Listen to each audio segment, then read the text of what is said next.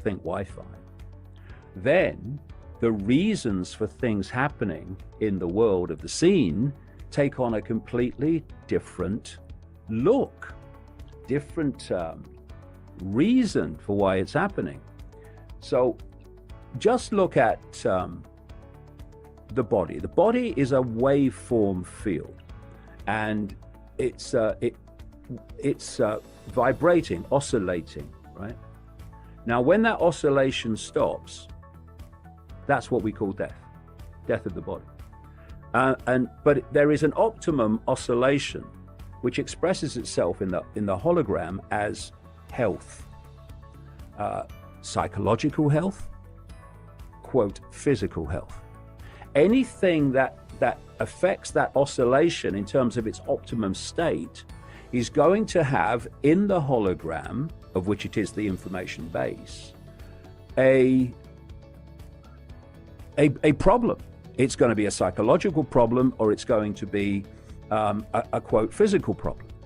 And we are now being bombarded with technological frequencies, 5G is the new one, that are bombarding our oscillating waveform field with frequencies that are creating increasing disturbances within it.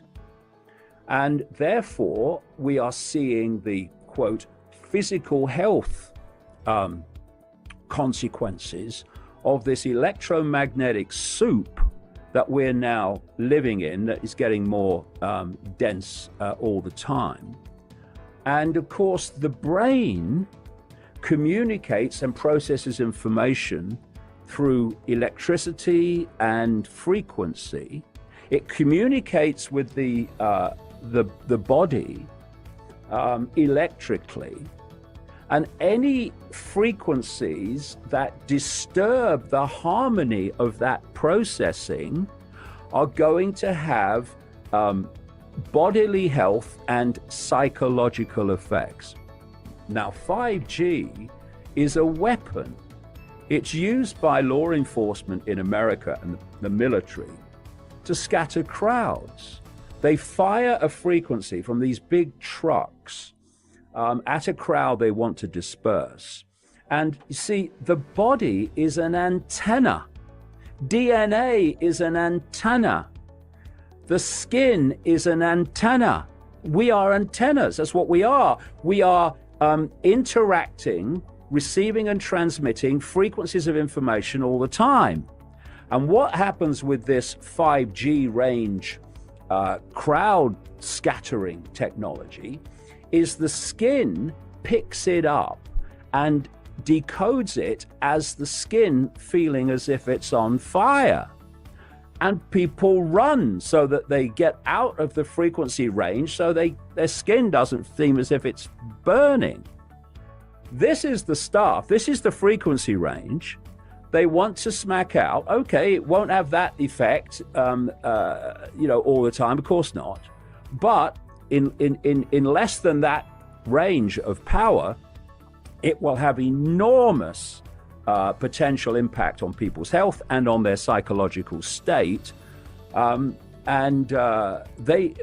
it doesn't go through dense objects very well, 5G, it means they want antenna boxes all the way down the streets pumping this out. And this is the other point. The goal, the end game, is what they call a smart grid.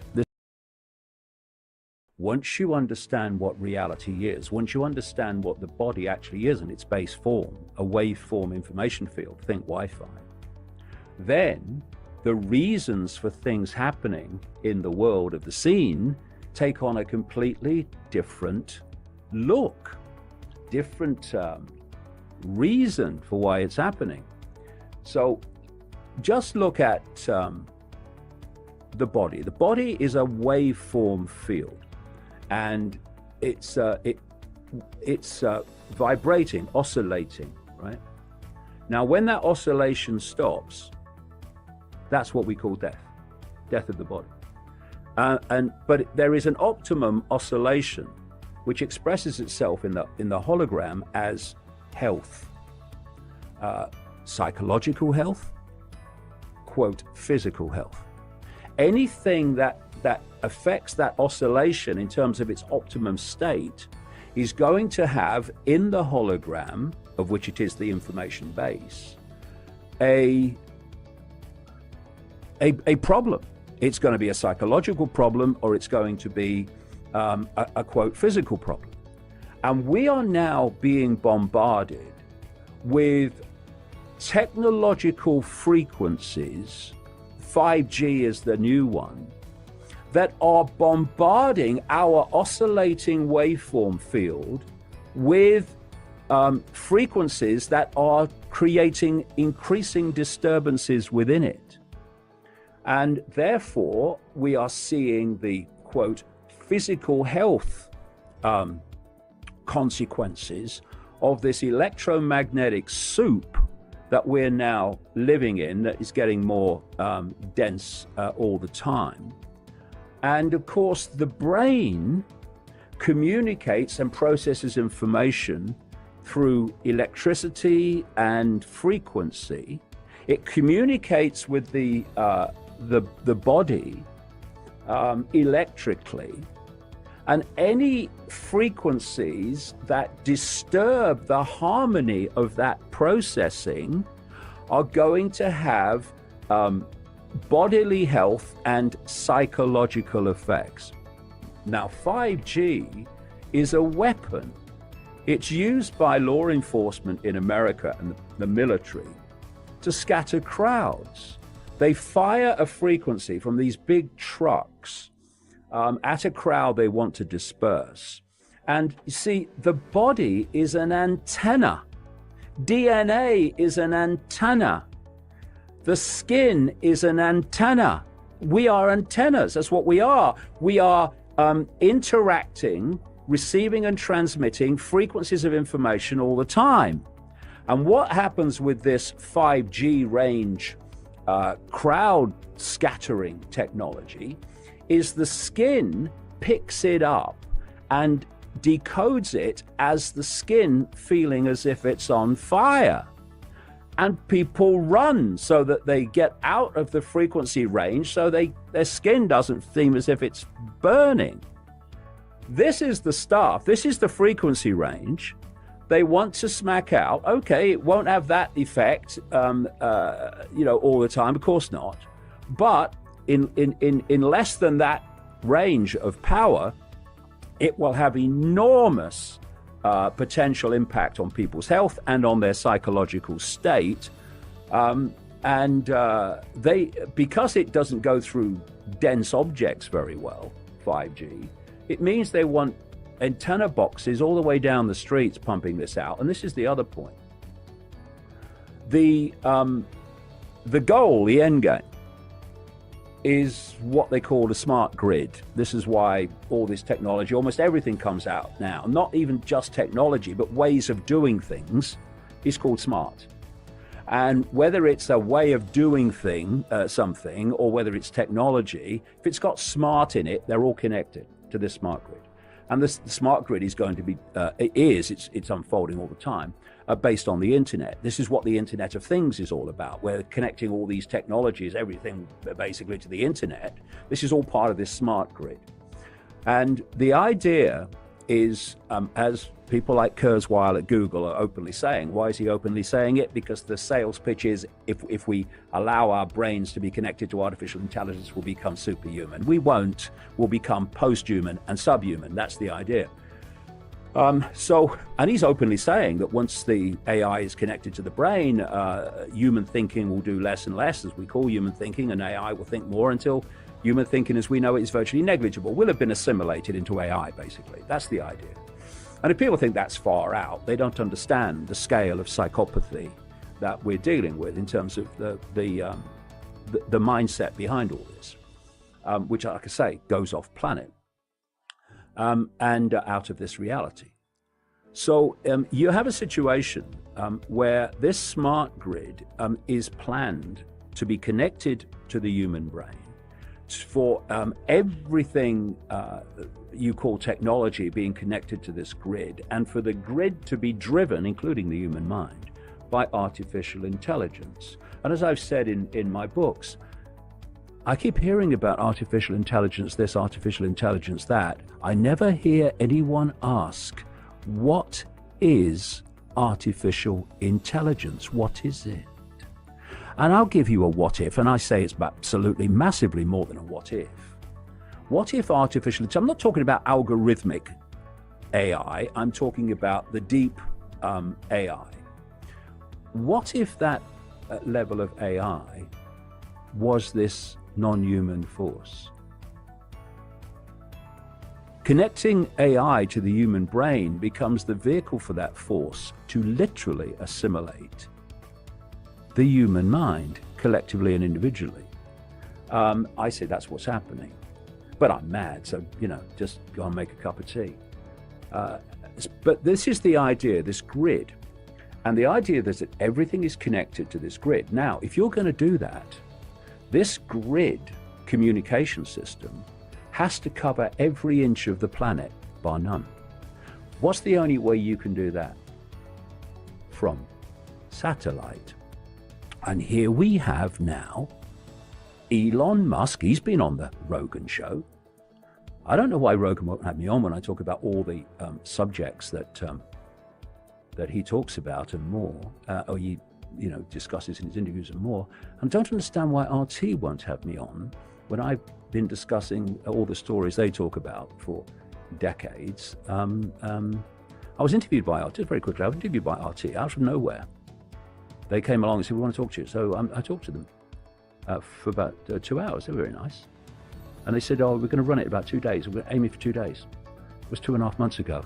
Never seen the light of day. So maybe it will one day. But you see what I mean? There's a line, if you cross it, then a postage stamp line. Some people might have a wider postage stamp line, but there's still a line. And if you cross that, then I'm not having him on, that sort of thing. But what I was saying is Elon Musk, he's the man that said AI could be the end of humanity, if you remember. Well, he then created a company called Neuralink to connect the human brain to computers. And he's the one who is sending up with his SpaceX operation the satellites that are beaming Wi-Fi and 5G back at the Earth to create the all-encompassing web on which AI control of humanity is dependent. And the reason that they're rolling out 5G so fast without testing, without independent testing, and they've admitted that, they've spent no money on independent testing. The reason they're doing it is because this smart grid to work has to have at least 5G level of communication power. It's essential. So if you had independent research, some people have done it, not through the industry, but themselves, and found, oh my God, this is absolutely lethal. The reason they're not doing it officially is because if people knew what 5G was and what it could do, then, people, the public as a whole, they would, there would be a riot.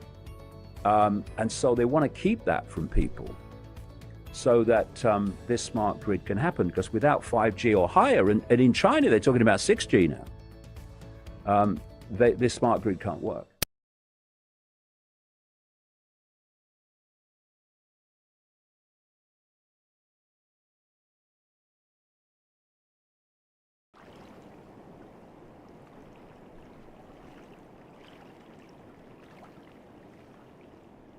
My name's Ed Snowden. I'm 29 years old. I work for Booz Allen Hamilton as an infrastructure analyst for NSA in Hawaii. What are some of the positions that you held previously within the intelligence community? I've been a systems engineer, systems administrator, senior advisor for the Central Intelligence Agency, solutions consultant, and a telecommunications information systems officer. One of the things people are going to be most interested in trying to understand who you are and what you're thinking is there came some point in time when you crossed this line of thinking about being a whistleblower to making the choice to actually become a whistleblower. Walk people through that decision-making process. When you're in positions of privileged access, like a systems administrator for these sort of intelligence community agencies, you're exposed to a lot more information on a broader scale than the average employee. And because of that, you see things that may be disturbing, but over the course of a normal person's career, you'd only see one or two of these instances. When you see everything, you see them on a more frequent basis. And you recognize that some of these things are actually abuses. And when you talk to people about them, in a place like this where this is the normal state of business, people tend not to take them very seriously and move on from them. But over time, that awareness of wrongdoing sort of builds up, and you feel compelled to talk about it. And the more you talk about it, the more you're ignored, the more you're told it's not a problem, until eventually you realize that these things need to be determined by the public, not by somebody who is simply hired by the government. Talk a little bit about how the American surveillance state actually functions. Does it target the actions of Americans? NSA and the intelligence community in general is focused on getting intelligence wherever it can by any means possible that it believes, on the grounds of sort of a self-certification, that they serve the national interest. Originally, we saw that focus very narrowly tailored as foreign intelligence gathered overseas. Now, increasingly, we see that it's happening domestically. And to do that, the NSA specifically targets the communications of everyone. It ingests them by default. It collects them in its system, and it filters them, and it analyzes them, and it measures them, and it stores them for periods of time, simply because that's the easiest, most efficient, and most valuable way to achieve these ends. So while they may be intending to target someone associated with a foreign government or someone that they suspect of terrorism, they're collecting your communications to do so. Any analyst at any time can target anyone, any selector, anywhere. Where those communications will be picked up depends on the range of the sensor networks and the authorities that that analyst is empowered with. Not all analysts have the ability to target everything, but I, sitting at my desk, certainly had the authorities to wiretap anyone, from you or your accountant to a federal judge to even the president if I had a personal email. One of the extraordinary parts about this episode is that usually whistleblowers do what they do anonymously and take steps to remain anonymous for as long as they can, which they hope often is forever. You, on the other hand, have decided to do the opposite, which is to declare yourself openly as the person behind these disclosures. Why did you choose to do that? I think that the public is owed an explanation of the motivations behind the people who make these disclosures that are outside of the democratic model. When you are subverting the power of government, that's a fundamentally dangerous thing to democracy. And if you do that in secret consistently, as the government does when it wants to benefit from a secret action that it took, it'll kind of give its officials a mandate to go, hey, tell the press about this thing and that thing, so the public is on our side. But they rarely, if ever, do that when an abuse occurs. That falls to individual citizens, but they're typically maligned. It becomes a thing of these people are against the country, they're against the government. But I'm not. I'm no different from anybody else. I don't have special skills. I'm just another guy who sits there day to day in the office, watches what's happening, and goes, this is something that's not our place to decide. The public needs to decide whether these programs and policies are right or wrong. And I'm willing to go on the record to defend the authenticity of them and say, I didn't change these. I didn't modify the story. This is the truth. This is what's happening. You should decide whether we need to be doing this. Have you given thought to what it is that the U.S. government's response to your conduct is, in terms of what they might say about you, how they might try to depict you, what they might try to do to you? Yeah, I could be, rendered by the CIA. I could have people come after me, or any of their third-party partners. They work closely with a number of other nations, or they could pay off the triads, or any of their agents or assets. We've got a CIA station just up the road in the consulate here in Hong Kong, and I'm sure they're going to be very busy for the next week. And that's a fear I'll live under for the rest of my life, however long that happens to be. You can't come forward against the world's most powerful intelligence agencies and be completely free from risk, because they're such powerful adversaries that no one can meaningfully oppose them. If they want to get you, they'll get you in time. But at the same time, you have to make a determination about what it is that's important to you. And if living unfreely but comfortably is something you're willing to accept, and I think many of us are, it's the human nature. You can get up every day, you can go to work, you can collect your large paycheck for relatively little work against the public interest, and go to sleep at night after watching your shows. But if you realize that that's the world that you helped create, and it's going to get worse with the next generation and the next generation who extend the capabilities of this sort of architecture of oppression, you realize that you might be willing to accept any risk. And it doesn't matter what the outcome is, so long as the public gets to make their own decisions about how that's applied. Why should people care about surveillance? Because even if you're not doing anything wrong, you're being watched and recorded. And the storage capability of these systems increases every year consistently by orders of magnitude, to where it's getting to the point you don't have to have done anything wrong. You simply have to eventually fall under suspicion from somebody, even by a wrong call. And then they can use the system to go back in time and scrutinize every decision you've ever made, every friend you've ever discussed something with, and attack you on that basis to sort of derive suspicion from an innocent life and paint anyone in the context of a wrongdoer. We are currently sitting in a room in Hong Kong, which is where we are because you traveled here. Talk a little bit about why it is that you came here, and specifically there are going to be people who will speculate that what you really intend to do is to defect to the country that many see as the number one rival of the United States, which is China, and that what you're really doing is essentially seeking to aid an enemy of the United States with which you intend to seek asylum. Can you talk a little bit about that? Sure. So there's a couple assertions in those arguments that are sort of embedded in the questioning of the choice of Hong Kong. The first is that China is an enemy of the United States. It's not. I mean, there are conflicts between the United States government and the Chinese PRC government, but the peoples inherently, we don't care. We trade with each other freely. We're not at war. We're not in armed conflict, and we're not trying to be. We're the largest trading partners out there for each other. Additionally, Hong Kong has a strong tradition of free speech. People think, oh, China, great firewall.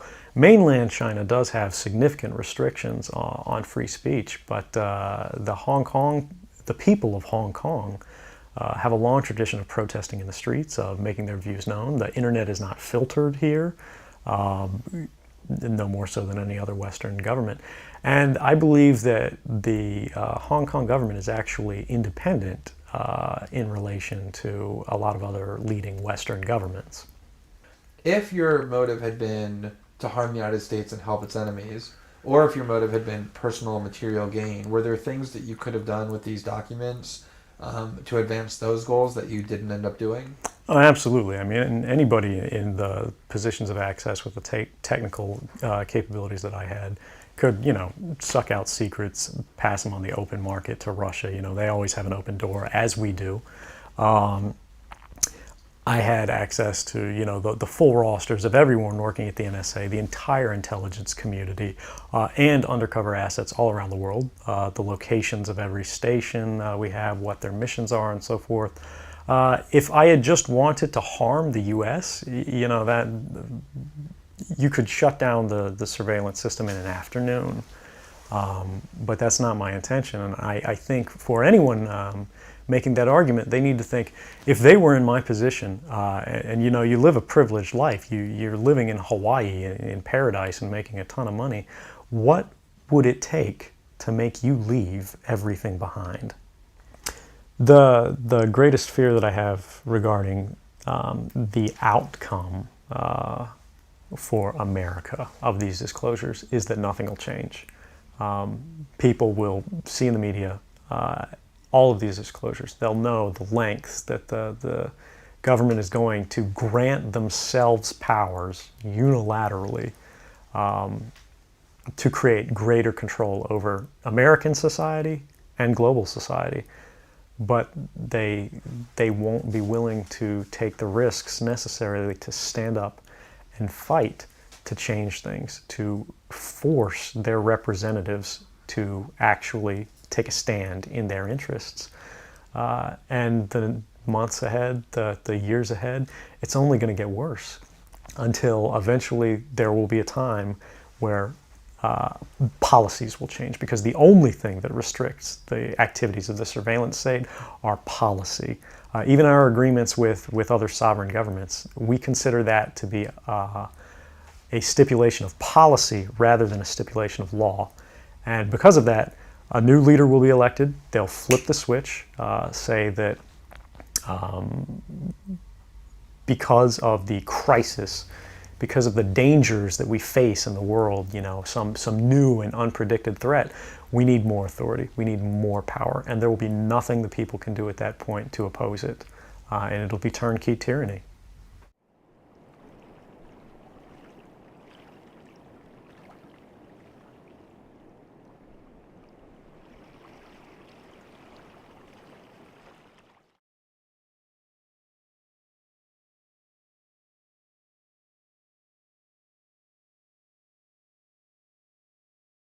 When you want junk to disappear, Oh, yes! all you have to do is point. Now, I would like to welcome both of our speakers. Thanks.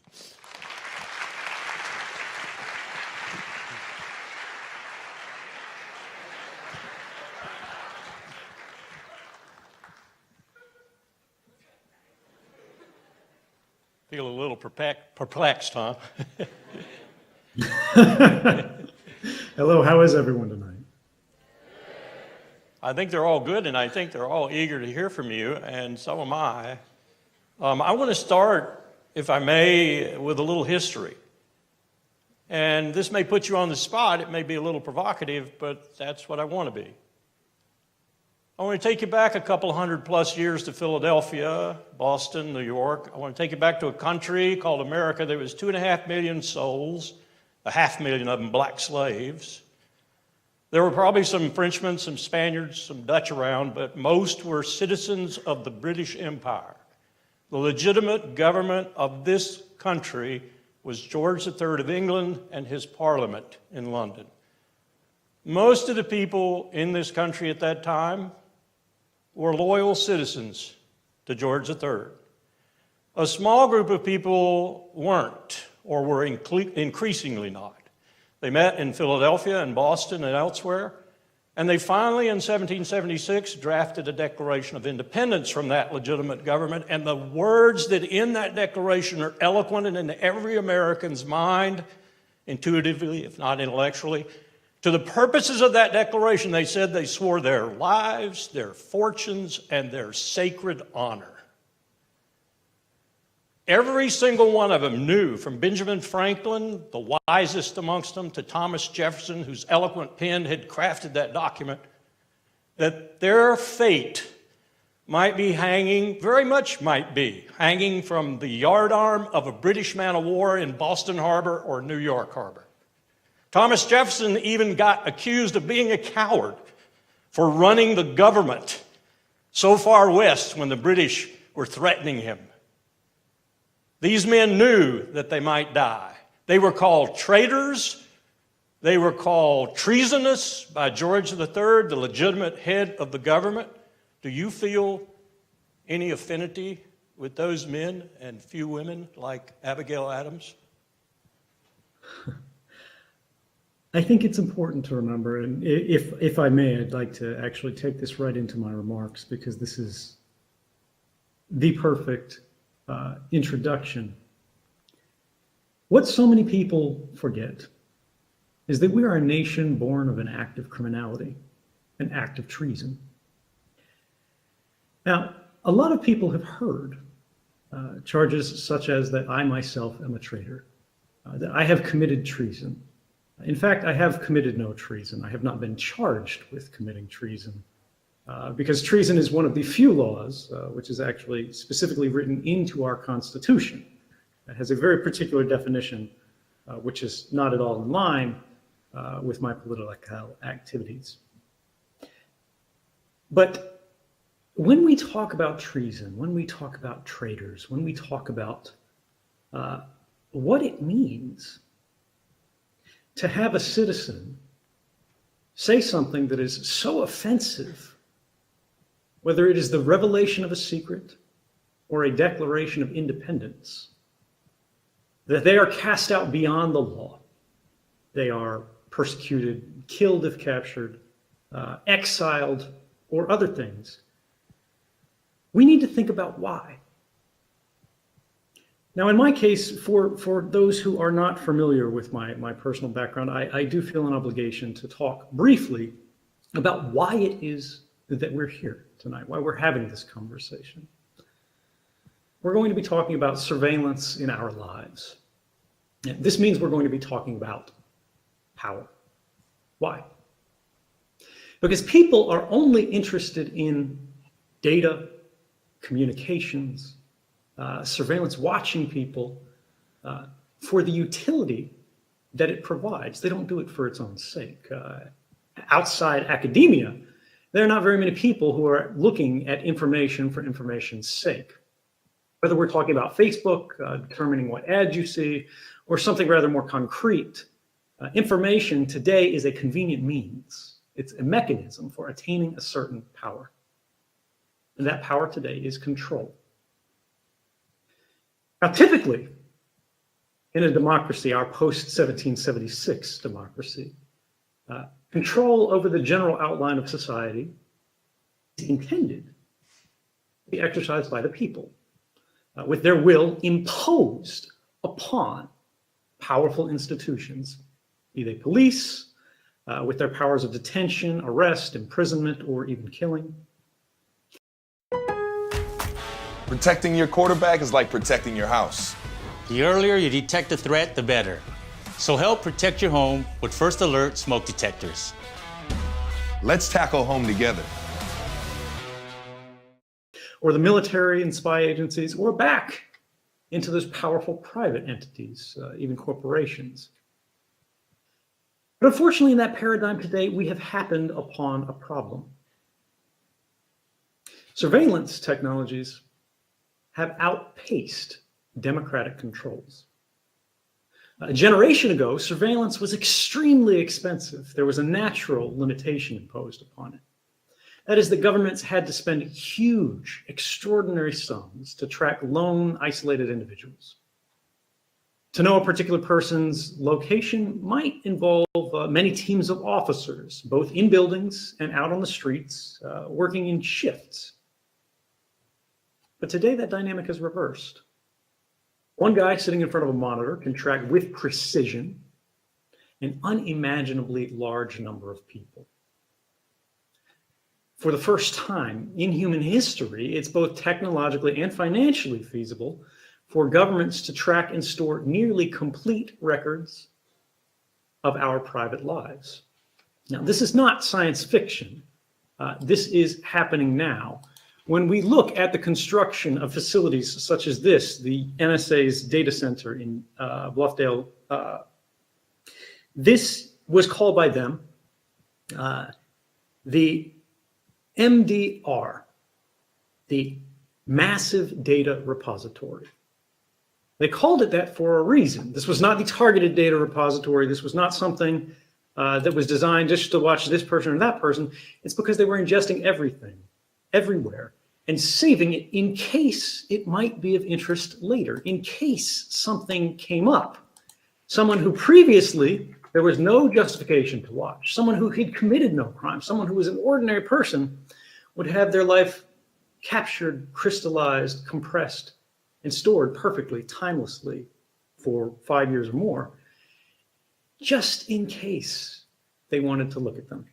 Now, the NSA, to their credit, interestingly, they thought this branding was a little bit problematic, and this was before I came forward. They thought, massive data repository, that doesn't really sound very good. Why don't we call it the Mission Data Repository, the Mission Data Center? And they did, they changed the name, that's what it is today. But this is representative of a much larger progression that should be alarming us, because many people think that I have some grievance against the National Security Agency, particularly. Others who know even less about my history think I may be anti-American or against our government. I want to end all surveillance. I don't. I signed up for the US military, for the Army in 2004, when everyone else was protesting against it. I volunteered to work overseas undercover for the CIA. Then I worked for the NSA overseas. I came back and worked as a Dell contractor for the CIA. And then I went to Hawaii, again as an NSA contractor. I was drinking the Kool-Aid for a very long time, right? And this is not to say these people are doing bad things. There is no evil grand conspiracy amongst average NSA employees to burn down your rights, to destroy the fabric of our society. That's not what they're there for. But it's important to remember that good people can very easily do bad things for what they believe are good reasons. And this is what's happening today. Even in developed democracies, places that should know better, in the past few months, the United Kingdom passed the most extreme surveillance bill in the history of Western democracy, called the Investigatory Powers Bill. It takes everything the NSA was doing, institutionalizes it, and expands it to a level of intrusive detail that truly is beyond what we have seen the worst police states in history have within their authorities to go after.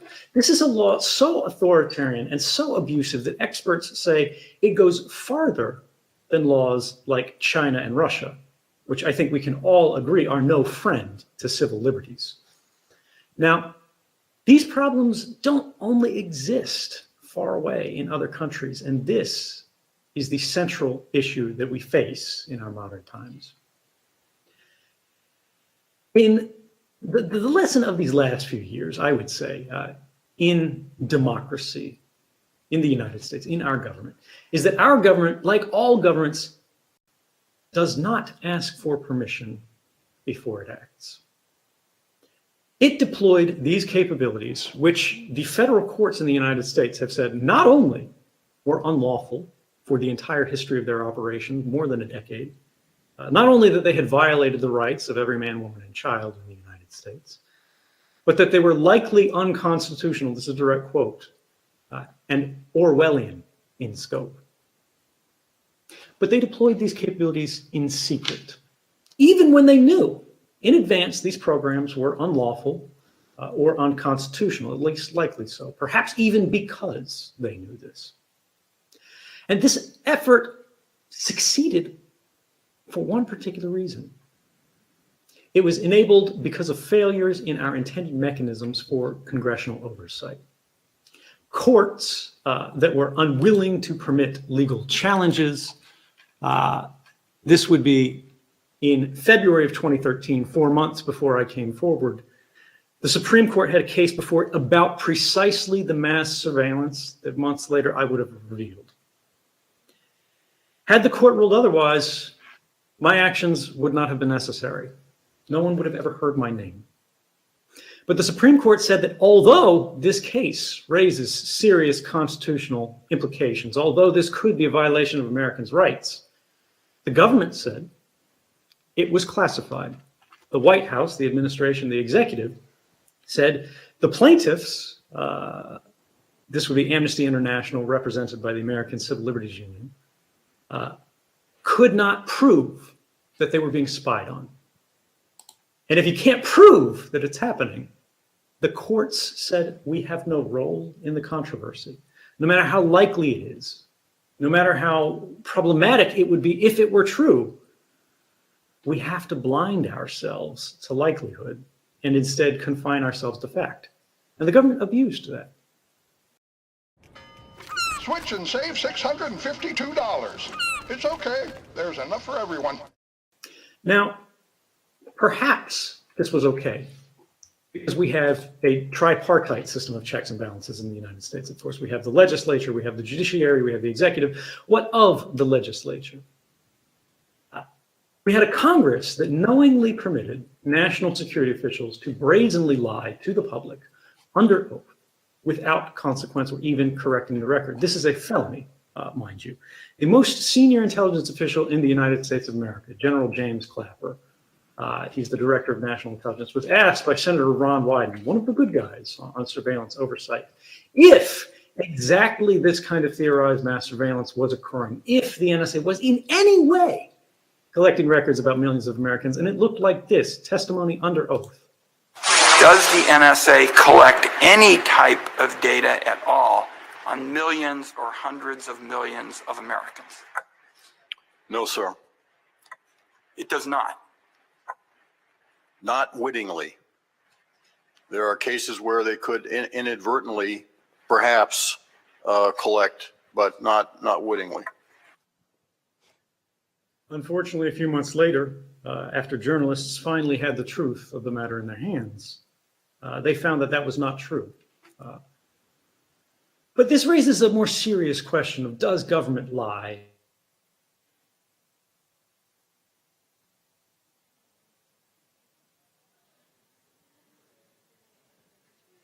Okay, technical geniuses.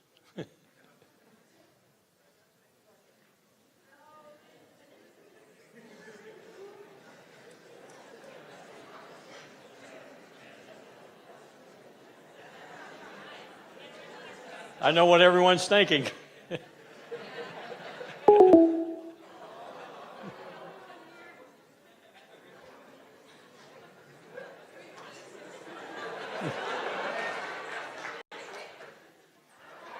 Forgive me, I suppose it wouldn't be fun if we didn't have technical difficulties. Yeah. If I could continue there, and I realize this is long, but we'll try to simplify this and get through it. It raises this central question, right? Of, okay, if we can't trust the statements of Congress that are made under oath, if we can't trust the courts to get to the truth of the matter, of the most extreme applications of national governmental force, who's really in charge of government? Are we, as we were intended to be, partner to government as citizens, or are we instead becoming once again something closer to subject to it? Are we losing our seat at the table of government? What do we do when the ordinary system of oversight breaks down? What happens when even the most well-designed systems of checks and balances fail comprehensively? I argue this is where we're forced to rely upon democracy's safeguard of last resort. This is the fourth estate, meaning our press, protected by the First Amendment, in alliance with whistleblowers, which are better known traditionally just as sources, journalistic sources. Unfortunately, we're seeing that the ability of journalists to operate free from interference, even in what are traditionally considered liberal and open societies, such as Canada and Australia, are coming under threat. We've seen within classified documents published by the GCHQ, which is the British version of the NSA and our closest sort of signals intelligence partner, that investigative journalists are considered a threat more serious than hackers, but one step less serious than terrorists. This should inevitably lead us to consider what kind of world we will be facing should governments and other powerful institutions, such as corporations, actually succeed in countering the threat of journalism that they are perceiving. What would it mean? If we only knew what governments wanted us to know, we wouldn't know very much at all. Think about it. Can you think of a case recently in which the government knowingly violated the law, whether domestic or international, and for fear of consequence, embarrassment, politics, or any other reason sought to conceal that fact from the public? Think about what we wouldn't know about having the lever of adversarial journalism. We don't have to be talking specifically about national security either. What about official footage, dash or body cameras from police shootings? Well, when we do go back, what about drone strikes and where they go wrong? Things get darker from there. We ran in this country an officially sanctioned program of torture. That's the finding of our own Senate, right? Not a conspiracy theory, not some fringe news piece. But the Senate didn't make that program public out of the goodness of their hearts. They were not searching for accountability. That was a story that was first broken by journalists. And in fact, the only American ever to go to jail for the CIA torture program is the CIA worker who revealed it, confirmed it on national news, John Kiriakou. But let's look at it from the other side. Many argue that extraordinary powers, right, such as these, are necessary for protecting us. Or keeping us safe. They use reassuring political language. Perhaps this is true. But we should always be aware that we may not get to choose what it is that we're actually being protected from. Now, I would like to ask you about a particular story that's fairly well known here. This is written by a professor at Georgetown, Alvaro Bedoya. And he wrote about a famous case. Now, the FBI was investigating someone, a prominent religious leader, sort of cleric inside the United States. And the FBI said this guy was in contact with foreign radicals. He's possibly a threat. The Attorney General himself was briefed on the case, personally approved wiretap, said, this is fine, this is what we should be doing, even though this was a US citizen, even though he was born here. He was placed on a watch list to be detained in the event of a national emergency to make sure he couldn't cause trouble. And of everybody the FBI was tracking at the time, the head of the FBI's domestic intelligence unit said he thought this guy was the most dangerous from the standpoint of national security. Do you recognize this case? That assessment that he was the greatest national security threat that we were facing, this was the person we needed to be protected from, was made 2 days after he gave the I Have a Dream speech. How has joint pain affected your ability to be a caregiver? It slows you down. You don't feel like you're giving your loved one your best. Staying active is very important. If you're not moving, you're not moving forward. I like that. Now, of course, we have seen reforms since then. We had the Church Committee in 1975, which struck what we were told was a grand bargain. The executive would retain all of these powers, but we would get new courts, intrusive courts, that would rigorously scrub the activities of these agencies. We would get congressional oversight committees in both the House and the Senate who would see everything that was going on, who would never be lied to, who would never be misled, who could make sure that these things were rigorously overseen. And for a time it worked. But sometime, many decades, after things go on, people get comfortable. Things begin to change. We start to see things fail at the edges. Now the people who sit on those intelligence oversight committees get more than twice as much in terms of campaign contributions from people working for intelligence agencies, contractors, a private war-making industry, than does any other person in the Congress. They have incentives not to look too hard, not to look too closely. And this is not, again, to say the system can't work. This is not to say this is the end of the world.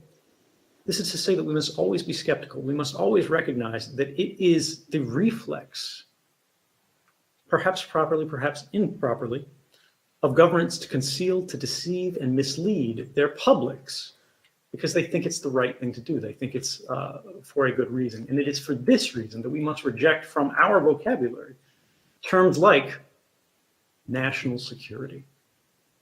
Anything that has the word homeland in it should make you a little bit nervous because they mean different things to politicians than they do to you. National security is what Martin Luther King was a threat to, right? These are euphemisms not for saving lives, but for political stability, for the continuity of the status quo. that are intended to popularize things that cannot be justified in plain language with common definitions. This is why they're looking for new words.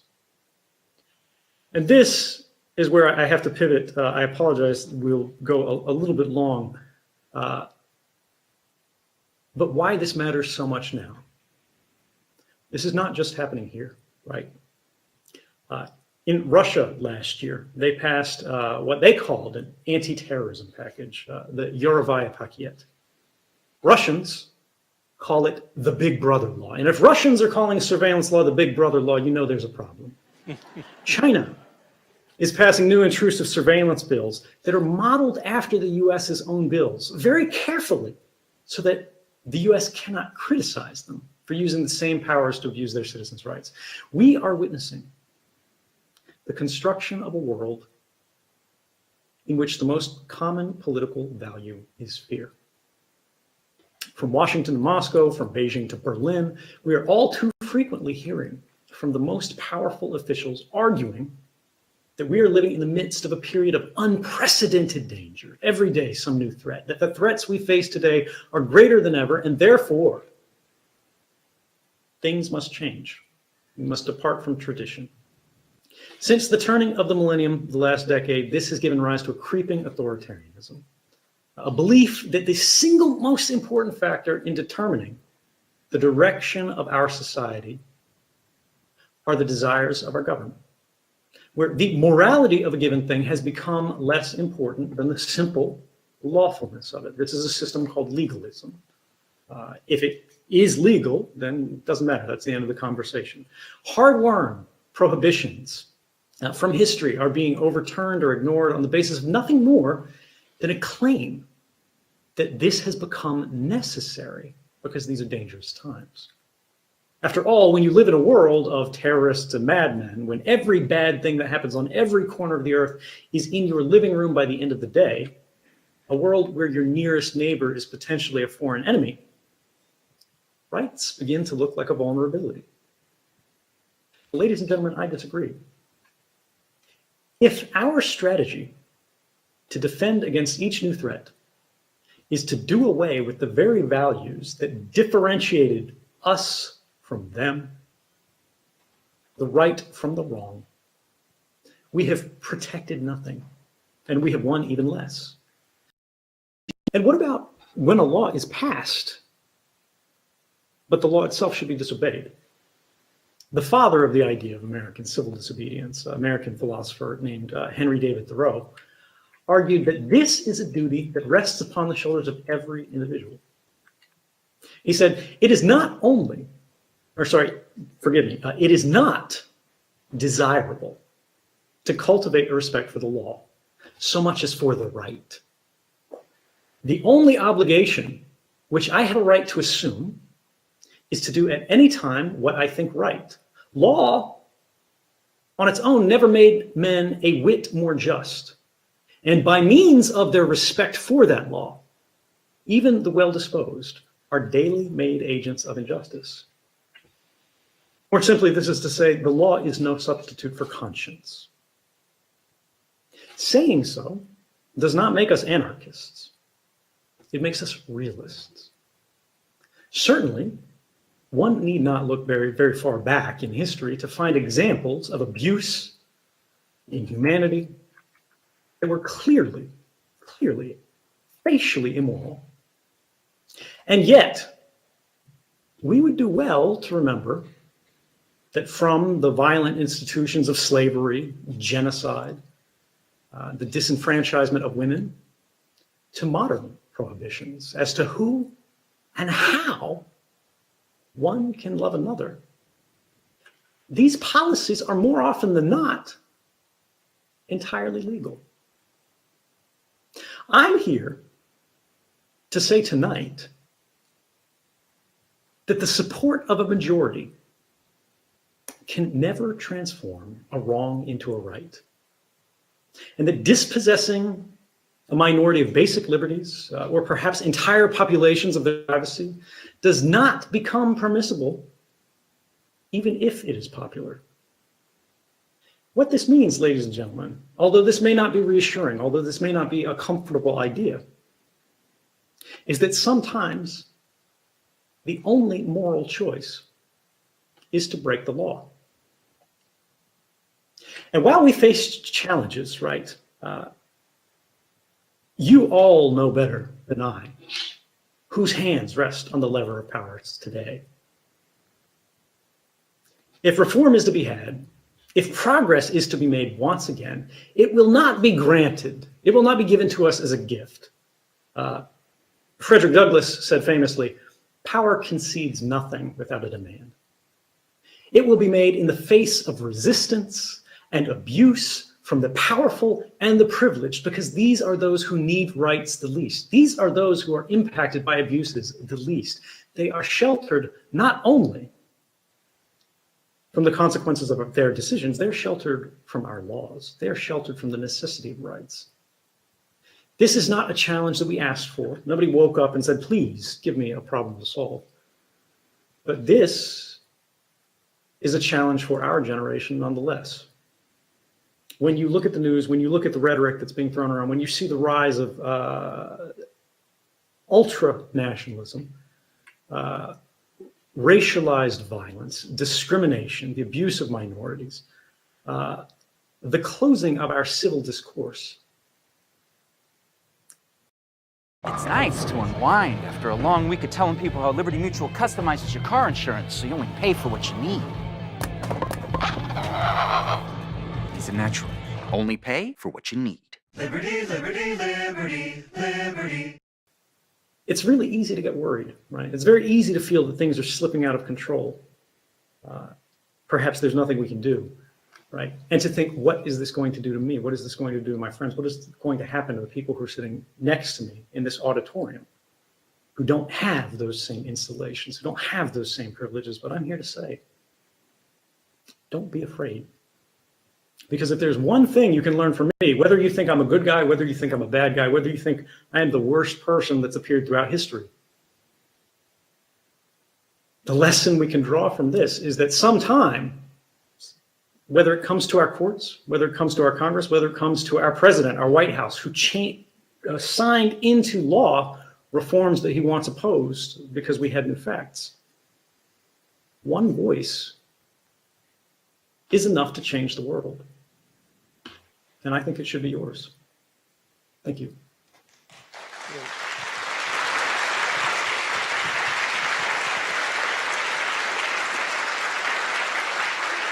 Some of you may have thought that he wasn't answering my question. Let me sum up what he said in the words of Benjamin Franklin. Those who would surrender their liberty for security deserve neither.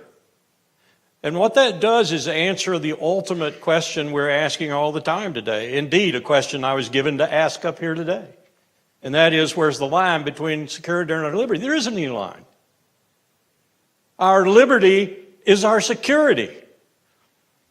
And like those people in Philadelphia, if you have to die for that liberty, that ensures that security. There is no line, not in my view anyway. What I'd like to do now is turn it over to the students, because this is your show.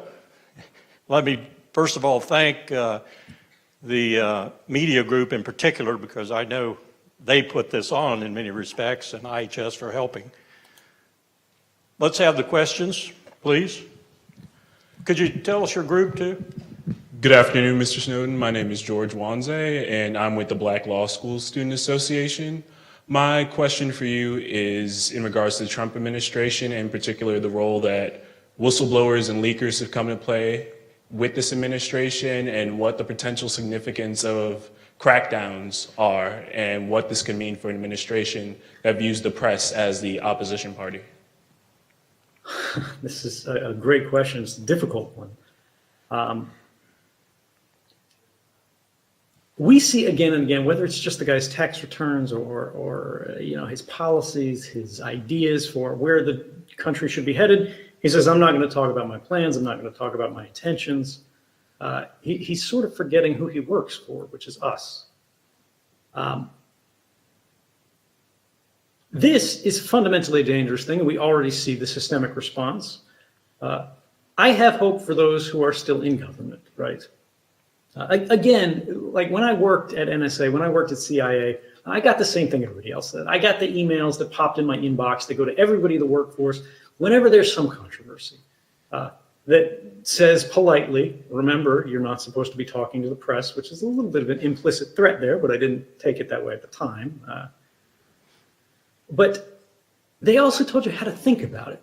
They said, here's sort of the organization's position on it. Here's our representation of the facts. And it's very likely that this is happening right now, right? Whether we're talking about ICE and Border Patrol, whether we're talking about people in the military, there is a lot of messaging that's happening internally. But just because the executive branch of government changes, just because the legislative branch of government changes, just because the courts themselves change, doesn't mean that everyone else in the country changed. We have political obligations in the United States, people who go in and work for these organizations that are not to politics, right? You know, there have been people who said, you know, one of the early criticisms of me was, oh, this guy broke an oath. You know, he promised not to tell secrets. That's not actually how it works. There is no oath of secrecy in the United States. There's a classified non-disclosure agreement, a civil agreement, which is a standard government form. But there is also the actual oath, the oath of service, which is to support and defend the Constitution of the United States. Not the president, not Congress, not anything else. The Constitution of the United States against all enemies, both foreign and domestic. Now, this is not to say the president's a domestic enemy, right? I'm not going to take a position on that. But we have values, constitutional values, that are increasingly being called into question, often with flimsy or non-existent justifications for that. And it raises the question of what protects them? The Constitution is never going to jump off the table and protect your rights, right? It's paper and ink at the end of the day. What gives it power is our willingness to go to bat for it. And I would say in this case with these leaks, we are seeing people who are risking serious consequences to do what one would hope, would believe, would be their sincere belief that it is the best way to keep that oath. Now, how that works out in the end, it's too early to say. Is this a mistake? Are they criminal lawbreakers who did no good and only caused harm? We'll see, right? But the fact that we see these leaks, the fact that we see people willing to stand up and risk revelation, consequences, persecution, and we don't see this in countries like China, Russia, even France and Germany, is an indication to me that the American spirit has not gone, it has not disappeared, it has not vanished. It is under pressure, but I think that pressure is more likely to reawaken it than it is to destroy it. Thank you. You've dedicated your life to your kingdom, to building it, and to keeping it safe. Mutual of Omaha has been helping people like you protect what matters most for over 100 years. Mutual of Omaha. Protect your kingdom. Tim Beck. Mr. Snowden, I'm the president of the Student Veterans Group here, and I was an Army Ranger who was deployed in Afghanistan in 2010. I was part of a JSOC task force that was implicated during the WikiLeaks break at that time. My question to you is, what ethical responsibility do investigative journalists and whistleblowers have to the lives of our forward deployed troops?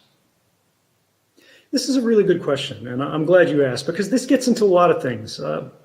Criticisms that, sometimes people are too polite to bring up, which is basically, did I place lives at risk? The one about WikiLeaks, right, is did they place lives at risk? And how does this calculus work out, right? Should we try to protect this, or should we just ignore it? Should we just say, oh, these guys signed up for a dangerous job? Of course, for me, I think we do have some responsibility, and that's why I went about disclosure the way I did. The number of documents that I published, not everybody knows this, is 0. I could have uploaded these things online. I could have sent them to WikiLeaks, but I didn't for a specific reason.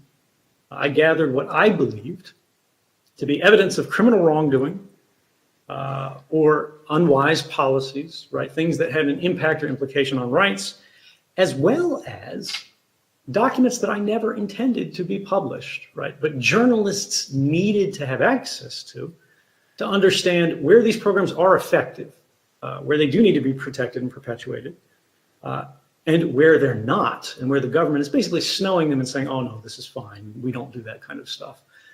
Because the government, of course, just basically says, oh no, none of this should ever be published. They had to have the context, right, as well as the smoking gun.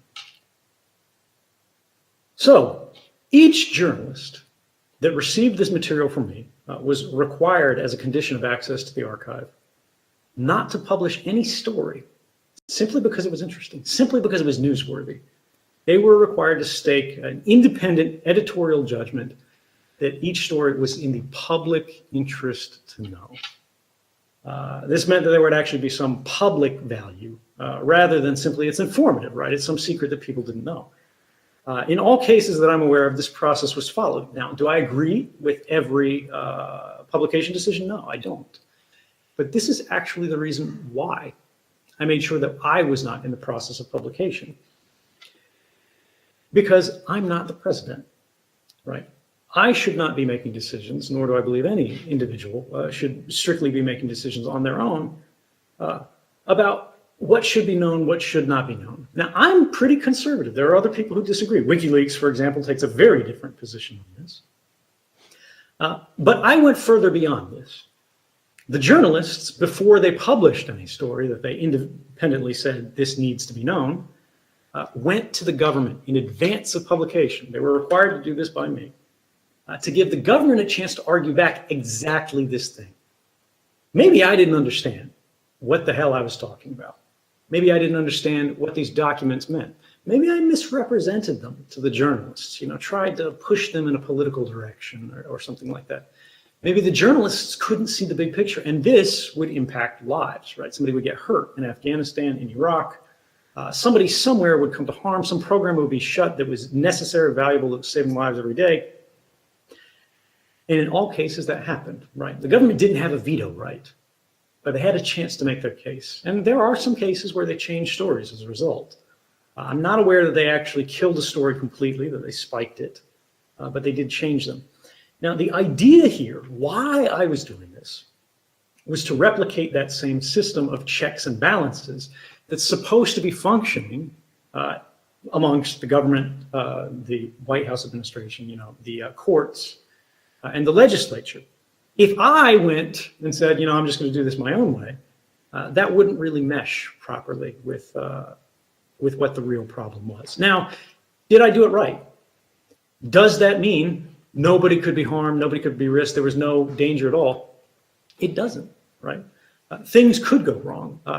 Problems could still happen. But ultimately, we have to argue on the basis of evidence today. In 2013, a lot of people came forward and they said, look, this is dangerous. People are going to have blood on their hands. Any journalist touching these documents, lives are going to be lost. But by 2017, nobody talks like that anymore. There has been no public evidence at all that's been presented by the government that anyone has come to harm as a result of these disclosures. We know for sure no one's died or been harmed. There have been allegations, right, that this has made intelligence collection more difficult here. Maybe somebody's changed their methods of communicating there. It's possible it's true. We can't prove it. We can't disprove it. There have been studies done that have said that's not the case, but we don't really know. But the central question that we need to answer here to resolve this is, if something had to be published because the public could not cast their vote in an informed way, without this information, should it be, even if there's some potential risk involved in that process? This is a hard question, right? And everybody has to come to their own decision. But this is why the First Amendment is first. This is why, more than anything else, we protect the freedom of the press in the United States. Because while we see officials talk about allegations of harm, right, talk about potentialities of risks, what they're actually doing is shifting the conversation from the concrete harms of these unlawful programs, of these specific facts and circumstances which we have, which we know, which we can prove, to the theoretical risks of doing journalism. Somebody could get a story wrong, and it could have consequences. Ultimately, I will always come down on the side of the press, because that is the way our country is designed. I do not intend, and I do not recommend that anybody else should try to place anybody at risk, right? It doesn't matter whether you're a soldier. It doesn't matter whether you're an ordinary person. We should always try to mitigate harms. We should try to mitigate the risks of these conversations. But at the same time, we should make sure that we remember every democracy, modern democracy in the United States, every government, every White House, every president we've had derives their legitimacy from a single point: the consent of the governed. And hopefully anybody who's in college can tell you consent is only meaningful if it's informed. Thank you, sir. That invites another question I'd like to ask really quickly. Today, the Fourth Estate, and I agree with your comments, Jefferson said if it came between government and newspapers, he'd pick newspapers. And that was a hell of a statement coming from Jefferson after all the problems he'd had with newspapers. But today, many would claim that the Fourth Estate has become another wing of the corporatocracy and actually speaks whatever words their particular element of the corporatocracy wants them to speak, whether it's MSNBC, NBC, or whatever. What would you say to that? We're never going to have perfect journalism, right? We've got bad reportage that comes out of news media, corporate media, independent media, bloggers. If people are writing stories, some stories are going to be wrong. Do we give up because of that? No. Is there undue influence in the media from powerful institutions? Yes. Anybody, particularly in a minority group, could tell you that, look, if you don't have access to money, to power, to resources, to influence, it's very difficult to be not only heard, but even to be talked about fairly. Because other people are going to be painting your portrait with a brush provided by your enemies. Again, I don't want to speak beyond my expertise here. I don't want to pretend that I have the answers to these. These are classic hard problems in democracy, but I think the answer to this is not that we shut down, that we go, oh, we can't trust the media. It's to learn to think critically. In every case, the answer to bad speech is not censorship, right? The answer to bad speech is more speech, better speech. Ultimately, as long as we remember a single point, which is that which can be asserted without evidence, must be dismissed without evidence, we can have a fact-based conversation that regardless of how people are writing about it, we can arrive at our own decisions in an informed and reasoned way. Ultimate purpose of a university is to teach people to think critically. Next question. Hi, Mr. Snowden. My name is Jenny. I'm an international Chinese student from Project Pengyou. Project Pengyou is a club that we try to build empathy between US and China on a grassroots level.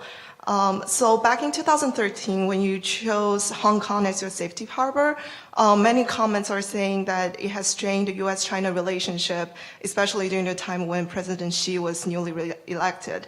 So my question is, have you anticipated that critic after your action, and what's your thoughts on that? Thank you.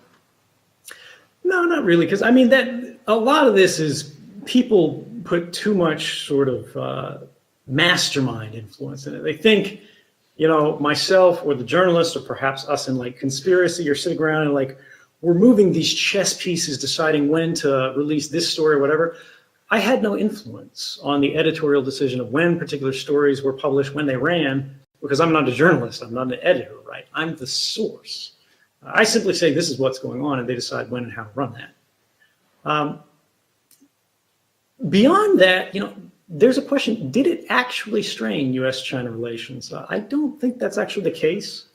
I think more than anything else, the activities of the Chinese government and the United States government are the things that strain relations.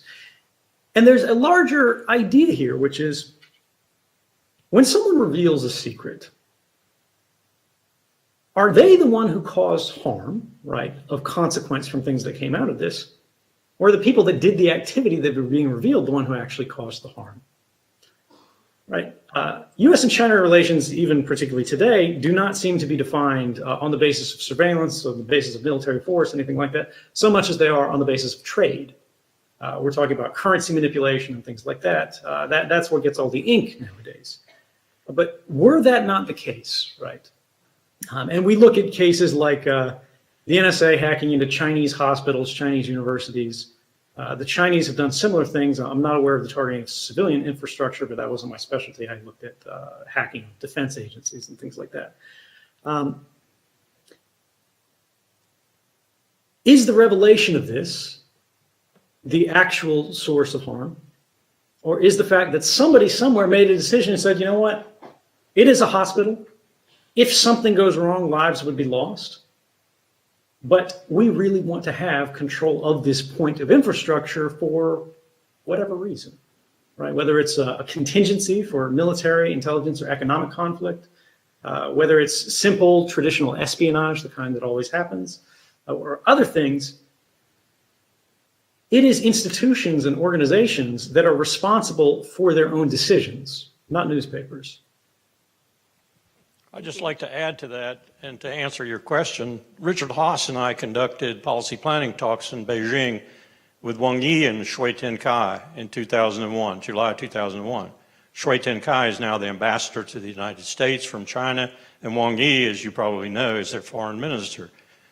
We lectured them at that point on human rights.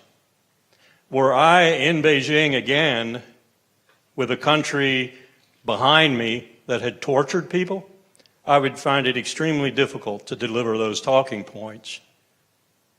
That's a change. That's a major change. People remember heartwarming ads.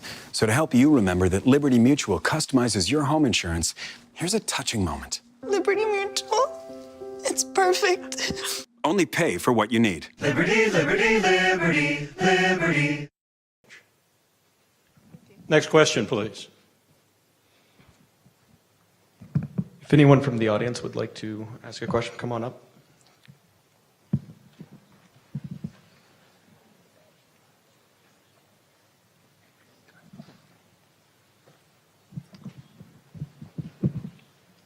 The lineup has started. Please. Sorry. My name is Basil Osman. Throughout history, the nobles and aristocrats always competed with the king for power. And the nobles and aristocrats controlled all the wealth while the king controlled all the authority.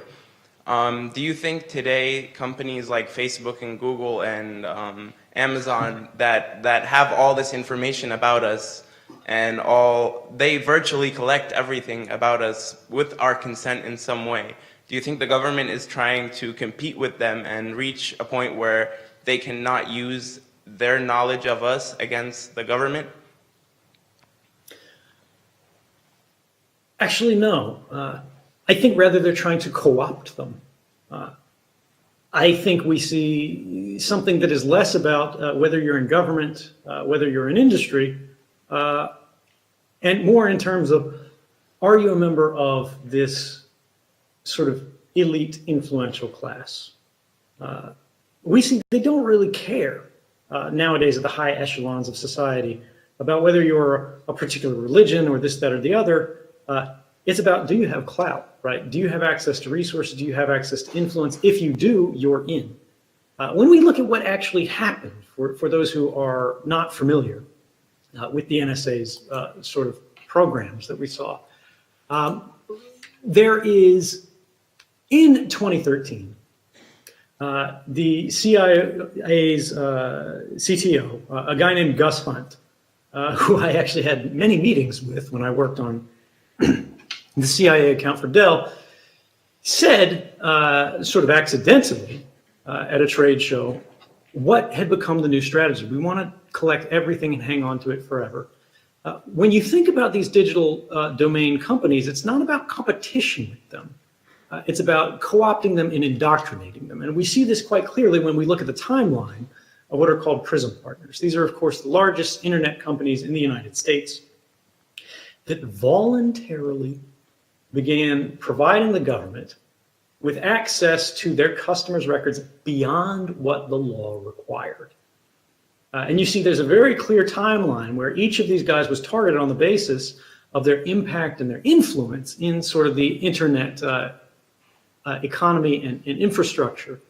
And it goes on and on and on. It wasn't just the providers themselves, right? It's also, this is called upstream collection. I know you can't see it very well, but this is a slide that was the first public mention of it. Upstream communication is your communications, not just going to Facebook specifically or Google specifically, but going anywhere as it crosses internet service providers, as it crosses telecommunications companies. Groups like Fairview, like Blarney, these are the CIA code names for groups like AT&T and Verizon. And the question is, what was sort of happening with this type of information, this type of material? Excuse me, I'm just trying to find a particular slide here. What was the usefulness of this stuff and why was it happening? In many cases, it was actually profit-driven. The government said, look, we'll reimburse costs, we'll provide a new line of business, we'll shelter you from liability claims. This was the central argument in surveillance reform in 2008 that was pushed through in response to the Bush warrantless wiretapping program. AT&T had basically been unconstitutionally spying on everybody in the United States and around the world, secretly on behalf of the government, not just in the post 9/11 era, but, you know, as long as they'd existed. But that's a felony in the United States and it also has civil penalties. So their customers could now sue them for the largest corporate damages in history. But in 2008, they got a new law called the Protect America Act, which should have been a red flag for everybody, that gave them retroactive immunity. It said for all the laws they had already broken, the government would be sure they could not be sued. Shortly thereafter, the AT&T changed their program. You see here the reference in the second paragraph is July 2008, which is related to the passage of this bill, where they had been collecting everything you had done on their infrastructure and stored records of it going back to 1987.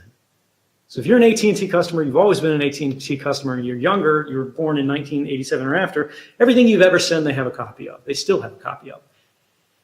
And they're beginning to sell this to the government as a service, right, without requiring a warrant, lower standards of sharing, simple subpoena authorities and things like that. This is getting the legalism that, you know, we don't need to drill down into. But the idea here is it's not about competition. It's about collaboration. These guys see themselves in large part as all players on the same team for influence and control. This is not to say, you know, that Google is specifically out to get you, but their interests are not the same as yours. But this is all subject to the agreement of the corporations to work with the government, and they have the power to say no.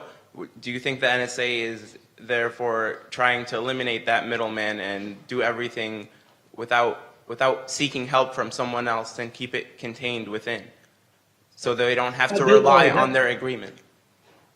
That's what the upstream agreement is about. Is look, they see this stuff transiting the internet, right? And rather than getting it at the endpoints where it's your computer or Facebook's server, right? They try to catch it as it crosses. They get somebody in the middle, right? Whether it's the ISPs, the telcos, and they all sort of play side against side, group off group to do this. There is a specific example of where NSA had lawful access, of course, through subpoena authorities, through warrants and everything else, to submit demands to these companies where a judge signs a warrant and get anything they want, even without these new special fancy surveillance laws that don't use real courts, they use rubber stamp courts. But regardless of this, what they were doing was they were going beyond that, and they were starting to look at the links in Google's own network, right, between their data centers. So they'd have a data center in the United Kingdom, they'd have a data center in the United States, one in Hong Kong, one in Switzerland, wherever. And these links between these data centers were not encrypted, right? So rather than asking Google for information, what they would do is they would just perch on these links and they would get it for free. They would get it under different legal authorities. They wouldn't have any restrictions. They wouldn't have to ask permission, right? And this is a dangerous thing in a broader point. We need to end this question just so we can get to other people. But people talk about, privacy versus security, and they say that's what this is about. This is not what that's about. This has never been a controversy of privacy and surveillance because privacy and security, because they are not competing values. When privacy increases of a person, their security increases. If no one knows what you're up to, no one can take action against you. No one can basically make you vulnerable. When you're being watched and recorded everywhere you go, not only are you becoming less private, you are becoming less secure. What this is really about is about liberty versus surveillance, not versus security or anything else like that. Surveillance preys on vulnerability. Surveillance preys on the lack of privacy. And when we get into this and all these sort of end-run games where they don't want to go to companies unless they absolutely have to, and if they do, they'll try to get a company on board rather than fighting them, and only as a last resort will they actually actively fight the company if the company has any backbone. The idea is, what is liberty? If you ask a bunch of different people in the room, they might have different ideas. But in a large way, liberty and what has made the American tradition so powerful and our project so successful is the ability to act without permission. Liberty is freedom from permission.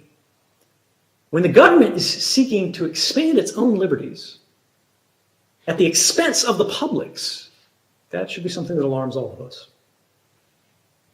Next question. So much. Hi, Mr. Stone. My name is Jacob. I'm a sophomore here. And my question kind of goes right into what you were just talking about. With the advent sort of today of remote controlled attacks, with the radicalization via social media, via the internet, you've spoken somewhat derisively several times about these politicians who will use fear as an excuse for infringements on liberties or just increased surveillance, depending on how you look at it. Is there no situation in which increased surveillance is justified? Would you say that these remote controlled attacks do justify some increased surveillance today? And if so, is there a right way to do it? Is there a right way to go about it? So this is a good question, and it actually gets into something that, again, the reason I speak broadly about this is because it's difficult to cover the nuance in limited periods of time. But there's two broad types of surveillance that are in broad use today. Mass surveillance, which is what I have criticized, what I have revealed in the United States. We have the Fourth Amendment in the United States, right? Which is prohibition against unreasonable search of your private documents and things like that, seeing what you're doing, what you're up to.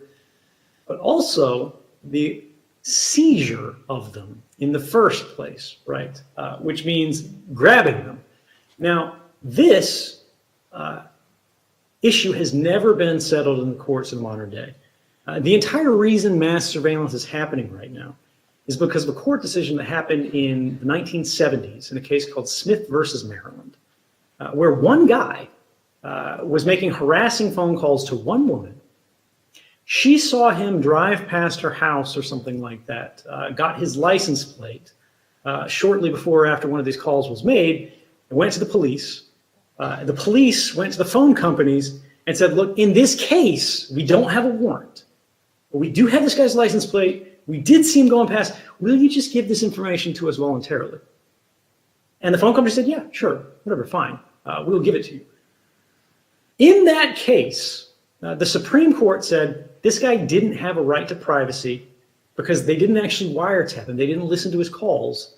They just got the records of who he had called and when. And it didn't come from him. It came from the phone company. So the phone company said these aren't his records, they're our records. This is called the third-party doctrine.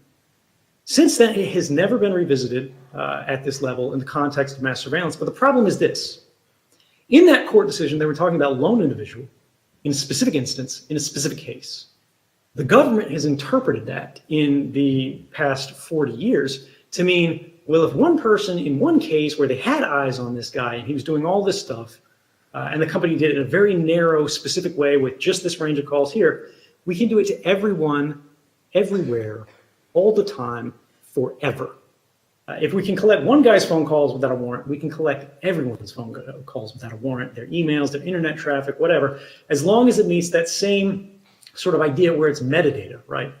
It's not what you say in the communication, it's who you said it to, it's when. It's the same kind of details a private eye would collect if they followed you around all day. They see when you left your house in the morning, they see where you went, they see the cafe you ate at, they see who you met with at the cafe, but they can't sit right next to you and write down everything you say because you might go, who is this weirdo that's sitting behind me everywhere I go and writing things down? But electronically, they can assign a private eye to follow everyone in the world all the time. And it's incredibly cheap, it's incredibly easy. This was my job at NSA. On the other hand, we have targeted surveillance. And this I am not a critic of in quite the same way. This is where they go. We have a specific individual. He's a known associate of Al-Qaeda operatives. We have evidence that indicates he's planning attacks in, whatever, in Peshawar or something like that. We've gone to a judge. The judge has said the evidence is there, a standard that authorizes a warrant to go collect information against him, and then they hack into his phone or something else. That's fine, right? As long as it is always the least intrusive means of investigation necessary to achieve an investigative purpose, right? This means you don't go for the atomic bomb to swat a fly, right? You climb the ladder and you go, look, nothing else will work. We have to go after this person. And the judge says, look, that's fine, right? And no judge in the world gets cold feet about authorizing warrants on terrorists. That just does not happen. Our secret rubber stamp FISA court, right? I talked before about this sort of fake court. We have two courts in the United States, two systems of courts. We've got the ordinary open federal courts that everybody knows about. And as part of that grand bargain in the 1970s, the Foreign Intelligence Surveillance Court, called the FISC. All the judges on this court are appointed by the same person, the Chief Justice of the Supreme Court, right? Who at the time now is very seriously conservative. So you don't have a normal mix of opinions on this court. And in the 33 years that its decisions were being studied by Mother Jones, they saw the government had requested warrants through this court about 33,900 times. And in those 33,900 times over 33 years, you know how many times the court said no? 11. Right? So it's not like warrants are hard to get. It's not like this is a huge burden that they can't go around. And all of our laws are written in surveillance for such a way that they've got like 72-hour emergency provisions, where if they think a terrorist has just traveled and they need to hit this guy specifically, they can wiretap him first, then go to the judge 3 days later to actually do the warrant. So they got lots of flexibility here. The problem is this. These are natural limitations on the amount of surveillance that the government can do, and the government doesn't like that, right? And I don't mean this is like the NSA is bad, the American government is bad. All governments are like this. This is just the way that power operates, right? They want the maximalist position. And here's my biggest beef with mass surveillance. The programs that I revealed that everybody was saying was, oh my God, this is necessary, the defense of the country, everything's going to end if the secret gets out.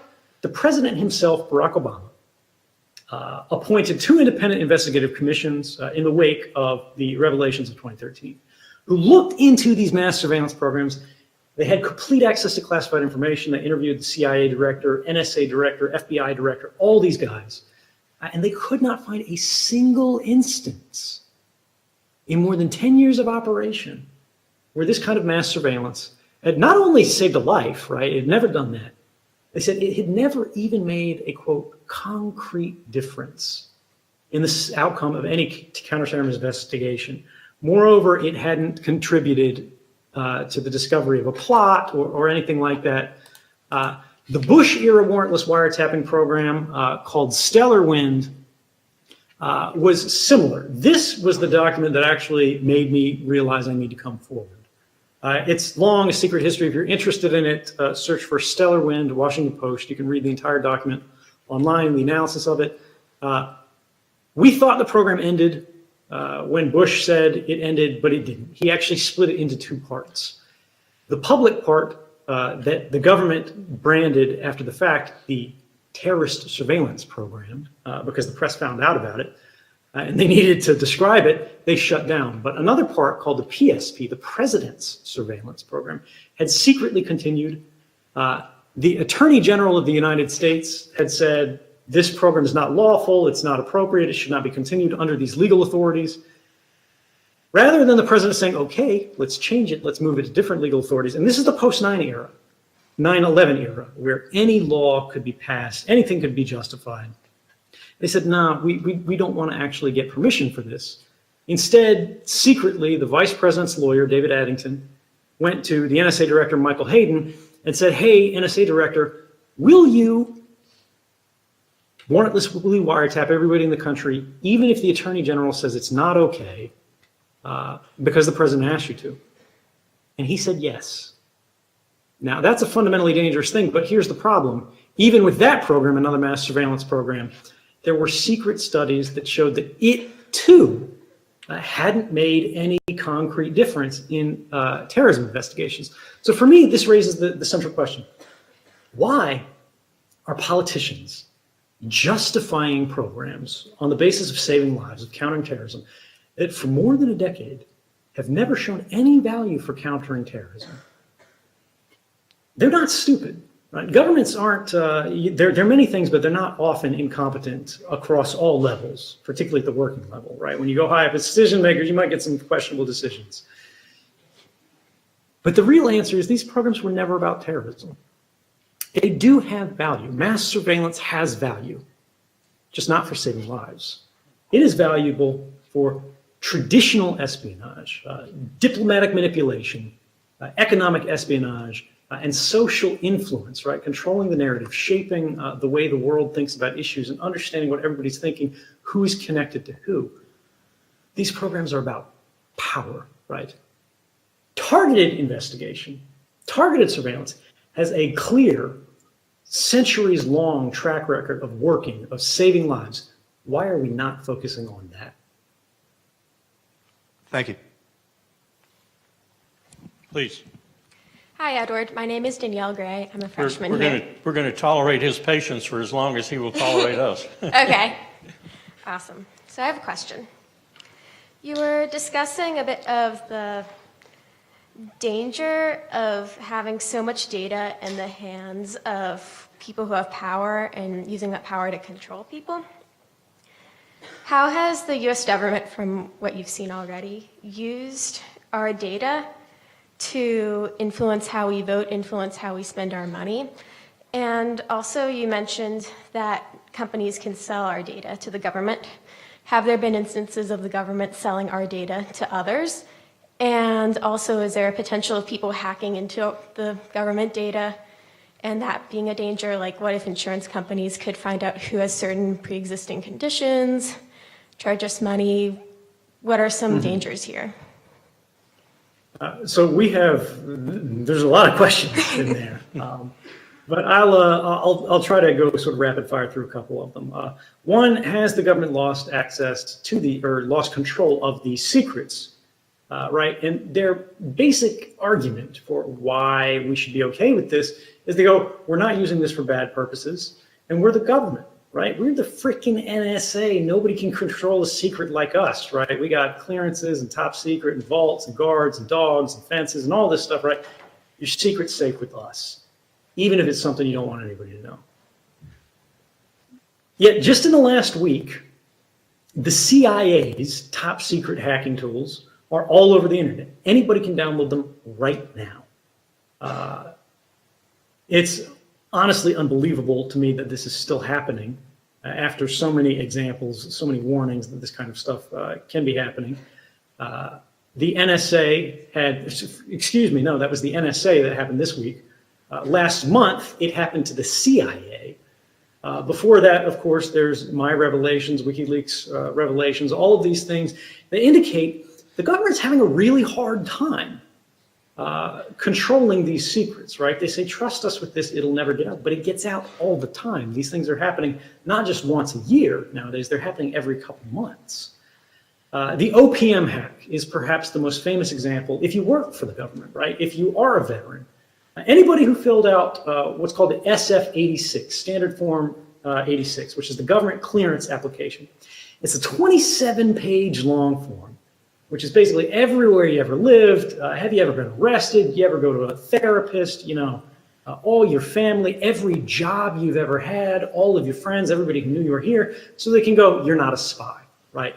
But it's intensely private information held for basically every active duty service member who's got, because they've all got secret clearances nowadays, and people who have TS have even more in there. This was hacked, they believe, by the Chinese, right?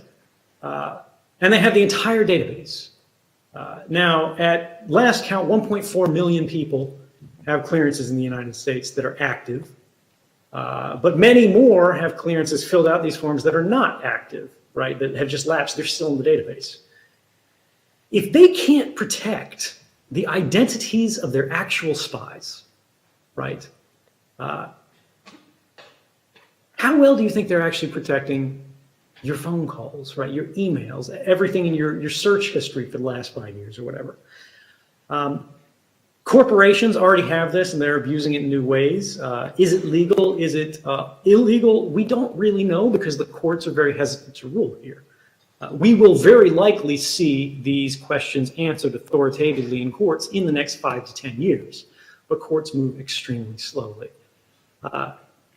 I think that the central question here is, are there authorities that are simply, are there databases, academics have looked into them, where when you develop a certain richness of information, right, about everybody who lives in an area, all of their social graphs, right, who's connected to who calls who, where their cell phones travel, right, what their medical histories are, all of these things, you know everything about them. When I worked at NSA, right, people always talk about content versus metadata. For those who aren't familiar with it, content is what you say on the phone call. Metadata is the fact that the phone call occurred, when it happened, from where, how long it existed for. I didn't really care about content because content takes a long time and people lie, right? If I'm listening to your phone call, what you say on it, you can talk around things, you can use code words, particularly if you're up to no good, right? But metadata doesn't lie. The fact that you made the phone call is there. It's instant. Computers can handle it, can analyze it instantly. I can tell who you love just from your phone records, right? I can see who you call in the middle of the night. I can see where your cell phone goes on the basis of its location data in the middle of the night and what other cell phone ends up in the same place. It's not just about this, it's about your internet traffic. I don't need to see what article you read on a website, which is considered content. If I can see it's a gay and lesbian website, right, itself. Basically, the way encryption and content provisions on the internet work right now, saying you went to NewYorkTimes.com/whatever story, it's headline, that would be a content-based decision. But saying you went to IP address, whatever digits, 22.33.44.55, which happens to be the New York Times website, there are no legal protections for that. I can look at that right now and nobody's going to stop me, nobody's going to put me in jail for it. I just have to mock up a justification for it. This exists for everyone everywhere. Corporations are doing the same thing. Not to be routine on this, but the ultimate question that you asked is, what is this stuff being used for? Right? How is it actually impacting people? And when you look at that, we see that their own documents, this is from my archive, the journalist published, they found that the NSA's own classified documents said they were spying on the pornography viewing habits of people whose politics they did not like. Now, in their defense, given the mood of the time and whatnot, if you consider this a defense at all, these individuals were Islamists. But the NSA admitted in their own reporting that they were not terrorists, They were not suspected of terrorism, and they were not advocating violence specifically. They just didn't like the political influence they had on people. They were collecting, in partnership with our Five Eyes partners. For people who haven't heard the Five Eyes, it sounds like a James Bond organization, but it's real. It's the United States, the United Kingdom, Australia, New Zealand, and Canada. The GCHQ was anybody who used Yahoo Messenger back in the day. Every 5 minutes, they were saving a snap from your webcam as it crossed the internet. They didn't care if it was in your house, didn't care if it was in your bedroom, anything like that. We see the Australian Federal Police today are using these same mass surveillance authorities that were justified on countering terrorism to identify the sources of journalists. We saw that this same kind of mass collection of information, this time was happening via the Australians, but it was shared back and forth with us, to target US law firms. This is not lawful in the United States, but we did it anyway. Nobody goes to jail for it, nobody gets punished. They were spying on law firms. Why? Was it a criminal defense of a terrorist case and they were hoping they would sort of crack the network? No. Unfortunately, it might be reassuring if it was. This was a trade negotiation between Indonesia and I believe Australia over the price of shrimp and clove cigarettes. That is the grand goal of mass surveillance. You know, it goes on and on and on, where they're hacking the cards that go in your phone that hold the keys that secure your communications. We hacked Belgium, for God's sake, which is not exactly, you know, considered the hotbed of nuclear proliferation or anything today. And the problem with this is we had legal access to this data already. Countries have agreements that are called MLATs, Mutual Legal Assistance Treaties, where they can go, look, we've got a warrant from a US court. Based on these grounds, we're going to send it to your police agency. Your police agency is then going to ask your telecommunications provider on our behalf for this terrorist investigation. But they didn't want to do that. Again, it's about maximizing capability, authority, minimizing oversight. And this goes on and on and on, where even Canada was getting in on this kind of thing, targeting emails that were sent to government services. They were collecting information on App Store downloads and things like that, although in this case it was a Chinese App Store. If it is on the internet and it has information about people's lives, their activities, and it is not being protected, it is not being defended in a meaningful way, they're going to go after it because that's what they do. You've been very generous with your time. We're about 20 minutes over the scheduled time. One more question, or?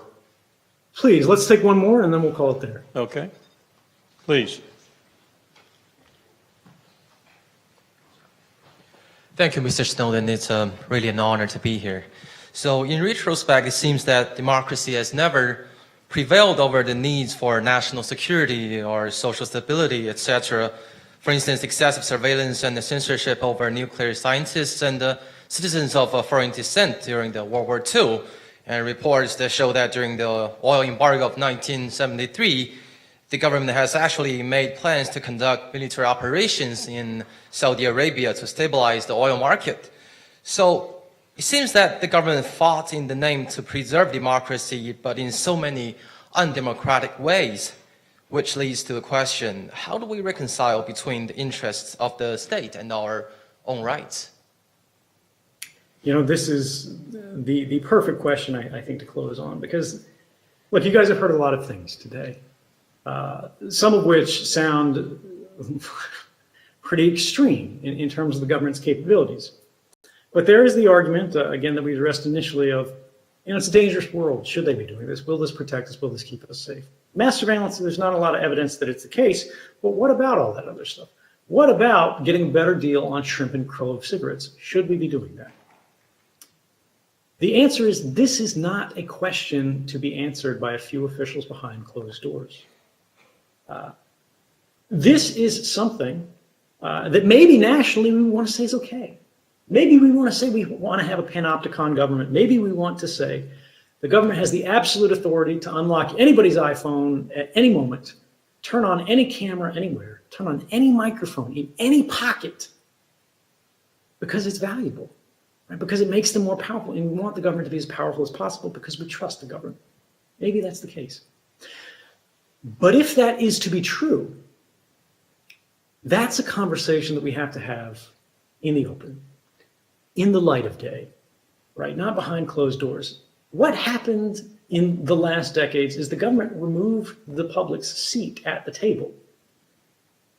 In the last few years, we're getting it back because now we know what's going on. Now we can say something about it. But we don't have that much influence, unfortunately. A vote only does so much. The current status of our national political equilibrium should be all the evidence of that we need, where we can have a majority who votes for one and another ends up in power. But sometimes the answers are unsatisfying when it comes to democracy. What we can do is make the government as accountable, as responsible, and as transparent as possible given the constraints of the day. And as long as we stick to the facts, right? As long as we stop saying, oh, mass surveillance, we need to spy on everybody because it's saving lives, when it's not, and there's no evidence of that. But it is really great for getting a better deal on shrimp. We need to have that kind of debate. One of the things that I would say in finality, it didn't come up,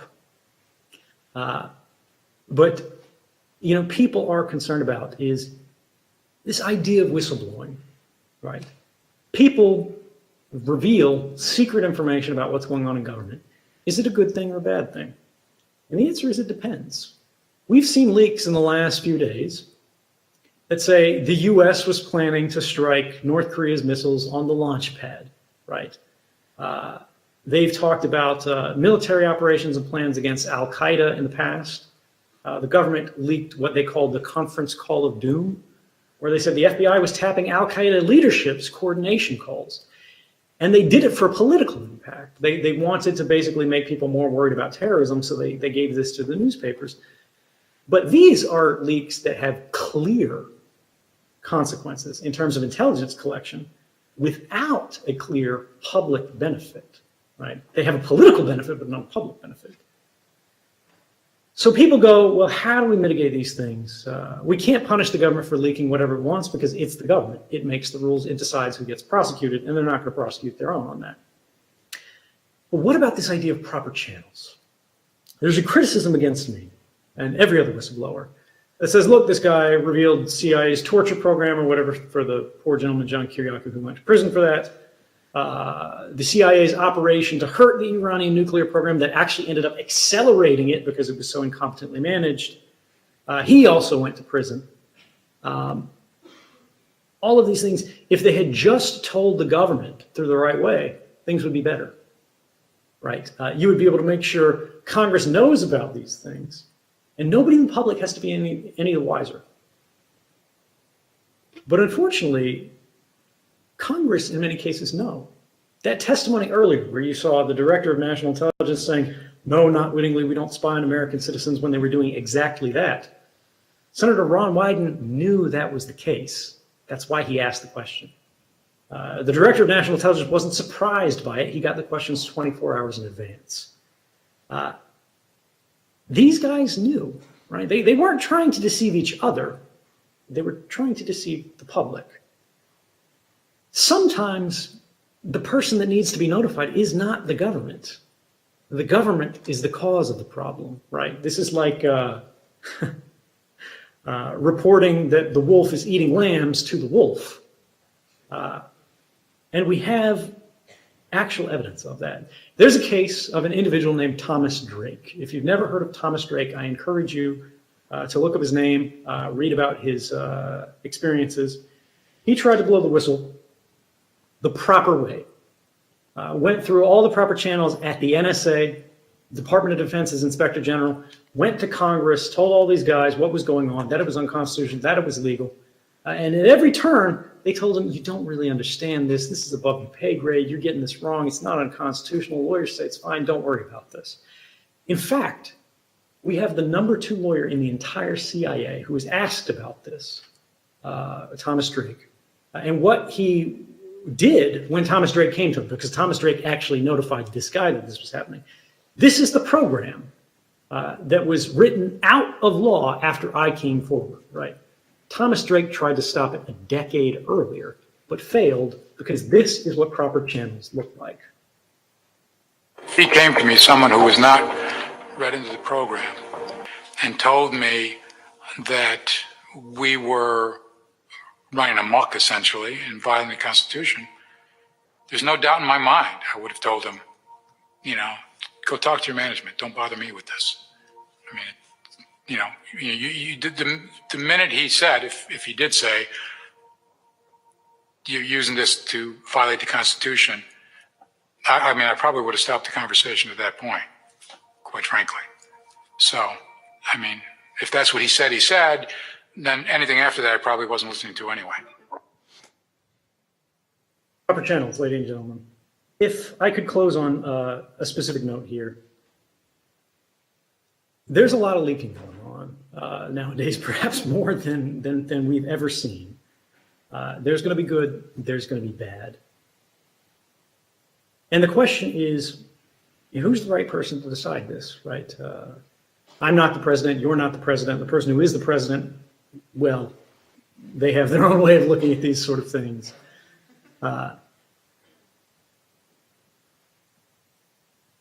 Ultimately, whistleblowers are elected by circumstance. Doesn't matter who you are. Doesn't matter why you did it.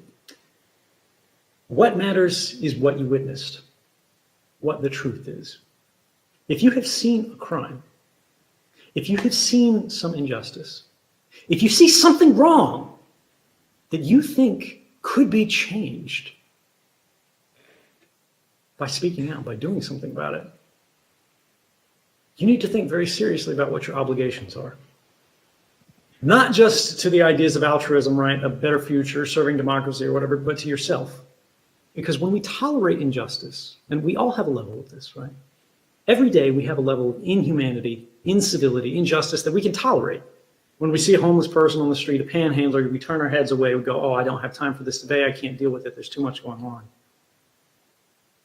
But then there's one step further. I would not encourage anybody to come forward if they didn't think it could make a difference. But there are cases where it can, right? And when you see something wrong, and you think the world should be better, you think the program could be better, you think the program is supposed to be better, you think it is against the law for things to be occurring as they are, or even if it's not illegal, it is clearly immoral, as so many institutions throughout history have been, do you have an obligation to resist it? You have a voice, ladies and gentlemen, and that voice matters. It is not enough to believe in something. If you want to see a better world, you have to make it. Don't believe in something. Stand for something. Use your voice. And good luck. Thank you. Thank you.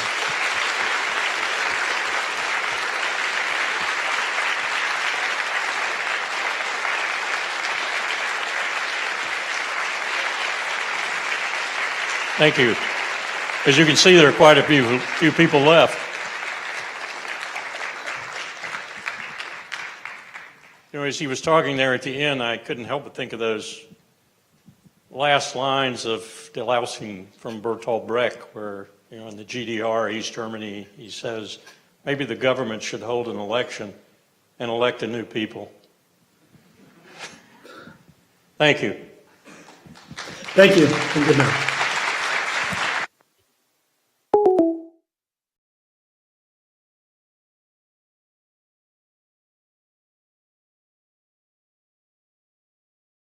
Okay, so welcome to a very different kind of Edmund J. Safra Lab lecture. It's not a lecture, it's an interview, and it's not an interview with a person here, it's a person who is many miles from here, although the precise location will not be known. Interview with Edward Snowden.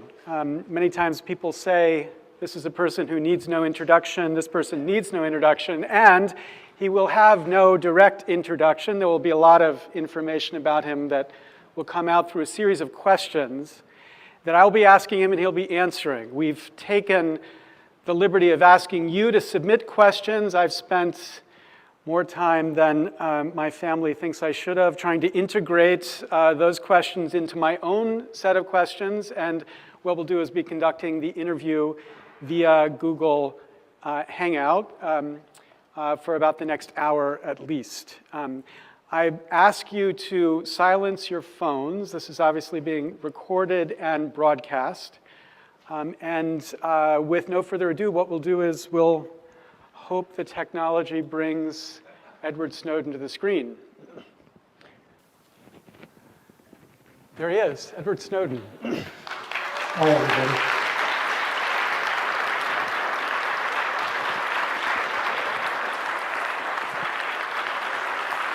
Thank you very much for the invitation to speak. I haven't prepared any remarks, but I think we're going to cover a lot of very critical issues and difficult questions that don't really have a proper answer. So if there's anything that you'd like to ask, Professor, I'd invite you to begin. Great, thank you. And let's just start a little bit from the personal. Obviously, this room and people online are going to be filled with people who know everything there is to know about you. But what I've often been struck by is the number of people who have no clear sense of who you are and what your values were as you came to work with the NSA and as you came to do the work you did by exposing the NSA. So I wonder if you just give us a sense of your own personal background, your own ideological background as it might relate to this. I come from a government family. You know, my grandfather was in the military, my father was in the military, my mother still works for the government, my sister works for the government, and I worked for the government. I was a staff officer for the Central Intelligence Agency.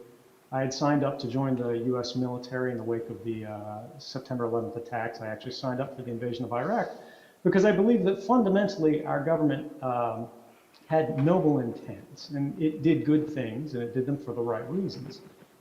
What I was not aware of, and I've grown to become a little more sophisticated in this, is that while the people in government largely are exactly that, they're good people trying to do good things for the right reasons, there is a culture that sort of pervades the upper levels of government, the senior officials, political appointees, that have basically become less accountable to the public that they serve. And because of that, we see that politics and policies irrevocably, sort of irresistibly, they gravitate towards the prerogatives of individuals, of these officials, of an elected and unelected class of bureaucrats that can sort of degrade the quality of government that we as individuals enjoy. So as I went through my time in the classified world, the intelligence community as we call it, and I moved from the Central Intelligence Agency to the National Security Agency. I worked on both the public sides and the private sides as a contractor working for private companies, but at a government desk in government facilities using government equipment and working on government programs and taking tasking from government employees. I gained an increasingly concerning understanding of what happens on the broad scale, what the results of all these individual decisions are. And that's generally that when decisions are made in the dark, the quality of those decisions is reduced. Now, that's not to say that we need to know every decision that the government makes, you know, who's under investigation, what this particular program does, but we do have to have a general understanding of the policies and the powers broadly that a government claims if it's going to be using them in our name, as well as being using them against us. And ultimately, toward the end of my tenure at the NSA, I discovered that there were programs of mass surveillance that were happening beyond any possible statutory authority because these things were constitutionally prohibited. And I saw that these were things that never should have happened. They were initially authorized in the Bush administration, and that administration actually was fully aware in their own classified opinions in the Inspector General's report that those programs had no statutory basis. And so we saw developments where they were trying to authorize these under the president's powers. You know, they're using Article 2 powers, where basically the president says, we're at war, I can do basically whatever I want.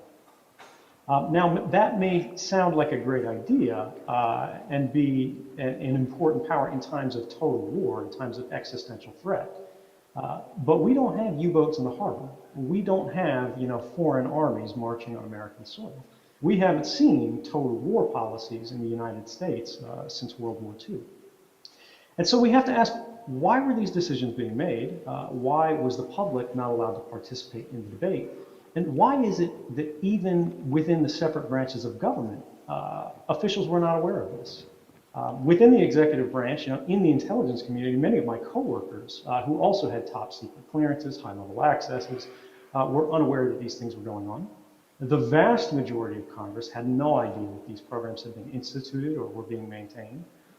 Even those on the intelligence committees in both the Senate and the House were not fully briefed. Only the Gang of Eight, that'd be the chairs, the ranking members, and then the majority and minority leaders for both houses, are briefed on so-called covert action programs and things like that, exceptionally compartmented programs. And the courts had increasingly, in the wake of the post 9/11 period, become reluctant to scrutinize any decisions or programs that were constitutionally questionable, saying that they lacked the expertise or the positioning, or what it ultimately boiled down to was the political willingness to confront difficult questions to which there may or may not be right answers once they're right and wrong. So this led me to stand up and say something about it. And I worked with American journalists and American news outlets to make sure that the public had an ability to make decisions about where the lines in these programs should be drawn. Many people are familiar with the story since then. It's still ongoing. The reporting continues. But the ultimate basis are that many people consider the last year's surveillance of unconstitutional activity at the NSA and so on and so forth to be ultimately about surveillance and mass surveillance. And that is a critical issue, and it's the one with which I'm most familiar, and I saw the greatest wrongdoing. However, it's important to be aware that the reality that mass surveillance illustrates is that we have agencies that are working on their own authorities, they're working on their own sort of institutional momentum to implement programs without oversight, creating these things behind closed doors without the awareness of the public, that are actually changing the boundaries of the rights that we enjoy as free people in a free society. We have lost, in many ways, the freedom to associate without judgment in the United States because of the metadata program. That's really an associational tracking program. When we have everyone's call records, we know who everyone's friends are. We know who they contact. We know what they do. We know when they travel. We know where they go. We know how long they're there. There are speech implications to this. There are obviously privacy implications to this. And there is a very strong argument to be made that even if we as a society believed that these powers and authorities would be valuable, that we could not institute them through statute regardless, that they simply would be unconstitutional in any form, absent an amendment. And we see this happening and being upheld even through international laws, decisions very recently. 2 or 3 days ago, the United Nations Special Rapporteur on Countering Terrorism and Protecting Human Rights delivered a report that had been in the works for, I believe, several years that found that mass surveillance programs violate the obligations of states that the United States and the United Kingdom and many of our other allies have agreed to under the International Covenant on Civil and Political Rights, the ICCPR. As well as, and this wasn't mentioned specifically, but the very same right that he was highlighting in this report was an obligation we had agreed to under the Universal Declaration of Human Rights, some 50 odd years back. And that's Article 12, and that's that we all have a right to privacy, to be free from unjustified, unreasonable intrusions into our lives. And we have this, of course, under our own Fourth Amendment. So when it came to my story and how I came forward, it was not that I saw a particular program and I had an axe to grind. It was that broadly I was witness to massive violations of our Constitution, that they were happening in secret, and that they were happening as a result of a broad breakdown throughout the branches of government. And this is the key, because when there's a problem in a single agency, when there's a problem in a single branch, we tend to be self-correcting. That's what checks and balances are for. But the question of whistleblowing, of when to stand up, is really one of, do those checks and balances still function? Can you report these issues within a system, to a certain branch, to a certain organization, to a certain office, and actually see those abuses in those policies corrected? And in this case, they were not. We saw that both the courts, the Congress, and the executive had all failed in different portions of these programs and protecting our rights. And I think we'll cover that in a little more detail later. But did that answer your question? Yeah, so what's striking about the position you've described, both here and also in the interviews that you've given, is how relatively limited it is for its justification of stepping forth with this kind of civil disobedience. I mean, in particular, you've said that the problem you had with what in fact happened is primarily the problem of democratic accountability. You said, quote, "It's not my role to make that choice," the choice whether the NSA engages in those activities or not. Instead, it's for the American people, quote, "I don't intend to destroy those systems, but to allow the public to decide whether they should go on." So the key that you're emphasizing is that we had a process, we had a system of government that wasn't allowing the public to even know about the issues that the NSA was engaging in. And that's the primary justification you have for stepping forward and obviously violating the law in order to make it public. Right. Ultimately, it comes down to a question of, people argue about what is a whistleblower. I tried to raise my concerns internally. They got nowhere. Other individuals who have done the same thing, whether they're Thomas Drake, Bill Binney, Kirk Wiebe, Ed Loomis, Diane Rourke, who even went to Congress. All of these individuals raised similar concerns, and yet the issues were not corrected, were not addressed. And that's again because of the overclassification issues that have been described in the way that these processes have inevitably become more cumbersome and less effective over time, to the point where they're eventually broken. I think the ultimate mark of a whistleblower is, when it comes to motivations, are they standing up to change something directly, to sort of have a partisan effect, sort of the deep throat thing where they're trying to get their boss fired so they can move into the next job. That's not whistleblowing, I think, under anyone's definition. But really, it comes down to, when I stepped up, it was not to dictate outcomes. And I think that's ultimately the mark there. It's about allowing the public a chance to participate in democratic processes in order to play their part in determining the outcome. The reality is,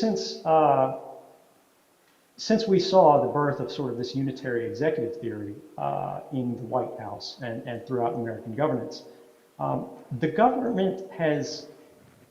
public has lost their seat at the table of government. We're being increasingly left out of critical discussions about the policies and the direction that we want to steer our society toward.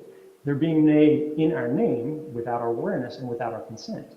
But in a democratic republic, the government draws its legitimacy from the consent of the people. And everybody who's involved in any kind of research knows that consent is not meaningful if it's not informed. And that's what was lacking. So when I think about the question of how do you see, how do you find the line, the point of justification by which you can stand up, go to the press, and this is another key distinction, is I didn't publish any of these materials. I've never published a single story on the NSA myself, because everyone has biases, right? And even though I have an expert understanding of these programs, I've worked with them personally, I know the authorities they operate under, how they're used. Again, I had the ability to look at anybody's email that was being ingested under these programs, whether that was intercepted domestically or overseas. I had the authorities to look at both. But I didn't try to push my agenda onto the public, because I don't think that would be proper. And I think many other whistleblowers do the same thing. That's why we go to the press. The press is a critical part of American society. It's a part of our constitutional system. That's why we have the First Amendment. And it's really not the role of an individual, such as myself, to say what the public should and should not know.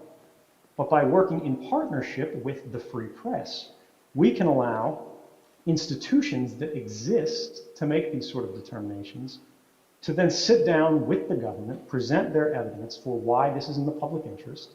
The government can make a counter case and say why this may cause some harm that may have been missed or misunderstood, or the value of these programs misinterpreted by the journalists. And ultimately, we can get a decision from there. And there's a kind of accountability that's born from that, that's lacking when it's an individual making the decisions on their own. Okay, so, but in your decision to go to the press, this is a second important difference. You decided not to go to the New York Times directly.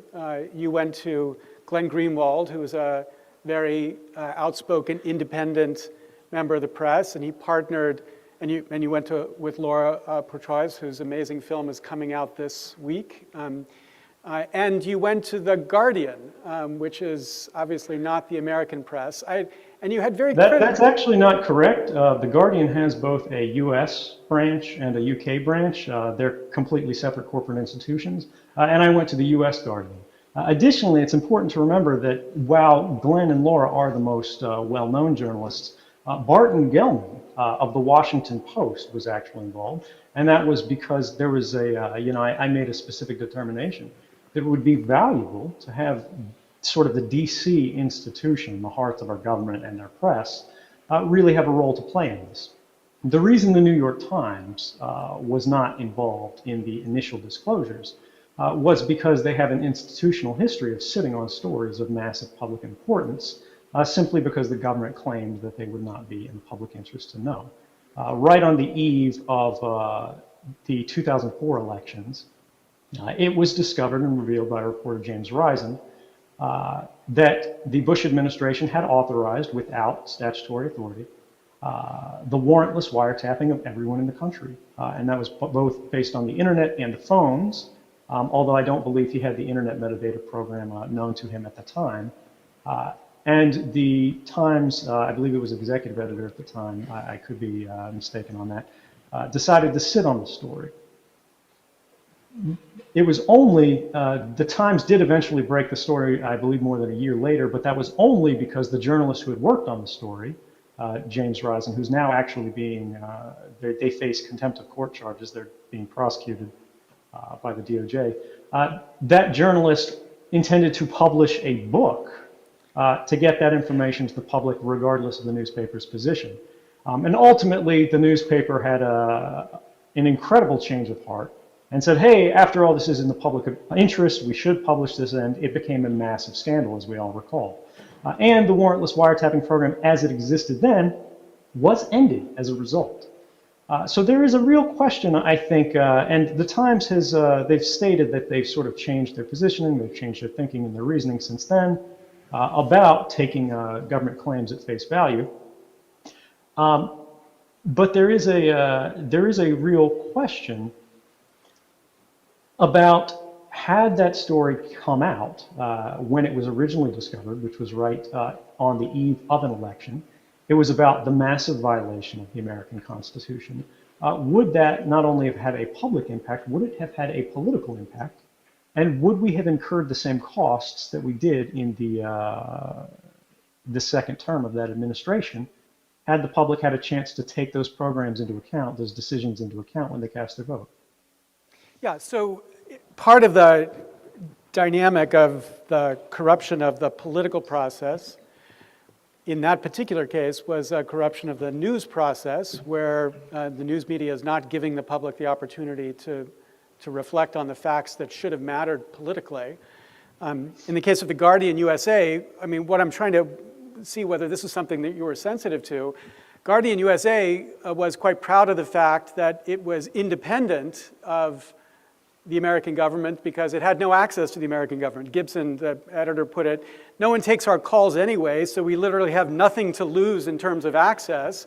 which gave them the freedom to be independent enough to stand up and very aggressively insist that they were going to publish the Verizon story, which was the first story that Glenn succeeded in getting published, in a time horizon that would have been unheard of had it been even the Washington Post.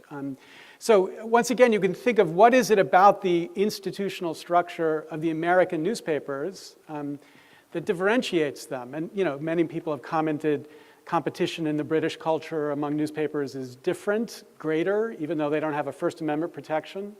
And in the American context, there's a club of a few of these powerful papers that might make it less likely for them to be aggressive against the government. So was that a sense that you had when you began to think about this, or is that just something you discovered after? When I thought about how to structure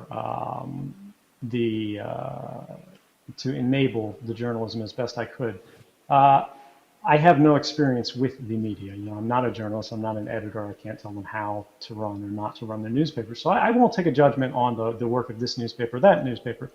But I will say when we look at it in terms of an institutional basis, the real challenge for the U.S. media, and whether that's TV or whether that's print, is that it is very institutionalized. It's very hierarchical and it's very rigid. And if one institution, only the Washington Post had this story, they would likely be, they would have a very difficult time in negotiating with the government to make sure that the public did get all of the information it needed, and not just the information that the government thought would be beneficial for them to know, which is what we see so regularly today with anonymous officials, who are basically leaking classified information, classified programs on a daily basis, and yet they enjoy a kind of amnesty from the White House because the White House appreciates the service that they're doing for them politically. Now, by allowing multiple journalistic institutions access to the same material, you are enabling sort of a marketplace as a contest to go, all of these groups will be in regular contact with the United States government, and this is true for The Guardian as well. The Guardian has, I know for a fact, I've spoken with Alan Rusbridger at The Guardian, that they have had many conversations with the United States government and UK government and so on about what information has no real public value but is truly harmful. And any information like that, it's natural that this be excised from publication. Because nobody wants to cause harm to individuals, right? Nobody wants to harm security. But when the government draws these lines on its own, without any accountability, without any sort of court of reviews, they draw the lines in a way that is more politically motivated than publicly motivated.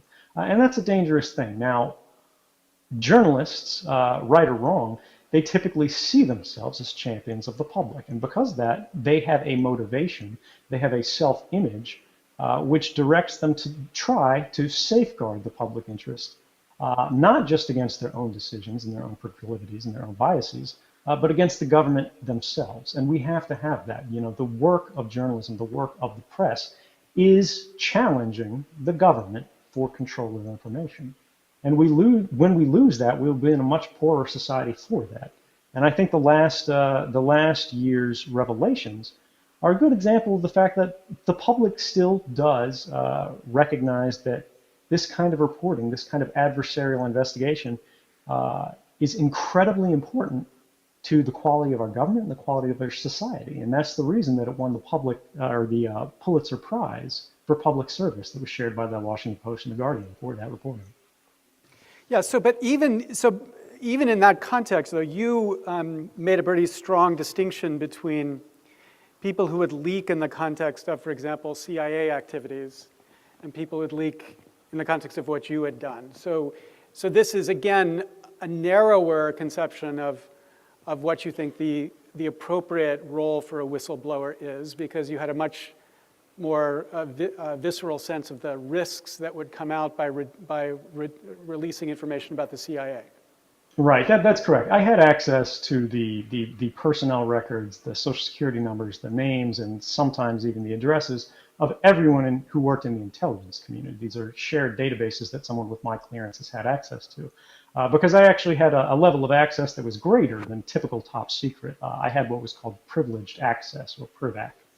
That means when somebody like the director of the CIA or the NSA, he wants some information, he wants some report, he can't get it himself because he doesn't know where it is. He doesn't understand these things.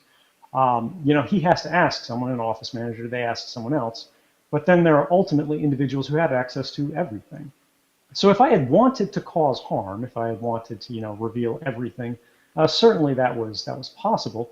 But as you said, when you think about public interest determinations, when you think about what we should know versus legitimate secrets, there is a line to be drawn. And so what I tried to do was I tried to ensure that only information that would be necessary for the reporting was made available to journalists working in the public interest. I required that they all agree to, although there's no way I can enforce that. I required they all agree not to place any individual or program to unnecessary risk, not to expose them to unnecessary risk or needless harm, and to make sure that the only stories they published were ones for which they had a clear public interest justification. And based on that, I could make sure that even though, I agreed that this information was important or this information was noteworthy or this would be required on background for journalists to be able to make those determinations and to understand not just the bad things about these programs, but the good things so they could draw an accurate conclusion, but to make sure that my biases alone were not being represented and to make sure that the public was served by removing myself from the actual determination and publication process. Okay, so let's talk a little bit about the nature of the harm that you're worried about. I was struck, given my own work, with the wonderful way in which you reuse the Jefferson quote. Glenn Greenwald brought this out. It's a really wonderful example of the way you think about the nature of this problem. So Jefferson said, in questions of power, let no more be heard of confidence in men, but bind him down from mischief by the chains of the Constitution. And you would remix that by saying, let us speak no more of faith in man, but bind him down from mischief by the chains of cryptography. So the intuition here is that we can use physics as opposed to lawyers to enforce the understandings or the rules. And that's a central conception of what you think the appropriate response to these invasive technologies is. Is that fair? Right. What we saw was back when the founders were considering how to draw the lines around our government, its powers, its authorities, and how to enumerate, what privileges it would have. They tried very carefully to say, this is within the purview of the federal government, this will be left to the states, and this will be left to the public. And the list of public rights should be much greater than the list of government rights.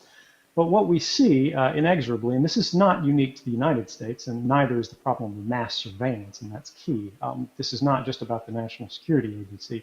And this is not just about our allies, this is also about our adversaries. The world is changing, these technologies are here. We need to think about how to correct and address these issues. But ultimately, they tried to combat the problems of the natural corruption of power over time by creating subsets of individuals, sort of institutions within the institution, that would compete against each other for power and privilege. And because of that, they would sort of check each other, and we'd have a level of reasonableness in society.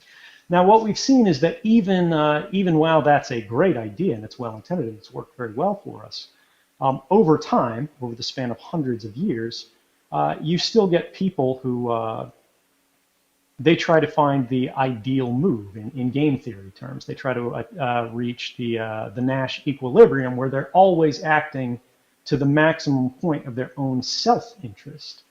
And when that happens, not just as members of this institution within an institution, not just as a person within a branch of government, but when they begin to view themselves as a class, a political class, the elite class, the value of those safeguards breaks down because they no longer see themselves as member of the public.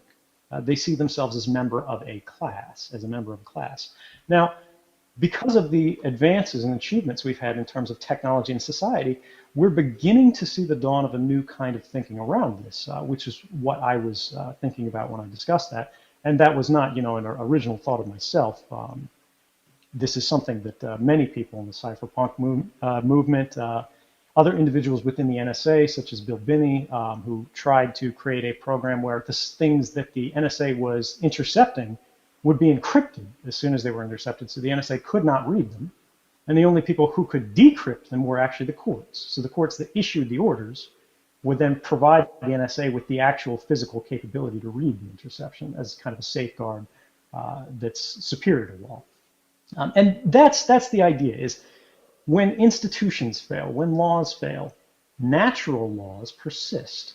And technology is increasingly providing us for the ability to encode our rights, not just into our laws, but into our systems. So when the failure of black letters on a page becomes apparent, we still have the fail-safe of our technological systems, the systems that we surround ourselves and rely upon every day. And I think that's an issue that we will be confronting more and more in the future. So then let's just think about, though, that in the context of the balance between surveillance and privacy. We talked a little bit about this when we talked in advance of this conversation. Binney's idea of imagining a technology that would protect the product of the surveillance, so that the root concern that many people have about mass surveillance, that you have government agents who are basically rooting around in people's private lives, would be removed, again, by technology, by cryptography. That wouldn't be possible. And so that this surveillance system that was designed the way you just described would produce a whole bunch of data that would only ever be usable if there were proper authorization to use it.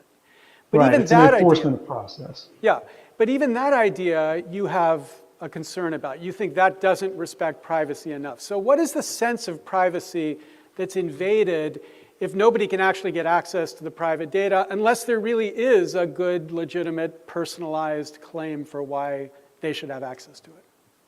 Well, that's because, at least in the United States, we have a Fourth Amendment prohibition not just against unreasonable search, which is what Binney was protecting against, but also against unreasonable seizure in the first place. And that's what that system does not protect against. And this is a critical distinction that is missed in much of the debate, is that it's not simply a violation of the Fourth Amendment to search this information, but to seize it without specific justification, without some sort of showing of probable cause to do so in the first place. Because what we're doing is we're compiling what academics have referred to as a database of ruin. When you collect everything on everyone as a matter of course, the temptation to abuse that database, the temptation to access that information, to use it in new ways in response to new threats, particularly in secret, is simply too great to be ignored. And this is one of the reasons that we have the prohibition against unreasonable seizure. We don't say, the police can go and search through all of our houses, take everything that they want, but then simply not use it, or just make a note of everything that's in our house but not take it, because it's that reduction in liberty, that reduction in our freedom, that reduction in our power relative to our state that is the real concern. Because when we enable a government, an institution, a state, whether it's here or anywhere else in the world, to claim these incredible powers, even if they're being used properly as a result of policy, we have to remember that policy is a very weak protection. And I believe the Supreme Court in Riley actually made a statement about this. I'll have to defer to members of the audience for the exact quote. But the idea is that we did not fight a revolution for the benefit of policy protections. We don't need to justify why we need our rights. I don't need to say why I have or why I need to be able to hide something. I don't need to say I have something to hide or I don't have something to hide. It's incumbent on the government to make a showing of why it has a not just a desire to, but a requirement to infringe upon our rights, infringe upon our liberties, infringe upon our private domain, in order to sort through our things. And that matters whether it's our homes, that matters whether it's the content of our communications, or the metadata, which is all of our associations, our travels, where we're at for how long, and that sort of thing. Policy as a protection, we need to remember that policy is a one-way ratchet that only loosens over time. The government never places additional restrictions on itself unprovoked. So we may have a public debate and say, all right, we've instituted this program. We'll seize the communications of everyone in the country. We'll seize the communications of everyone around the world, but we'll only search them upon these bases. But we're going to compile this gigantic database that lasts for 5 years based on current policy. Current policy for retention at NSA today is 5 years. And you can waive that to be longer. But the question is, how do we know when that changes, particularly when it's classified, particularly when it's not being briefed to the majority of Congress, and particularly when we look at things such as the intelligence committees that receive twice as many campaign donations relative to the other members of Congress from intelligence contractors, from defense contractors. We begin to see a sort of regulatory capture that excuses agencies, programs, and policies from accountability on a very large and alarming basis. And so for me, the way we prevent these abuses from occurring is we go, look, we have these rights for a reason. And if we are going to change the boundaries of our rights, that's a public decision. That's not a decision for some official sitting behind a closed door somewhere. That's something that we have to arrive on. We have to have broad social approval of it. And we have to agree that these things are necessary. And that hasn't happened. Right, but if it happens in the way that you described, if you had this broad public conversation and the public basically said, well, we like the idea of being able to trace back to find the criminal, the terrorist or the criminal. We like that idea, but we also like Snowden's idea or Binney's idea that all of that data should be protected not through policy, but through physics, through cryptography. And so we created a process. Put the Fourth Amendment aside for a second because it turns out it's more complicated than this makes it sound, but just bracket it. There was a process that said we would encrypt and protect. So there's a database that you could only get access to if you could crack, and maybe you're the only person in the world who could crack it. Let's just assume that for a second.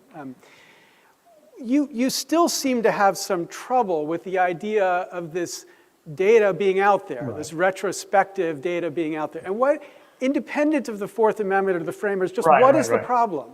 What's the problem with that?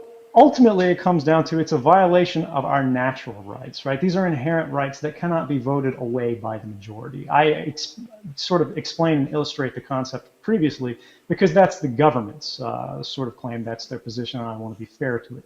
But when I look at it, these are rights that are inherent to our nature. You know, the reason we have rights is their protection against the majority. It's to make sure that these kind of programs can't be voted in a moment of panic that will pass like it always does. And revoke rights that are necessary, even if those rights are only valued by a small portion of society. Because when you live in a liberal society, vice and authoritarian society, you have to have respect not only for the majority's wishes, but the minority's rights. And so we talk about why is it not okay to intercept everything, store it, as long as we're encrypting it and filtering it through in a processed way. First off, it's because it's not necessary. In the wake of these programs, the president appointed a panel of friendlies, you know, people who are all incentivized to exonerate these programs. They had full access to classified information. And interestingly, they found that mass surveillance, particularly in the case of the 215 phone metadata programs, although it actually collects more than just phone metadata, that authority had never stopped a single imminent attack in the United States. None of the information had been shown to have any unique and concrete value. And of the information that they did find, even if it was nice to have, they found that it was available through other means, traditional means, such as court orders. And that's the real key. When I think about what I saw and what really alarmed me during my time at the NSA and CIA, it was that we had pivoted. We had changed from focusing on traditional methods of surveillance, which first off is not using foreign intelligence capabilities for law enforcement means. And it's important to remember that terrorism is a law enforcement problem at its core. Is that, sorry, I got lost there. Could you remind me of what I just said? Yeah, you were describing the way in which this right, mass versus targeted surveillance. Right. That's what it was. I apologize. Got a really poor working memory. We have the traditional methods of surveillance, which are targeted surveillance, and they are effective, and this is key, even when the target has incredible security measures in place, even when they use encryption, whether that's transport level security, i.e. the communication in transit, who they're calling is protected, or whether it's data at rest encryption, which is, the contents of their phone are protected. I, working at the NSA, when I was focusing on targeting Chinese hackers, would be able to hack hackers. We would be able to penetrate their methods, and this is for everybody around the world, not just a hacker in this place or the other, because systems are fundamentally insecure. And this is the same as law enforcement powers we've had for generations in taking down organized crime, the mob, domestic terrorists and things like that. You go to a judge and you say, we have probable cause to suspect that this person is involved in some kind of serious wrongdoing, some kind of criminal activity. Please allow us to exercise these lawful powers in pursuit of this target. And after the judge approves that, basically anything goes. I mean, the FBI hacks people now. They hack people. The FBI does it every day, even on Sundays. We get into their computers, and if they have encrypted material, we simply steal the key. Because the fundamental reality of encryption, when we think about how this works, is the person who is using the encrypted data, right? If I encrypt something, I can't read it either unless the key is input at some point. When you turn on your phone and you're looking at, if your phone is encrypted locally, and you're looking at pictures, your selfies on it, if those selfies are visible to you, it's because they're being decrypted. Otherwise, it would look like white noise. It would look like garbage.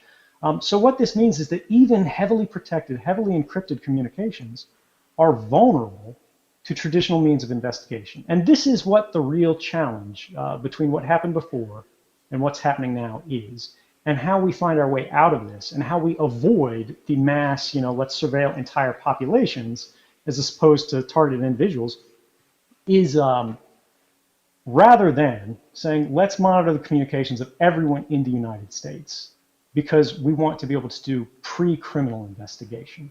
And that's an incredible departure from the traditional model, pre-criminal investigation, where we're doing retrospective searching into evidence that we collected against you before you did anything wrong, before you were suspected of any wrongdoing, while you were just an innocent.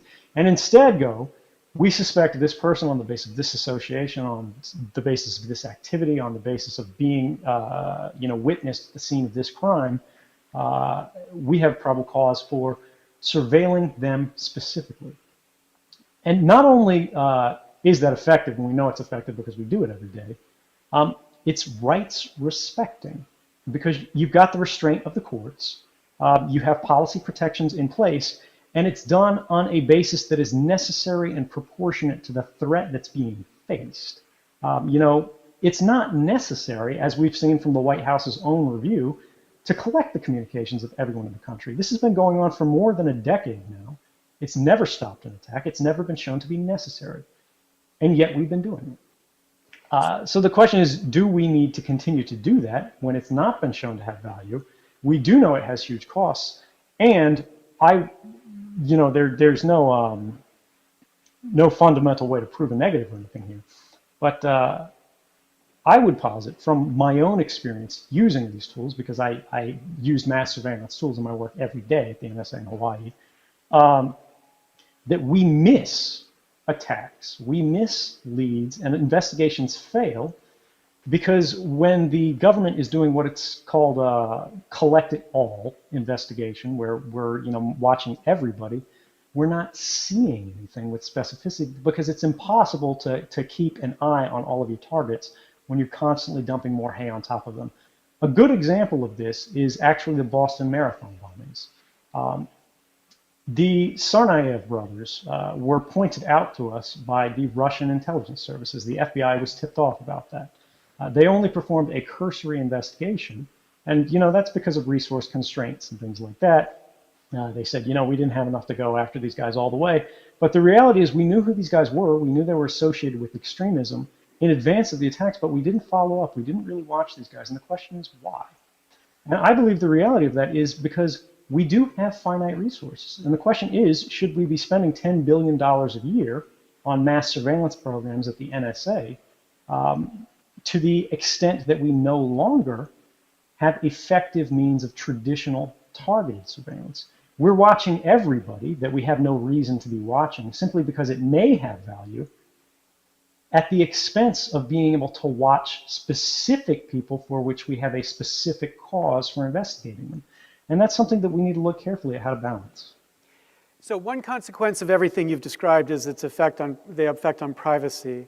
Another consequence that you've talked about is the way in which the government's intervention into technologies and work with technology companies has rendered commercial entities more vulnerable to international hacking themselves. I wonder, as you reflect on that, to what extent do you think that's a significant concern that commercial interests ought to be bringing to the government as an independent reason to cut back on this kind of intervention? So the vulnerability of systems and services to mass surveillance is a big thing. It's a big danger competitively, particularly if it is policy-based as opposed to technologically based. Because if these authorities are being drawn from national laws, suddenly nobody trusts American products and services anymore. We have PRISM. We have basically backdoor authorities to go into Google and Facebook and Apple and so on and so forth under the FISA Amendment's 702 authority, which does not require a warrant, mind you. And they can rifle through the communications of people using these services.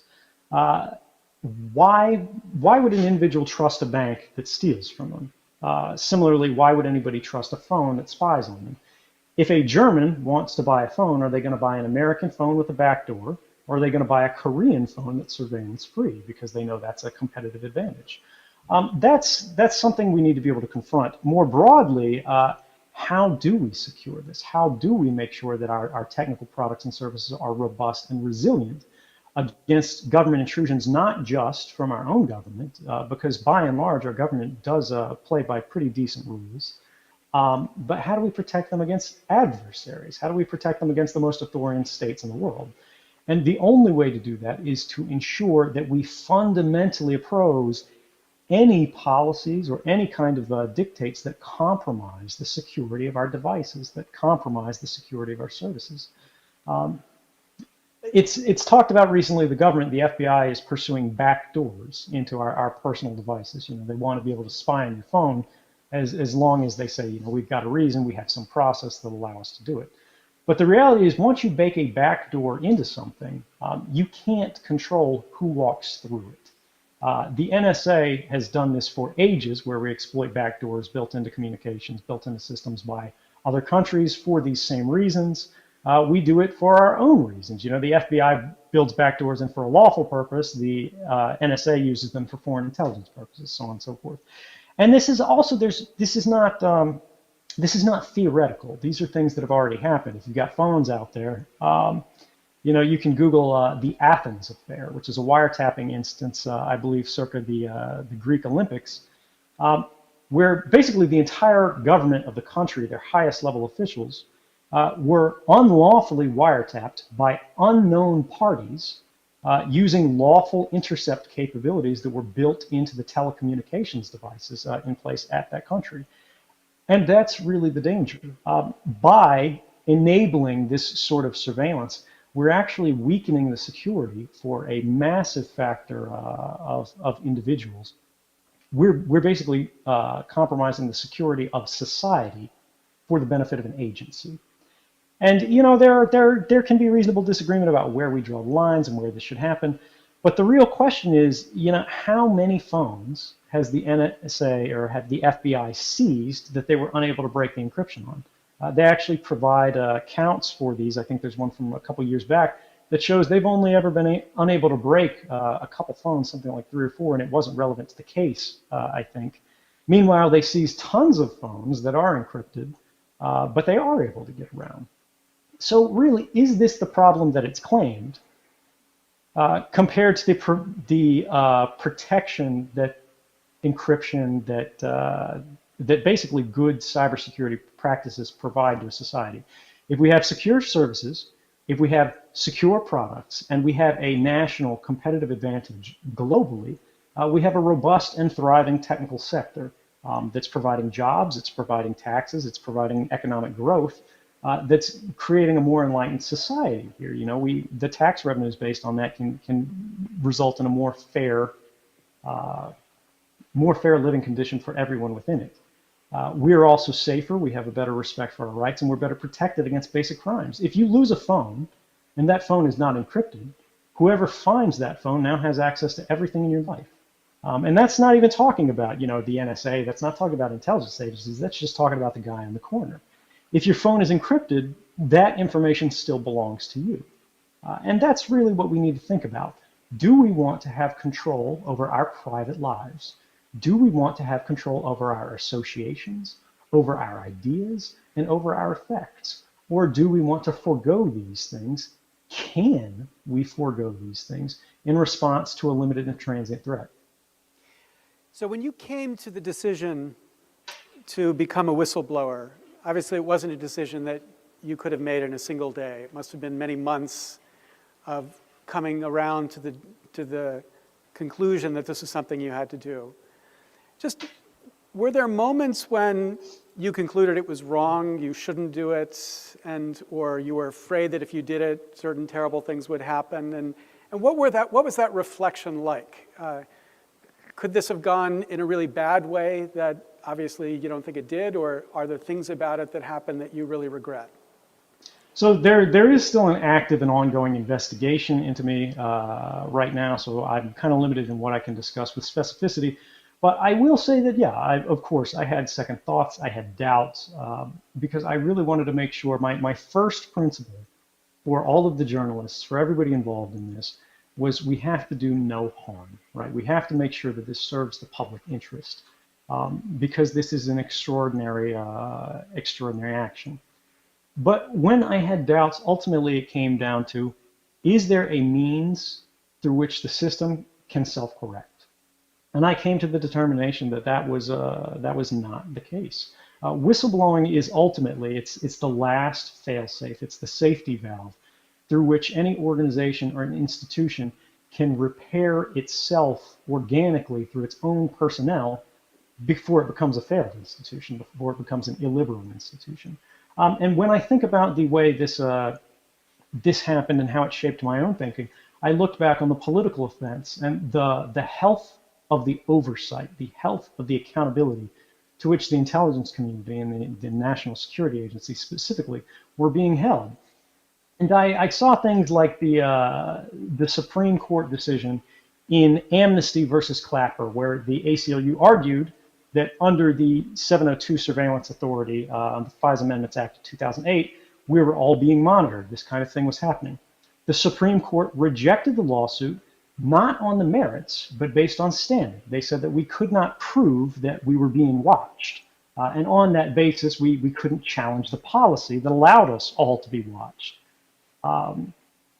Beyond that, we had failures in Congress. The Director of National Intelligence, James Clapper, under oath gave false testimony to the intelligence committees, which were charged with overseeing him and regulating the behavior of these things.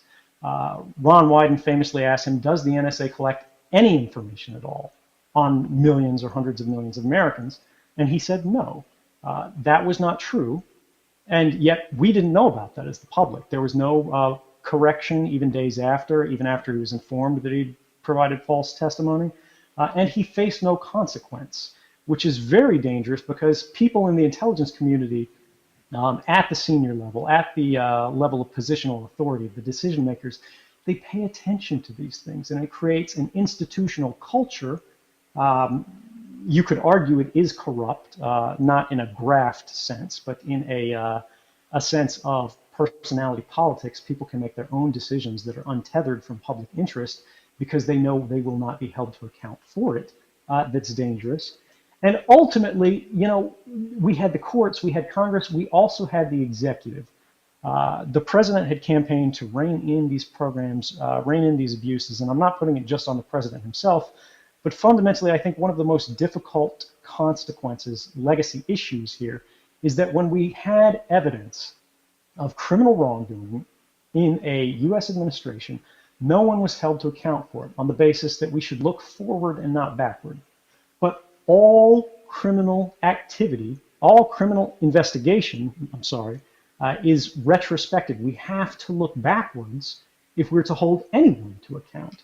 And when that doesn't happen, you know, we have a question of how does this impact the quality of our society? How does this affect the quality of our governance? And how does this affect our power as a public in relation to our government?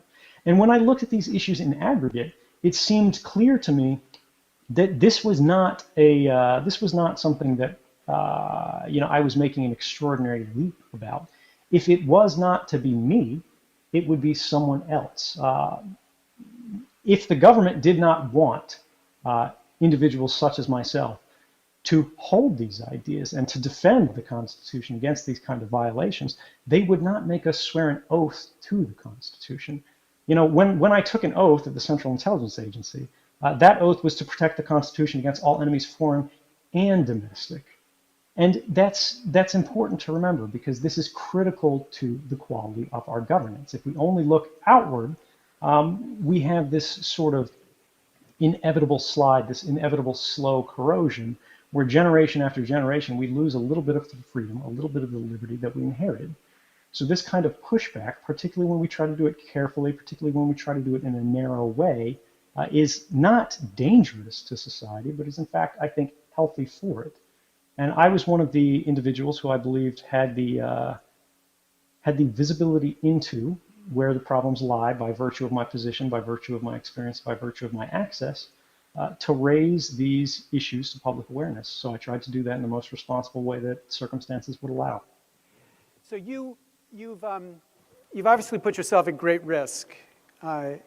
You're in a very difficult situation right now. You're in Russia. I take it that was never part of the plan, to be stranded in Russia.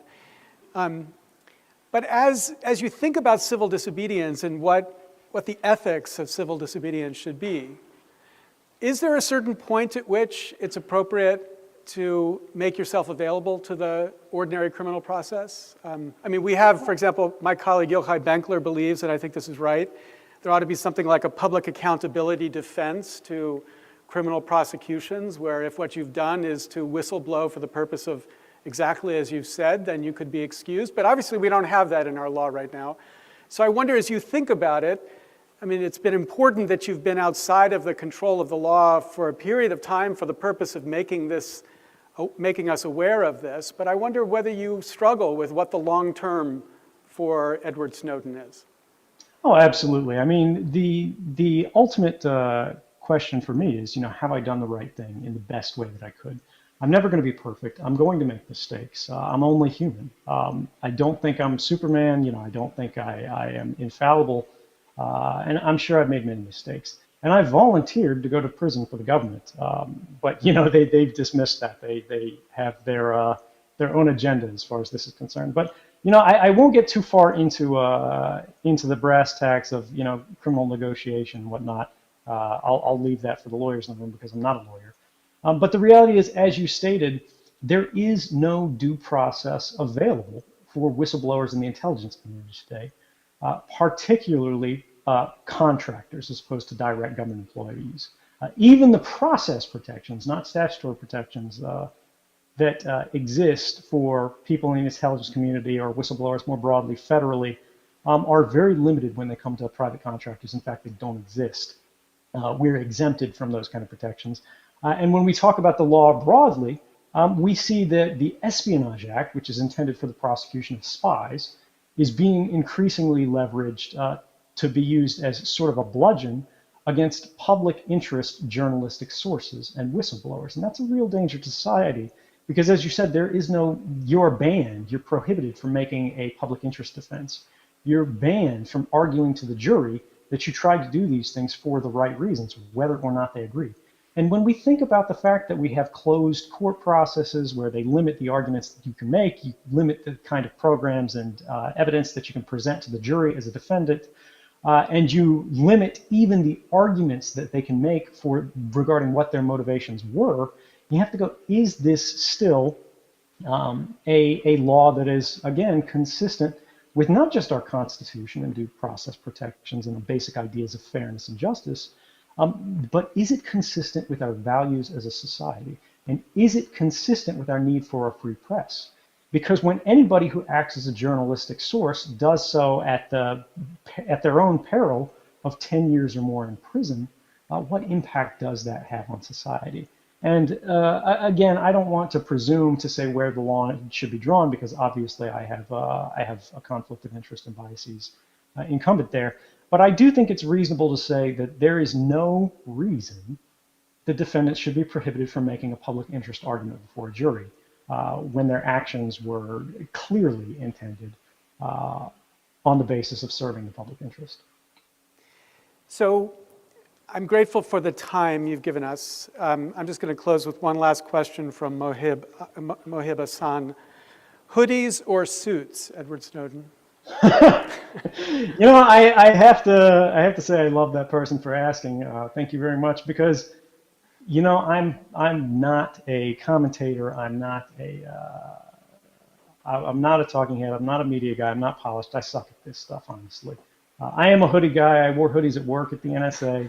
My lawyer and everybody around me advises me that I have to wear a suit just because it's what people do. But yeah, you know, just for you, I'm getting rid of the suit because that's not me. But it's a hoodies all the way thing, and I hope by the time I die and the next generation has inherited the earth, we don't even have suits anymore. They're just gone forever. So please join me in thanking Edward Snowden for taking this time.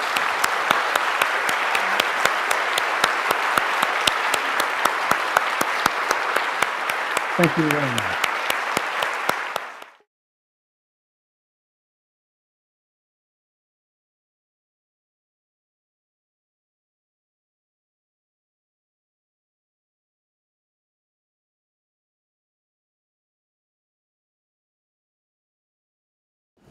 So welcome to the first of our new and occasional series, In the Dock.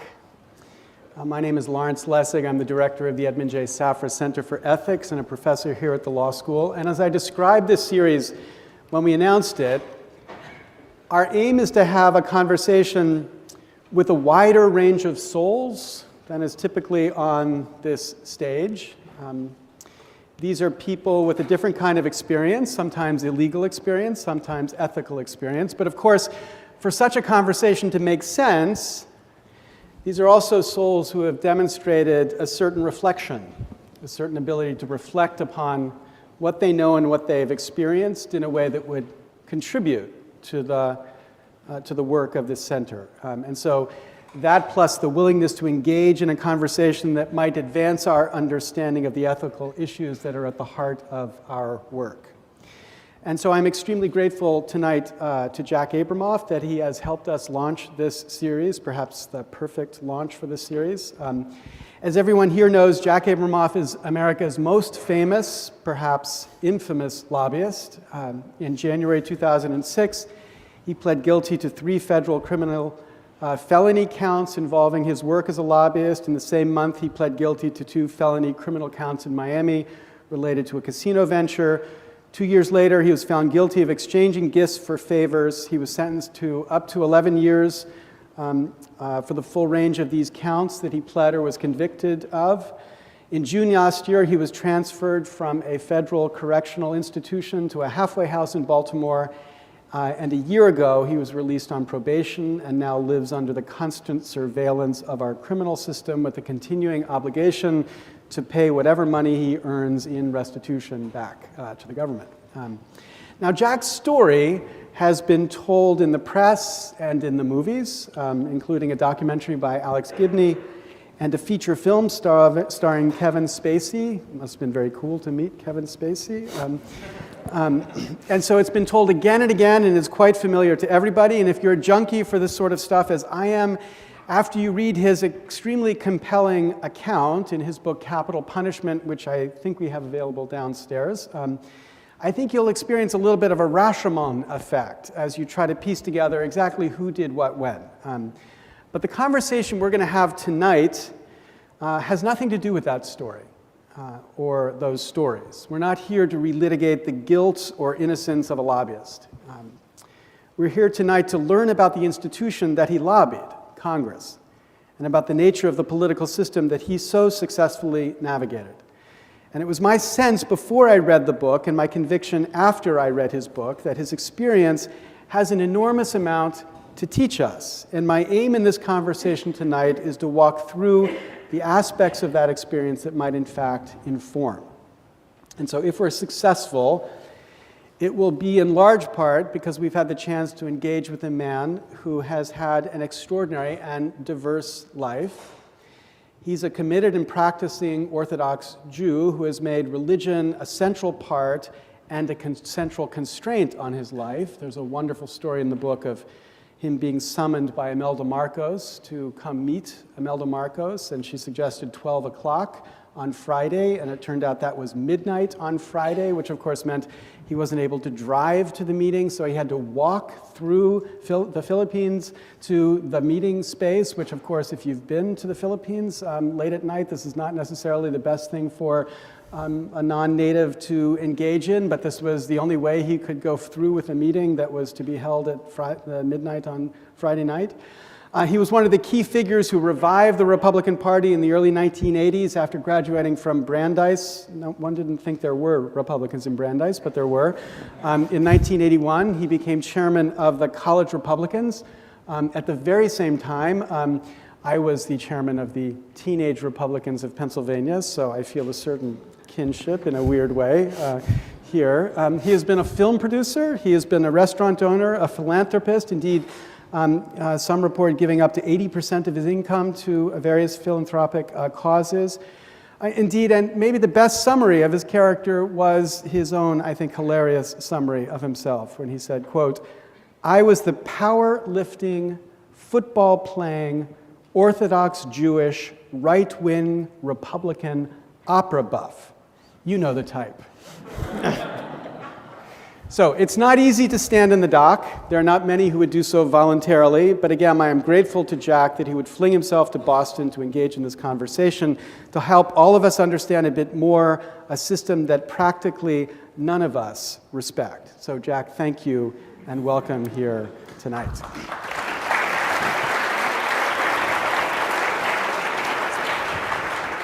So I want to begin the conversation by trying to get our bearings. And I was struck early in the book with two stories you tell, one which outraged you, and the other which you passed over without really recognizing any problem. So the first one that outraged you was a story about Reagan trying to get his MX missile passed. And it's a story of you getting a telephone call from Congressman Bustamante, congressman from Texas. And as you recount in the book, you say, "Yes, sir, what can I do for you?" And Bustamante says, "The Defense Department is planning to place a new naval base in the Gulf of Mexico, and I want it for my district. I hear they are looking at Florida instead. If I get the base, you get the votes. If I don't, you don't get the votes. The votes are from my Hispanic caucus, and they are solidly in my control. What do you say?" And you remark this is your first moment, your first experience of true Washington corruption. That's it.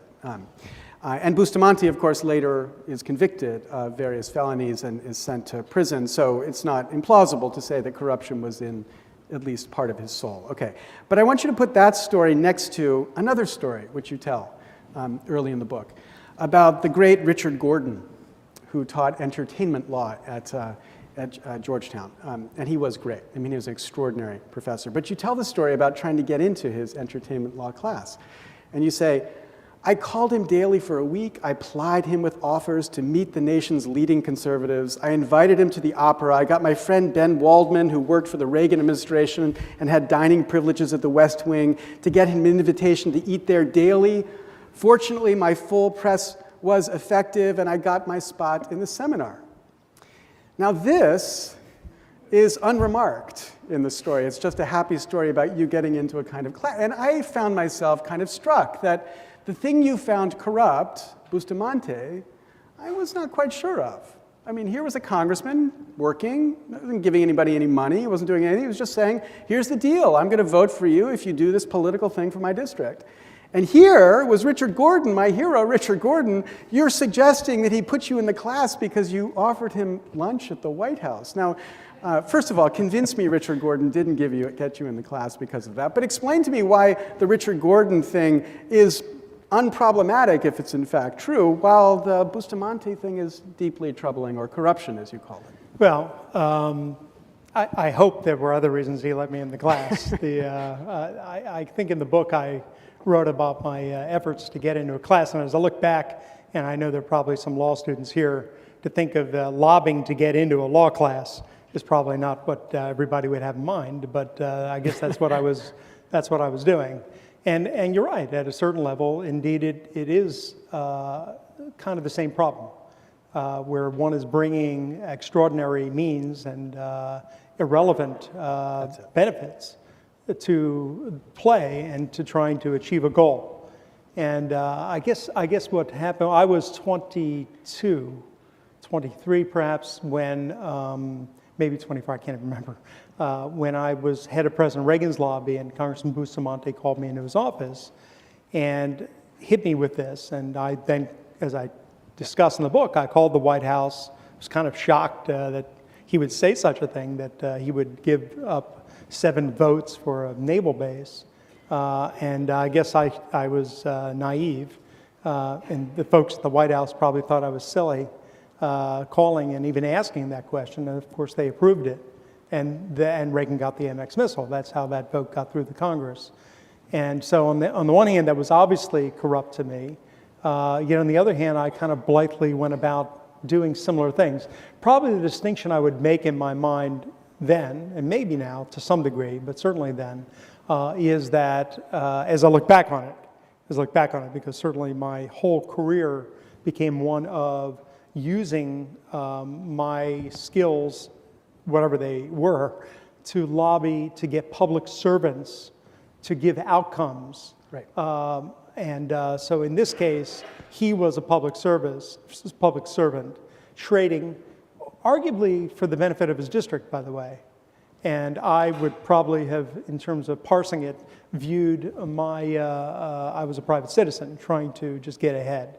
But at the end of the day, I think it is the case that whether one's doing that or one's offering candy to trick kids to come into your store so the parents buy, or whatever one's doing, at some level, there's some bit of corruption there. And the question, I guess, is we have to confront each of these in our daily interactions and decide what level are we willing to play at. Well, but when you said there was possibly a problem with what Richard Gordon did, you said it was because there was something irrelevant about the gift that was being offered. And I guess... Well, it wasn't related to the... It wasn't related to the underlying issue, right? Right. And so, but I wonder if that's just not too high a standard to apply in the context of politics. I mean, don't we have to have some politics that we could call non-corrupt, or is it impossible to imagine democratic politics except with you calling everything corrupt? Because no, I don't think everything's corrupt, and I don't think all lobbying's corrupt, by the way. I think lobbying is a good thing. I think lobbying is a cherished right that we have in the Constitution. We have the right to petition our government, or to use agents to petition our government, or to band together, and that's something we don't want to lose. And I would say that most lobbyists in Washington even, and in the state capitals, are probably not doing it corruptly. It's where money gets mixed into the okay, lobbying. But Bustamante didn't have money on the table. Well, right? In a certain way, he did. He was delivering jobs, and I guess what was probably unusual for me, let's just say at that point, was here, the horse trading of it all just seemed to be so bizarre.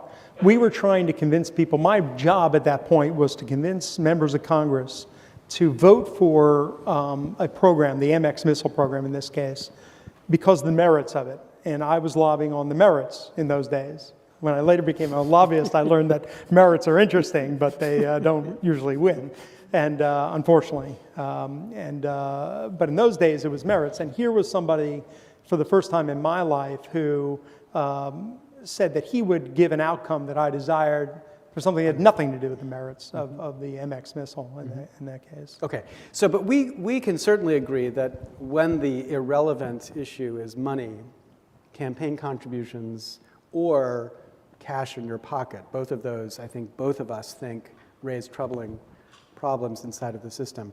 One striking fact in the book is, you know, I guess when I was looking at this, I was much more charitable in my interpretation of what must be going on inside the system. Your account of the role of money here is not charitable at all. You insist, well, first of all, you insist that it's natural that people inside the system, the lobbyists in particular, would expect that they need to be rewarding their benefactors with contributions. And you say there's no question that these contributions have a significant impact on this process, and the impact is not positive. I can tell you we have a department here at Harvard that would question that, but okay, I think you might have an insight stronger than the department with their statisticians. And you said, you say, quote, that contributions from parties with an interest in legislation are really nothing but bribes. Nothing but bribes inside of the system, even though these are not for personal gain, they're just for political gain. And most striking to me was the way in which you laid out how the, feels like extortion gets played. You tell this extraordinary story of Tom DeLay meeting with the Microsoft representatives and suggesting that they needed to help out with the Republicans to keep the Republicans in power because the Republicans were more naturally aligned to Microsoft's interests. And then DeLay says, you know, when he was freshman, he says, you say he told them about approaching Walmart for contributions.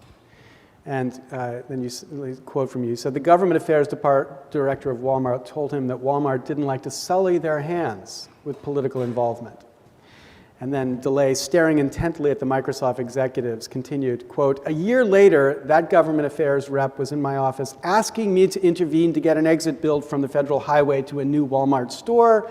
I told him I didn't want to sully my hands with such a task. You know what? They didn't get their ramp, and you know what else? They never will get their ramp. And then DeLay smiled without taking his eyes off the quivering executives from Microsoft. Kind of hard to imagine quivering executives from Microsoft, but there they were. And as we would often say in the lobbying business, they finally got the joke, and a $100,000 check was soon thereafter delivered to the Republican Congressional Committee. Now, from my view, that's extortion, right? That's sending a clear message that you play along or you're not going to get what you need. And you characterize this as just as commonplace as anything inside the system. Well, unfortunately, DeLay wasn't the only one I witnessed doing stuff like that. Most members of Congress are very subtle. When you're, by the way, I didn't need to get these speeches from them because I got the joke myself. Yeah. You know, when I was lobbying, I was doing everything I could to raise money for everybody I could. I had 40 people working for me, and we raised millions of dollars. But other lobbyists sometimes are a little more obtuse, and they need to be reminded. And so these members of Congress, what they'll do, the standard procedure will be, they'll work with you on an issue. They'll agree to support your bill or oppose whatever you want to oppose. And they'll say, you know, by the way, I'm having a fundraiser next Tuesday. I don't know if you got the invitation to that or not. Which means you better come up with some money. If you want me to keep doing this, you better come up with some money. Now, DeLay was known as the hammer. Yeah. Okay, and so DeLay didn't mince words sometimes. Even that was a little subtle for DeLay. But DeLay, and he wasn't alone. Eleanor Holmes Norton, who's the delegate for Washington, D.C., was caught infamously on tape actually calling a lobbyist just last year, I think it was, saying that, I don't know if you know this, but I'm chairperson of this committee, and I understand you're coming to our committee for results, and I can't believe I looked at my fundraising list, you're not on the list. Is something wrong with you? Why are you not giving me money? So sometimes it's subtle, and sometimes it's very much out front. It's certainly extortion, and they're soliciting bribes, in essence, is what they're doing. Yeah. But it's unfortunately, it's spread throughout the system, whether they're subtle or not. Now, is it your perception that it was always like that, or it grew during a certain period? Do you have a sense, I mean, you wouldn't have experience, but do you have a sense that it's different? I think it was less subtle, frankly, years ago. But it's from the stories when I first started my political career, I knew lobbyists who were senior at that point and were active in the 60s and the 50s. And they said it was less subtle. When LBJ would call you in, there wouldn't be any niceties. He'd say, where's your $100,000? There'd be members of Congress who said, you want to sit down with me? Come up, where's the cash? And it wasn't checks, by the way. It wasn't, $50,000, $2,000 checks. It was $100,000 in cash. Where's your money? So on the one hand, it was more disgusting, more openly outrageous. And I think today, one of the ways that members of Congress get around feeling horrible about themselves is their subtlety, is their dissimulation, is trying to make it out to be something other than what it is. Gee, by the way, I'm having a fundraiser next Tuesday night. Just in case you happen to be in the room with extra money falling out of your pocket, I'm having a fundraiser. Yeah. They mean the same thing. Okay, so they're more subtle. That might make it easier to feel good about themselves. But you also point to them asking for money for things that don't directly benefit them. So for example, $25,000 for their charity or $50,000 for the Congressional Campaign Committee. Is it your perception that the shift is away from the kind of Blagojevich or the Randy Duke Cunningham type of corruption, which is, what are you going to do for my checking account, personal checking account, and more towards how do we exercise influence for these things that indirectly benefit me but aren't really about me getting a boat? Well, no, because the thing is, Randy Cunningham and Blagojevich and William Jefferson and people like that who are, Bob Ney even, who've got their hand out and want you to actually put cash in there, or will give you a menu like Randy Cunningham, Duke Cunningham, but if you want to have an appetizer, that's going to be $2,000, $100,000, this. That kind of stuff is rare. But the fact is, these members are not asking for contributions to something they're disinterested in. If it's a charity, oftentimes these charities will pay for their travel, or these charities will hire their wives or their children. If they're asking for money for the Republican or Democratic Congressional Committee, it's because they've been given a requirement by those committees to raise a certain amount of money so they get their chairmanships. There's very few are altruistically raising money for the Goodwill Industries. Right. Out there. They're raising money for things that they are involved in. So it's not directly into their bank account, but it might as well be, really. Right, okay. And then another dimension of this story that you tell, which is really rich and interesting, is that money, of course, is just one technique that the lobbyists can deploy. Money, gifts become another aspect of this kind of money. But terrifying things to read about, for example, you describe how lobbyists with great influence and certain representatives can actually cause the advent of congressional hearing, and to do so utterly destroy whomever the client wishes to destroy, because the costs of preparing for a hearing could be up to $1 million for this kind of hearing. So this is a kind of weapon that you get to deploy in a way to guarantee that people line up in the way that you want them to line up. Yeah, I think most people probably don't think about the fact that the government has become a weapon for people. And it's not merely a weapon to go fight wars, it's a weapon to fight wars at home. And lobbyists, and frankly, I'm ashamed to tell you that this was the kind of lobbyist I was. I knew what the deal was. If somebody's called up for a hearing, I'll just give you an idea what a hearing is in the Senate or in the House. People think House and Senate hearings are like trials, and you get a lawyer and you go up there and you get a fair hearing and everything is hunky-dory. It's not. Hearings are kangaroo courts in Congress. Most hearings are designed to achieve a goal that's not ever expressed. And in the sense that lobbyists would push a hearing, it would be for the purpose of putting your opponent, whoever that might be, on defense. and setting them back. To prepare properly for a congressional hearing, a hearing that could theoretically land you in prison, by the way, if you perjure yourself, or even if they decide to hold you in contempt of their body, of the House or the Senate, could actually get you, they have a cell, they have a jail cell in the building. Wow. That they can put you in. And by the way, when I was called up for my hearing, this was very mindful to me that cell was there. It can destroy your reputation. It can destroy everything you have. But even if it goes well, you're going to spend $1 million preparing for your hearing. You're going to spend weeks and weeks not sleeping preparing for your hearing. You're not going to do anything that might be a problem, meaning anything your opponents might be able to come after you. So one of the great ways to disable your opponent is to organize a hearing. Unfortunately, it's done all the time. There are, 35 standing committees, or I forget what the number was at this point, on the Hill, and they're holding hearings every day. And just multiply that out, and you see how the lobbyist is able to play and how the special interests are able to play in a way that most Americans are just totally unaware of what's going on there. And the people who get called to these hearings, I mean, who pays them to be going to these hearings? Pays them? Well, I mean, even like their expenses. I mean, if like an ordinary person from Boston or California. As a witness for the committee, you mean? Somebody who is a tool in the attack? Yeah. Sometimes the committee will pay their expenses to get there, most of the time. Not if they're a target, though. No, obviously, if they're not a target, if they're a target. And then the other dimension of like a weapon that you could deploy, you know, we often think that the most important influence is the influence over the member. But you quite strongly signal that the most important influence to establish for a lobbyist is the influence over the staffers. Right. And that if you can signal to the staffer, Jim Cooper, a Democrat from Tennessee, described Congress as increasingly a farm league for K Street. And he didn't mean just the members, he meant the staffers.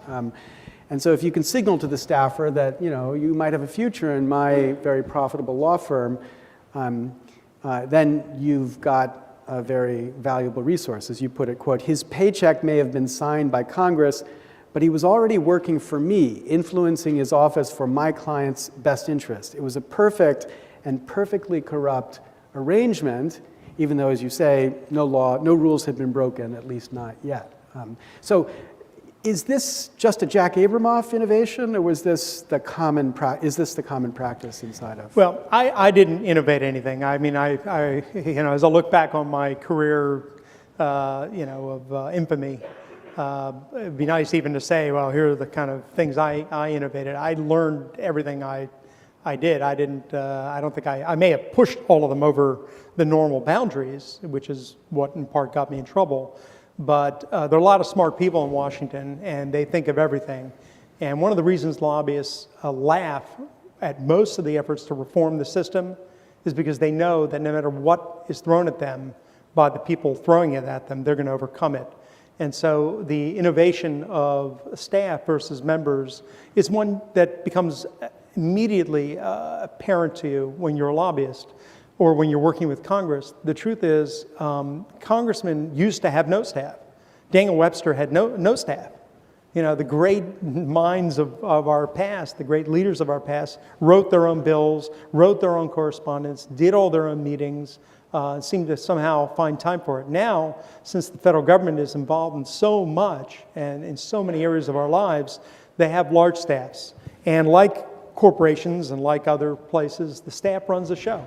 And so that becomes apparent to a lobbyist immediately. The ones who are going to make the decision are going to give you the access to the staff.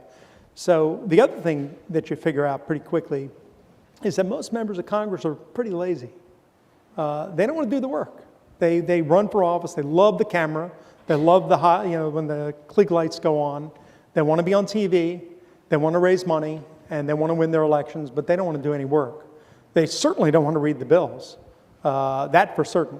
But they don't really. I can't understand why. Yeah, well, it's busy reading comic books, so they don't have time for the bills. But they're not really running the trains. The staff is. So when the time came that I started hiring, as I started building my lobbying practice, most people would try to hire congressmen because of the marquee value of the name and things like that. I had a totally different tack. I would never hire a congressman. I hired one congressman. I was actually asked by the leadership to hire a nice guy, a bit of adult who couldn't get a job, and I hired him, but he turned out to be utterly worthless to us. I always hired staff because the staff were hungry and they were killers, and that's the operation I had. Now, what I noticed and what I wrote about in the book is as I started hiring staff, at first I would hire them to come to work immediately because I needed somebody. And so I'd say, come to work tomorrow or come to work next week. But then as I started hiring staff, and particularly chiefs of staff, and said, look, when do you want to leave the Hill? Well, I don't want to leave for 2 years. Okay, in 2 years I'll hire you. I hired them right then. The minute they knew they were coming to work for me, their whole job changed. They were all, and they're human beings. I mean, if you have a job and you know you're going somewhere else, you're not going to, you're going to at least be thinking about the next job, and you don't want that business to go away. So what they do, unfortunately, and one of the real pernicious and corrupt parts of the system, and again, completely legally and unknown entirely. I mean, when I tell people this, they look at me and figure, it's obvious when I say it, but until I do, they don't understand it, that the staffer becomes my staffer.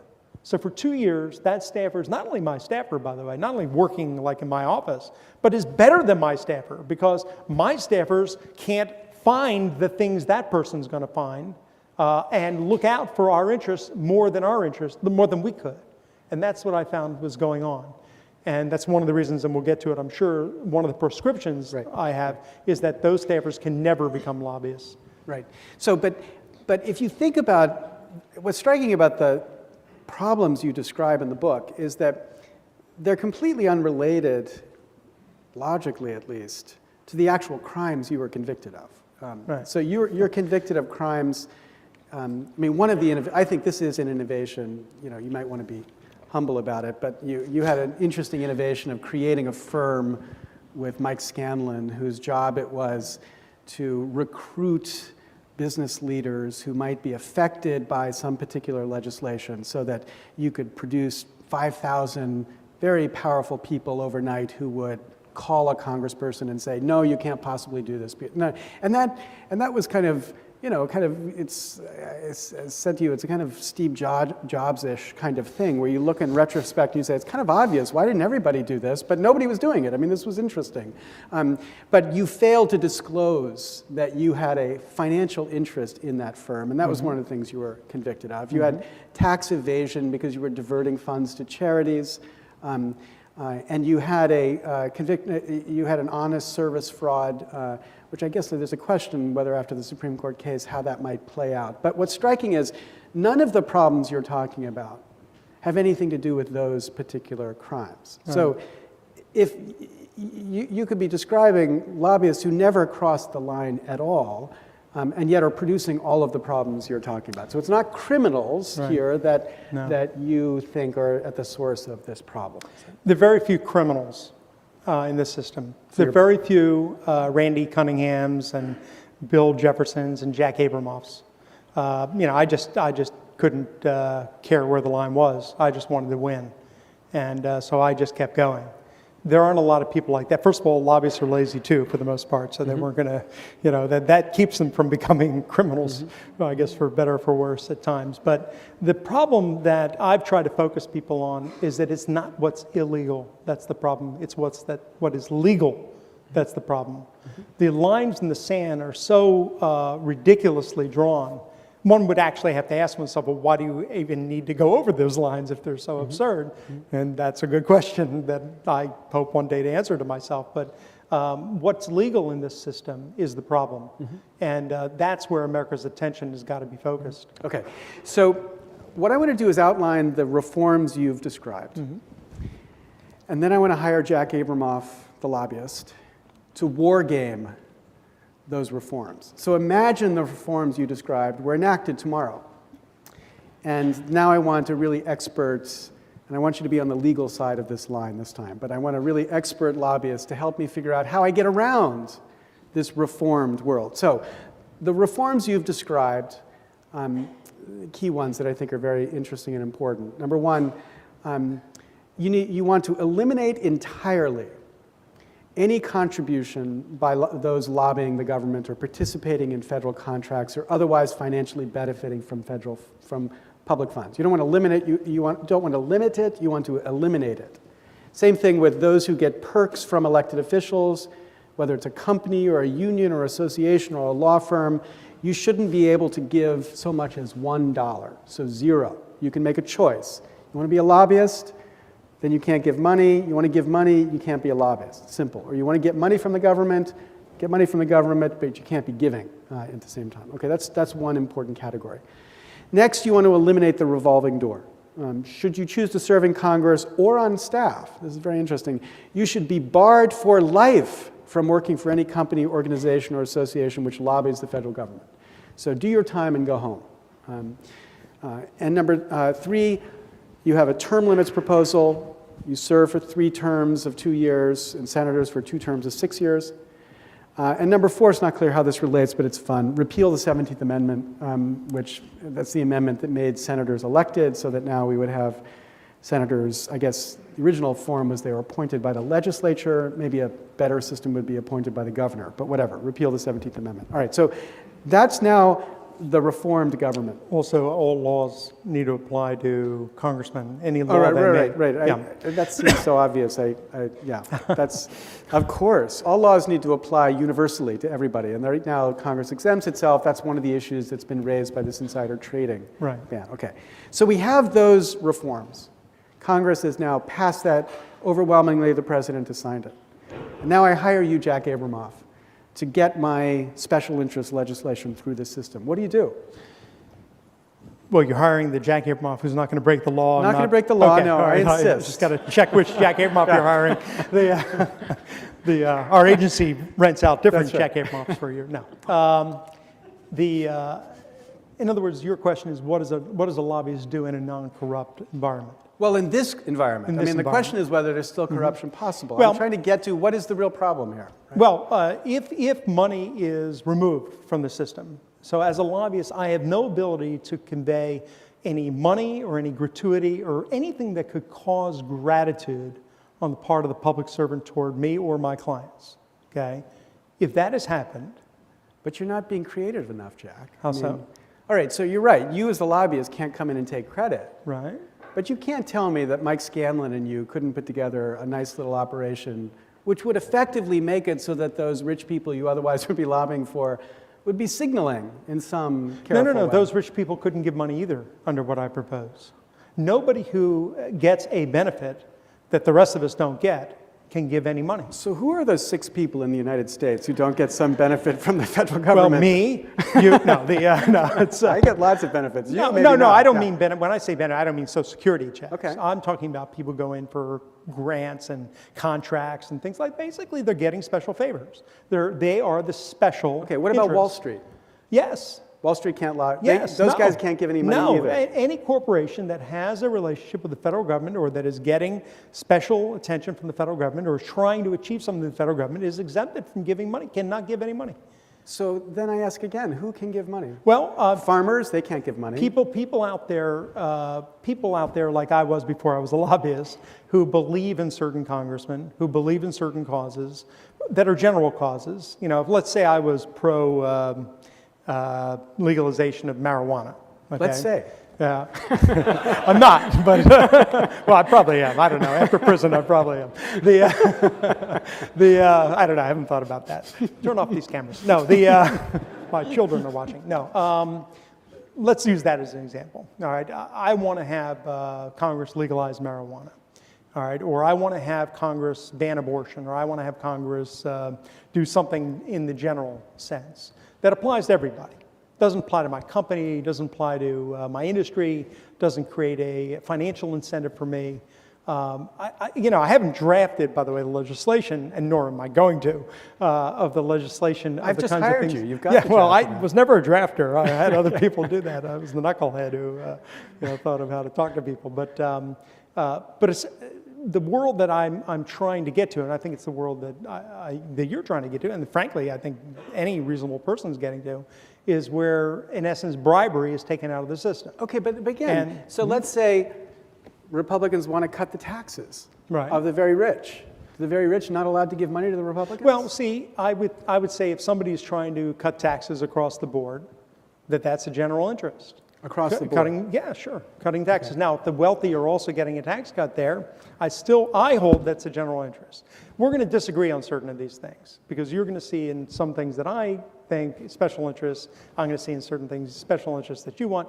I guess, and again, I don't have, it's hard for me to drill into the details of this, because I didn't create my book in that way, and I should just maybe mention that how I came up with these things.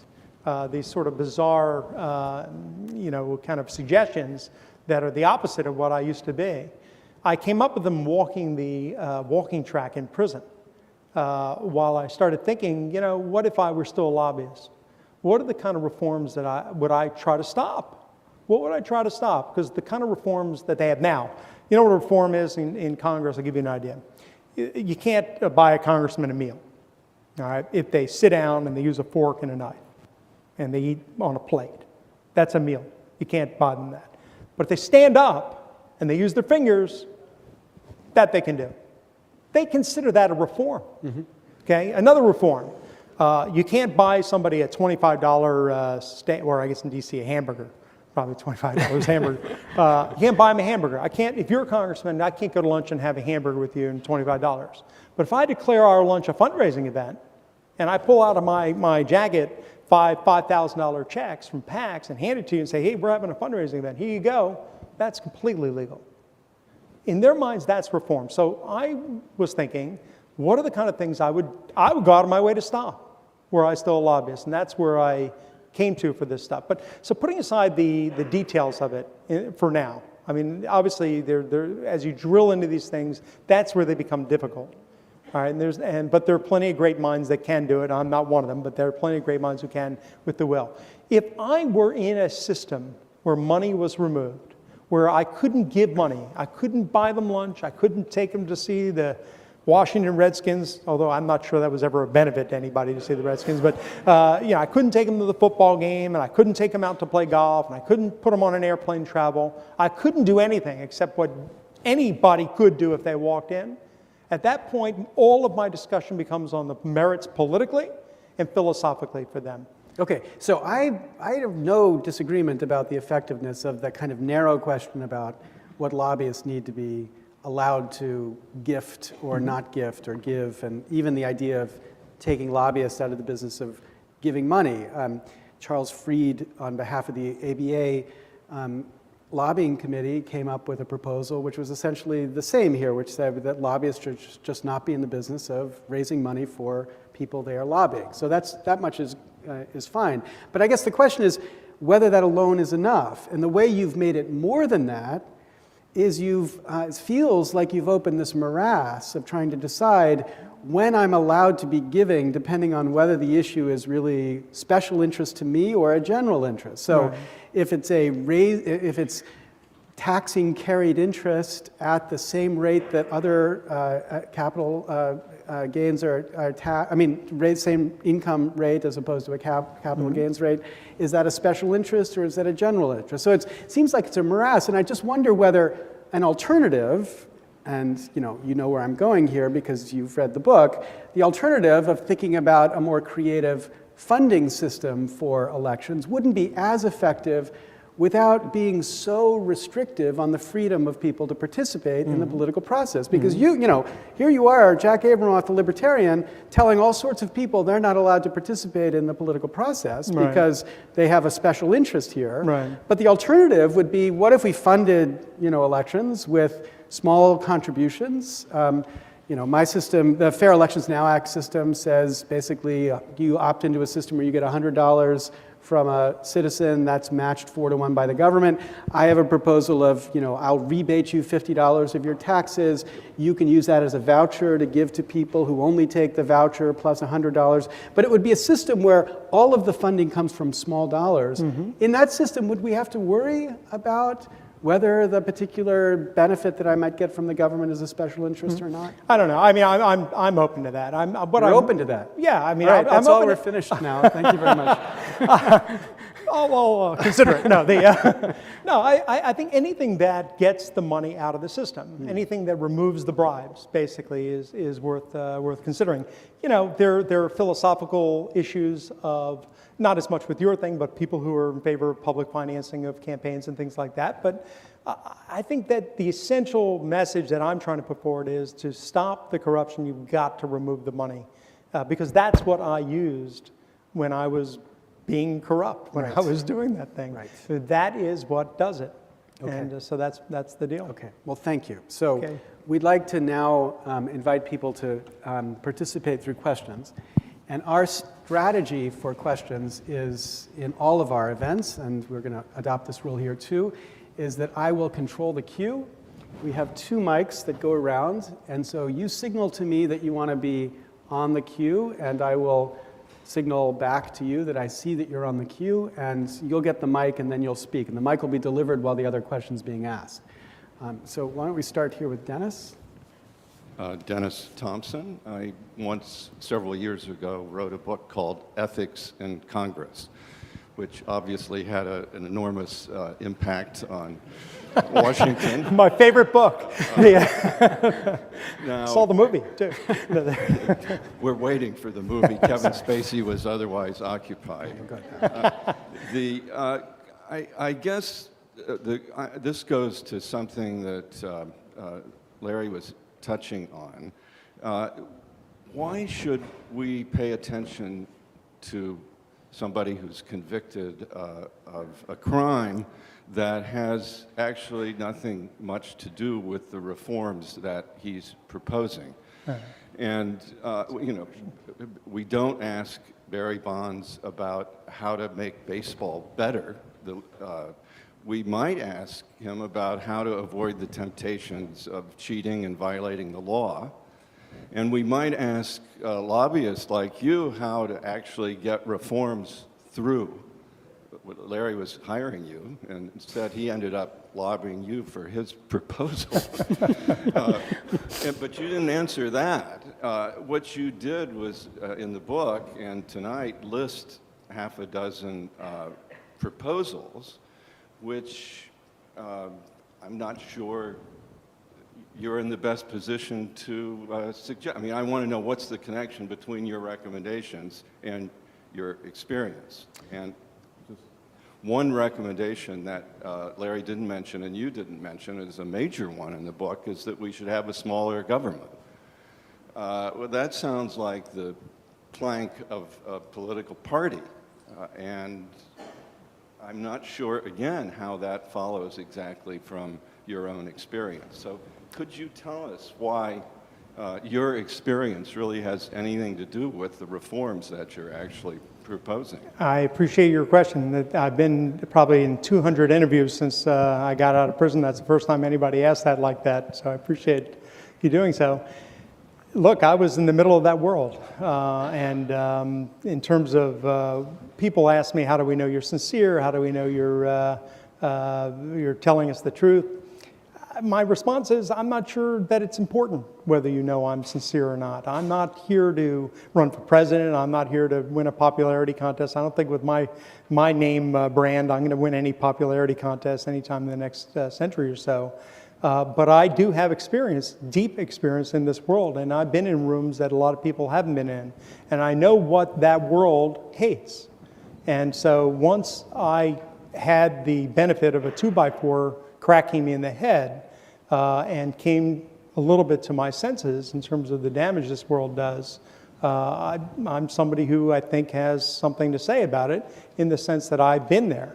Now, in terms of the smaller government part of it, there are 30,000 lobbyists, or whatever the number is. It seems every day it's different, 20,000, 30,000.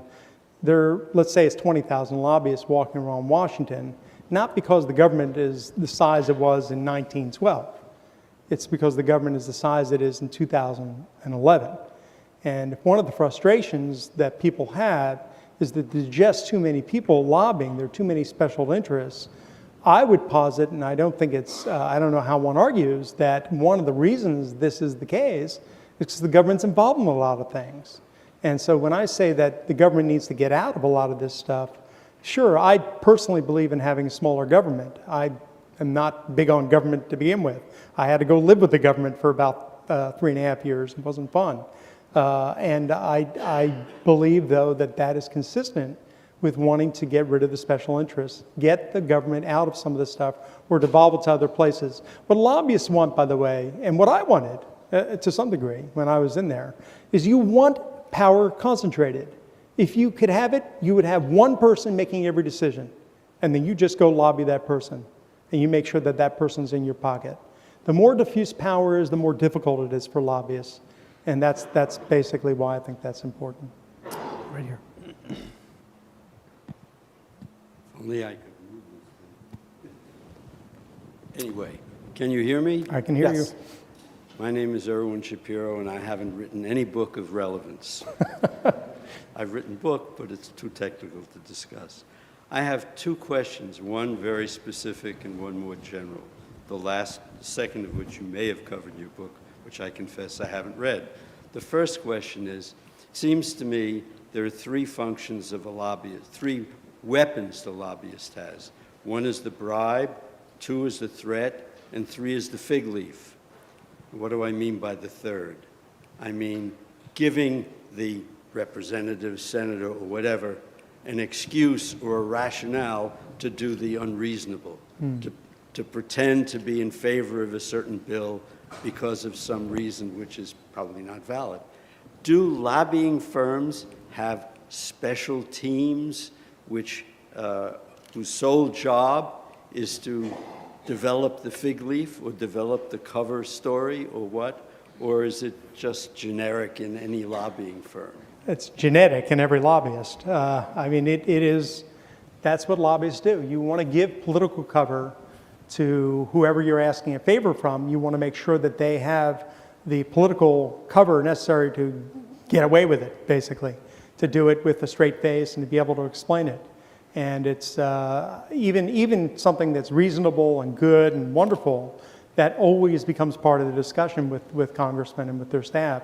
How can we do this in our district? We would constantly have, my view was 435 congressmen, they all represent the entire country, because they're all sitting on different committees that have things to do with. So to me, it was nothing to go to a congressman from Ohio to help me out for something in Florida or something in Texas, as I did, in fact.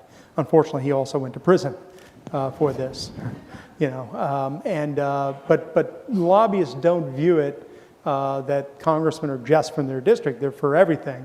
And so then one needs to craft, and lobbyists do, reasons why this is defensible at home if you get asked. So it is part of every lobbying effort.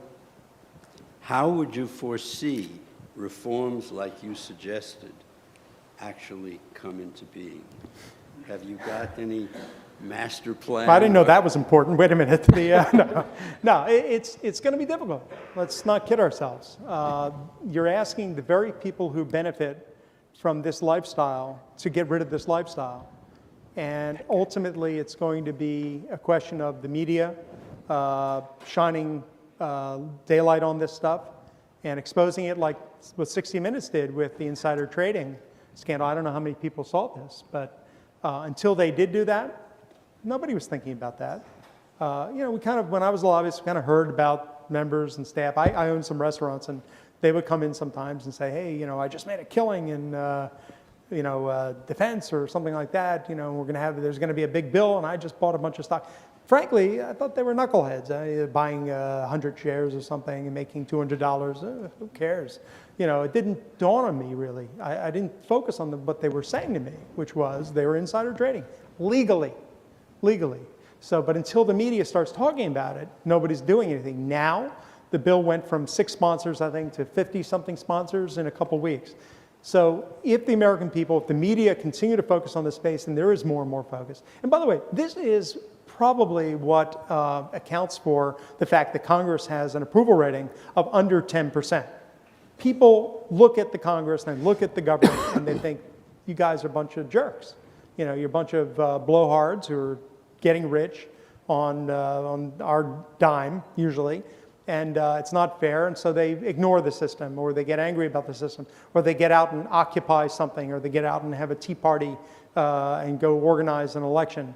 But the more that that happens on the left, on the right, and in the middle, the more likely it is, I think, that something might happen. Right here. Egon Chalakian. While at Harvard Law School in the 70s, early 70s, I hooked up with a gentleman by the name of Stanley Surrey. He was a professor here. He, at that time, introduced me to Wilbur Mills and Russell Long. I became a tax analyst on Capitol Hill in the joint committees. Years later, I ended up sitting on a board of directors in Los Angeles, Beneficial Standard Corporation, with Alfred Bloomingdale. Spent a lot of time with that clan, ended up on Reagan's kitchen cabinet. Knowing the players as I do in my memory at this point in time, did they have much of an impact on you? You came from that same neck of the woods, I gather. That's a culture by itself that has not been discussed tonight, but to ignore that culture, that was unique.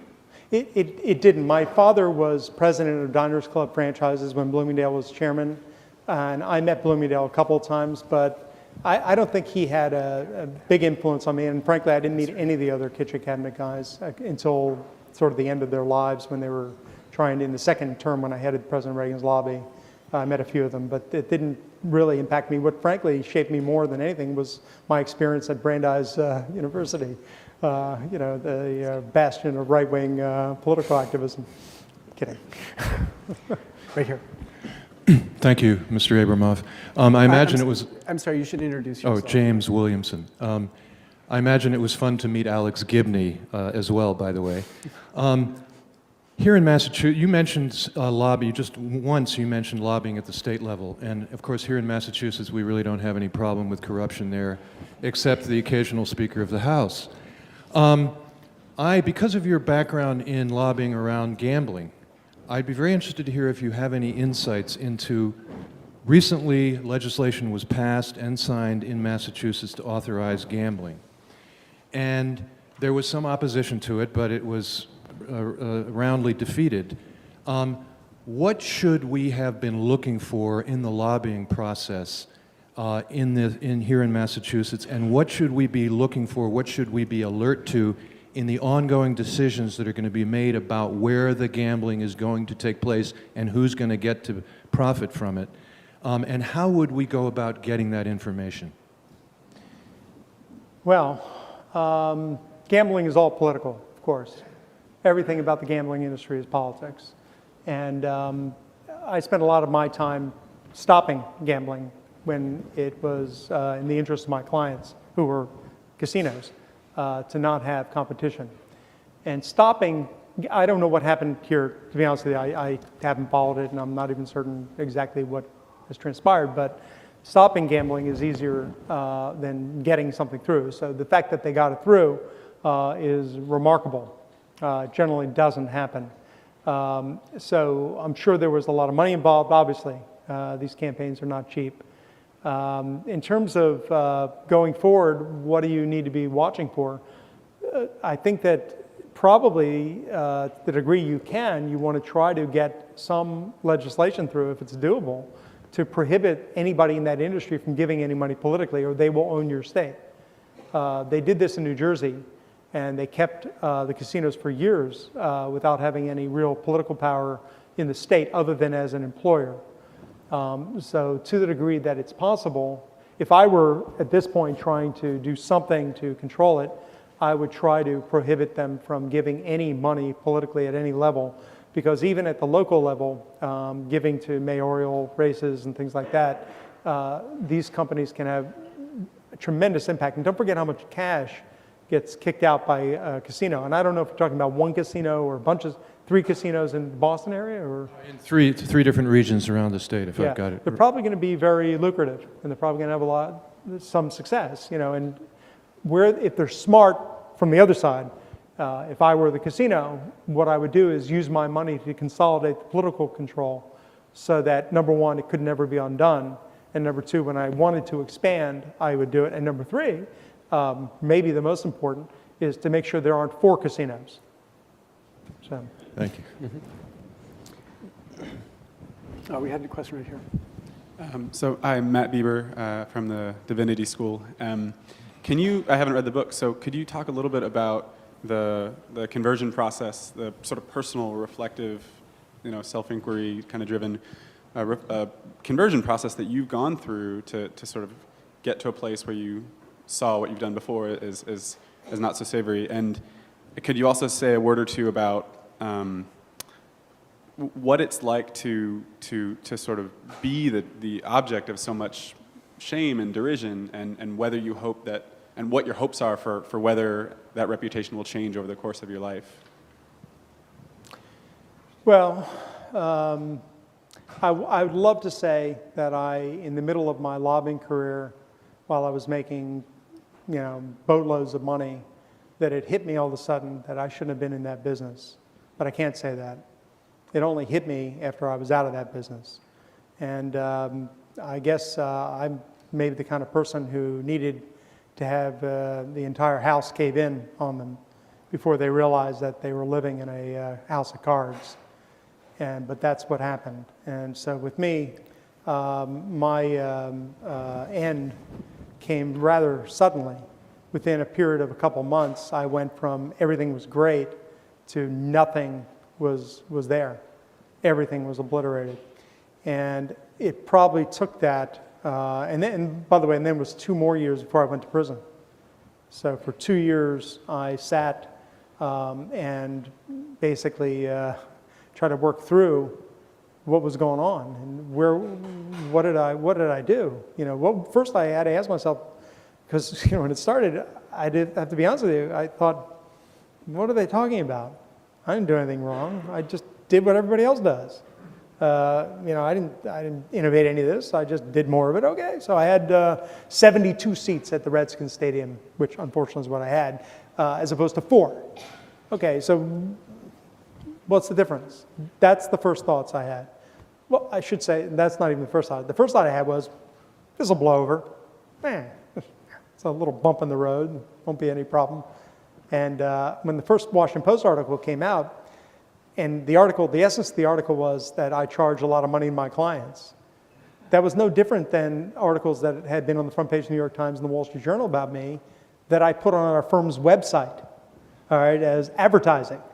So I look back now and, it's kind of morbid, but the email exchange between my firm and me after the first article was, should we put this up on the website? Is the picture okay? That kind of stupidity. We were just absolutely in a different universe. So at first I thought it would go away. And then it became clear it wasn't going away. And it was basically I was in denial. What did I do wrong? What's this all about? That didn't last long, by the way. Because very quickly I was able to somehow objectively sit down and get outside of myself and look at what I was and look at what I was doing. And I don't want to say everything I did was wrong. It wasn't. First of all, certainly most of what I did was legal, but put that aside for a second. Most of what I did in life, I don't think was wrong or bad, but I was involved in areas that were bad. And it was those areas, and those weren't areas, by the way, I went to prison for. Things that I did go to prison for, I was wrong about. And I regret all of this, of course. But it wasn't a matter of my saying, all right, well, let me look at exactly legally what did I do wrong, what are the precise things, I'm going to be sorry about that, and everything else, to hell with you all. I didn't take that approach. I took the approach of, let me look at what morally I should have been doing. The things I had studied my whole life that I somehow separated. I separated my religious and philosophical beliefs from my activities. And I'm not the first person to do that, obviously. Many people do that. But the fact that I did it, when I woke up to it, it was dreadful. And it was horrific to me. And it was depressing. And I was in depression. And there'd be mornings when I never thought I wanted to kill myself, but I thought, gee, wouldn't it have been better if I wasn't ever here? And that's a horrible feeling. But I have a family. I have 5 kids and a wife who are also suffering, and my mother and my father. My mother passed away, unfortunately, through this. And so it was a horrific process, but it was a necessary process. And so by the time I got to prison, I had already reconstructed my belief system. I hadn't been able to speak about it because, first of all, the media weren't really interested in hearing me, to be honest with you. I became a cartoon. I put on a rain hat because it was raining one day when I went to go plea. I went to go to the courtroom, You know, to give you an idea what it's like for somebody who was in my circumstance. The media camp outside your house. You know, they accost your family. Wherever you go, they rush you. And the paparazzi in the media, and I call them paparazzi, the camera people, they're not like decent journalists, you know, that Tom Brokaw and things like that. They're nasty. And what they want is for you to look at them because they want to get a picture of you looking at them. So they'll scream stuff at you that's unimaginable. Or they'll accost you physically. They'll make you walk into them. And eventually, by the way, I mean, I'm not as strong as I used to be, but I'm not completely weak. Finally, I just started walking right into them and knocking them over. You know, they were in the way. I didn't care. But that's kind of the sort of weird, horrible situation. And I became a cartoon. So I went to court. I wanted to avoid them when I was going to court. That was the big day for me to plea.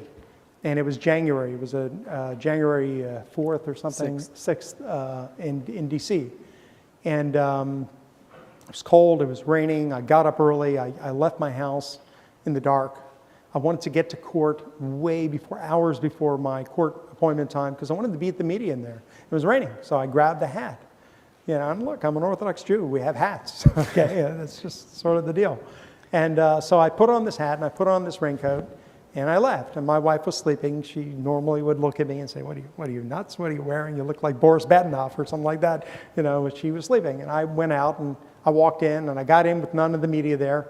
And I had some other things on my mind that day. I was pleading guilty to crimes and going to face the fact that I would be taken away from my family.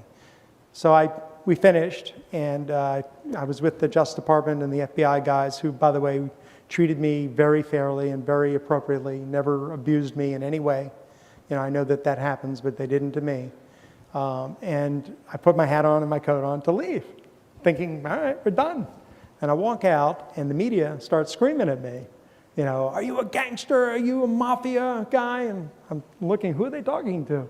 Mafia guy? No mobster dresses like this since George Raft. I mean, you know, mobsters dressed like Tony Soprano. Who are they talking about? And it was me. And so I kind of, you know, oh my God, I shouldn't have worn my hat and coat, I guess. And I became a cartoon. And so I couldn't talk to the media. I couldn't talk to anybody. But before I got to prison, this is what I was thinking. I was thinking, you know, I'm part of a system, and I'm probably the razor's edge of a system that's destructive and really is against everything I'd always thought about for our country. And whether it was greed or whether it was just power or whether it was wanting to win or whatever it was, I shouldn't have been there. I shouldn't have been doing that. And I'm about to get punished, I know. Before I went to prison, I knew I was going to prison. And when I went to prison, I didn't know how long I'd be in prison. And it wasn't until I was there 22 months that I even got my sentence. So I hope nobody in this room has been to prison. Prison's horrible. But every night in prison is terrible. But to be there and not know when you're leaving prison is indescribable. So finally I got sentenced, and I got more time than the Justice Department even asked for. Okay, that's fine. And I went back and did my sentence. But when I was there and after that is when I started really thinking. And I started thinking, okay, it's not enough that I know I'm wrong. It's not enough that okay, I'm never going to do that again. Obviously, I'm not going to do that again. Who's going to hire me as a lobbyist? Can you imagine that meeting on Capitol Hill? I just did. Congressman Jack Abramoff's here to see you. I mean, it's not going to happen. So I figure I got to go do something else, and I don't want to stick my head out and become public.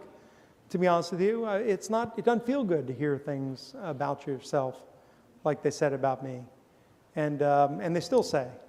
But I guess you get some thick skin, but you really never get that thick a skin. And so I decided, this isn't what I should be doing. I shouldn't be hiding. I shouldn't go away. I should come back and try to do something about what I was doing. And in my head, I have experiences of that world that are unlike a lot of the people in our country. And most of the people who know what I know aren't going to talk about it because they're earning money with it right now, even tonight. And so I decided to go back in. And I've been attacked pretty severely, by the way, by my former world. Not that I frankly care. But there are a lot of people who don't want to hear what I have to say. Not for the reasons that they think, oh, you're a criminal and you're a felon and who wants to hear from you. Okay, that I understand. People have that view. I understand that. But from the point of view of shut up, Abramoff, go away and die. You know, get out of here. You're ruining it for the rest of us. Well, I don't consider myself part of that rest of us anymore. I consider myself part of the rest of us. So, anyway, sorry for the long answer. We have a question over here. Yeah, Jay Livingston. Probably the most pernicious special interest lobby in Washington, ironically enough, is the one that's probably closest to your own heart, which is the Israel lobby. Your own Capital Athletic Fund funneled $140,000 to illegal settlers militia for equipment and sniper training, even though it wasn't a charity that performed what it had stated that it was going to do. You recently also expressed great undying gratitude to your friend Tom DeLay for his defense of Israel throughout his many years. Why is it convicted felons and unscrupulous people like you and DeLay feel so close to the outlaw state of Israel? Is it that birds of a feather flock together? Well, I don't know. I like Ireland too. I don't know if that counts, but I like Ireland too. But a lot of countries I like. But I don't know how to answer you. Obviously, we don't agree on Israel. We don't agree on Israel. What can I tell you? Look, I went to jail for misusing nonprofit money, and I'm sorry I did do it. But I'm an unabashed supporter of Israel, and there's. Well, they weren't settlers, but you know, it's not. We're going to have to agree to disagree. Okay. Okay. Right here. Hi, I'm Tom Ferguson. I was actually on NPR with you a couple of weeks ago on the program on insider trading. I teach at UMass Boston.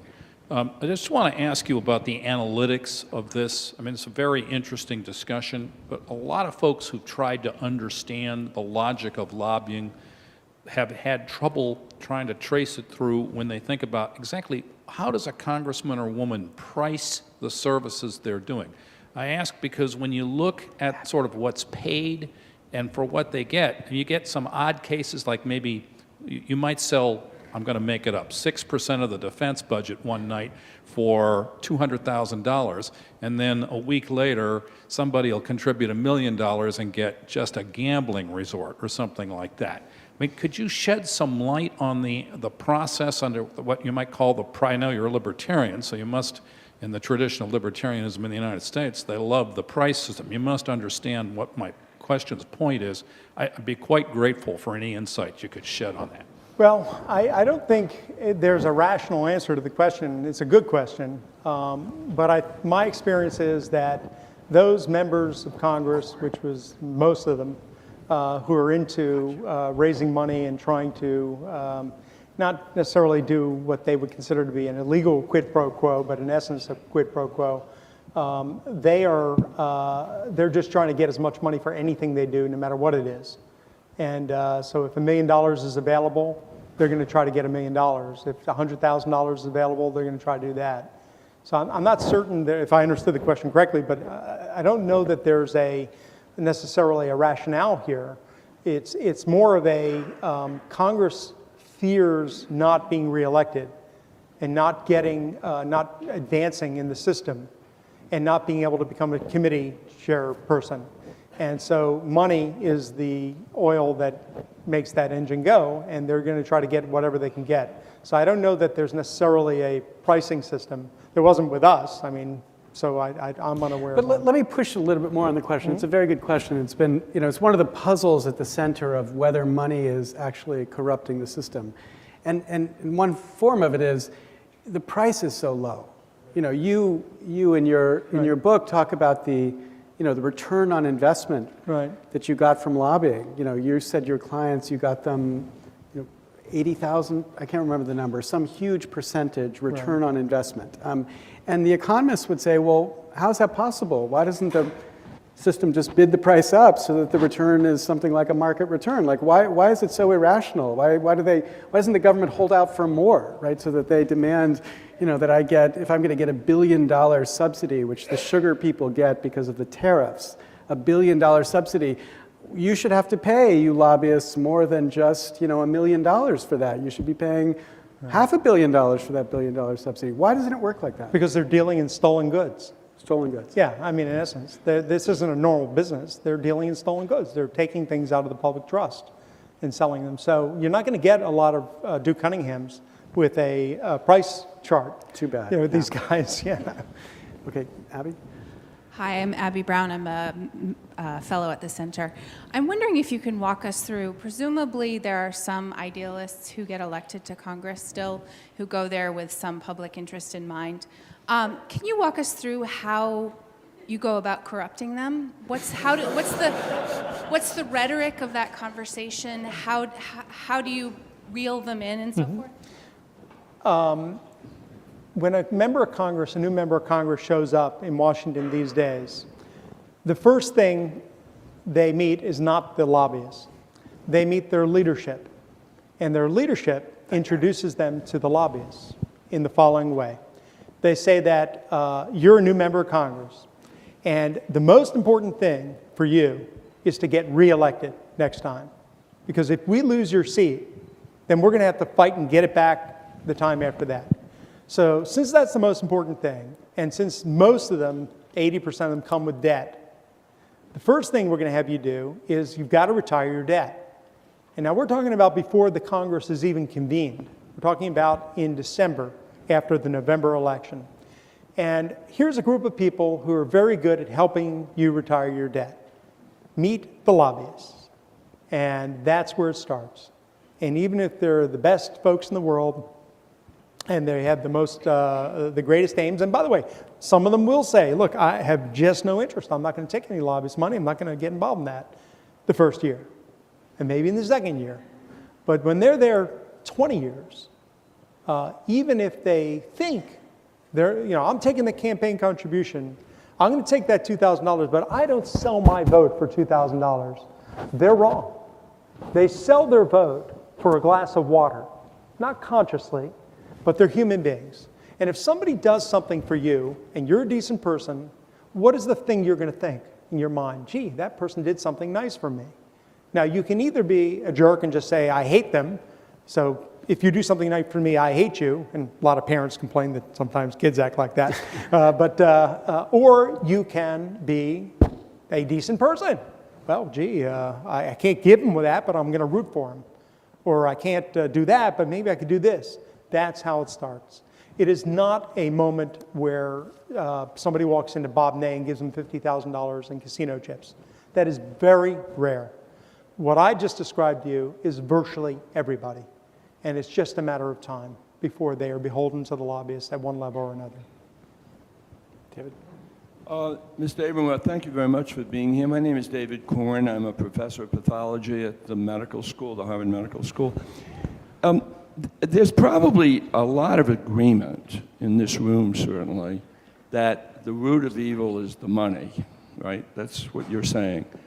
But if a miracle were to happen and there was legislation passed, as some have been trying to do for a very long time, to make the system a publicly funded system and get rid of some of the temptation, don't you think that the Supreme Court would rule it a First Amendment violation and overturn the legislation? In other words, there seems to be a hopelessness about the road to a solution for a problem that a cause of which is very generally understood and accepted. How do you get rid of it? Well, there's an interesting case in North Carolina right now that just the Fourth Circuit has affirmed, which bans lobbyist contributions in North Carolina. And it'll be very interesting to see where that goes. But somebody who chooses Path A, the rights aren't taken away. They're making a choice to engage in lobbying or engage in getting money out of the public till or whatever they're doing. For them to forego a right, we do have that, in society. And it seems that case in North Carolina may wind up being a seminal case in this regard. And it does bring hope that obviously if the Supreme Court knocks it down or says that that's not going to work, we're going to have to go back and look at other remedies. There are ways around the Supreme Court too. Okay, they're difficult. They're constitutional amendments, and they're they're impossible. When's the last time the Constitution was amended? I would venture to say most of the people in the room weren't born yet. So it's a difficult process, but I think that there is an opening here to go after it. we'll see what happens. But David was asking about public funding, which you, for a moment, opened your eyes to, but then now you've shut this down again. Well, I want to push you a little bit more on this because again, what you're talking about is limits, ways to limit people from participating. And you can't really, in the heart of your heart of hearts, believe. I mean, you might have a very accurate political judgment about the likelihood of public funding. But you can't, in your heart of hearts, really believe that if all we do is limit, the wealthiest 1% won't just find another way around the system to exert their influence inside the system, right? So, well, look, first of all, if things are drawn tightly, I can tell you I sat in prison with a bunch of guys who try to work their way around the system, okay? And they were convicted and prosecuted and thrown in prison. So I don't want, if you've been to prison, you don't want anybody to ever go to prison. And I don't want to see people in prison. But if that's the penalty for playing games, you're going to get rid of a lot of it there too.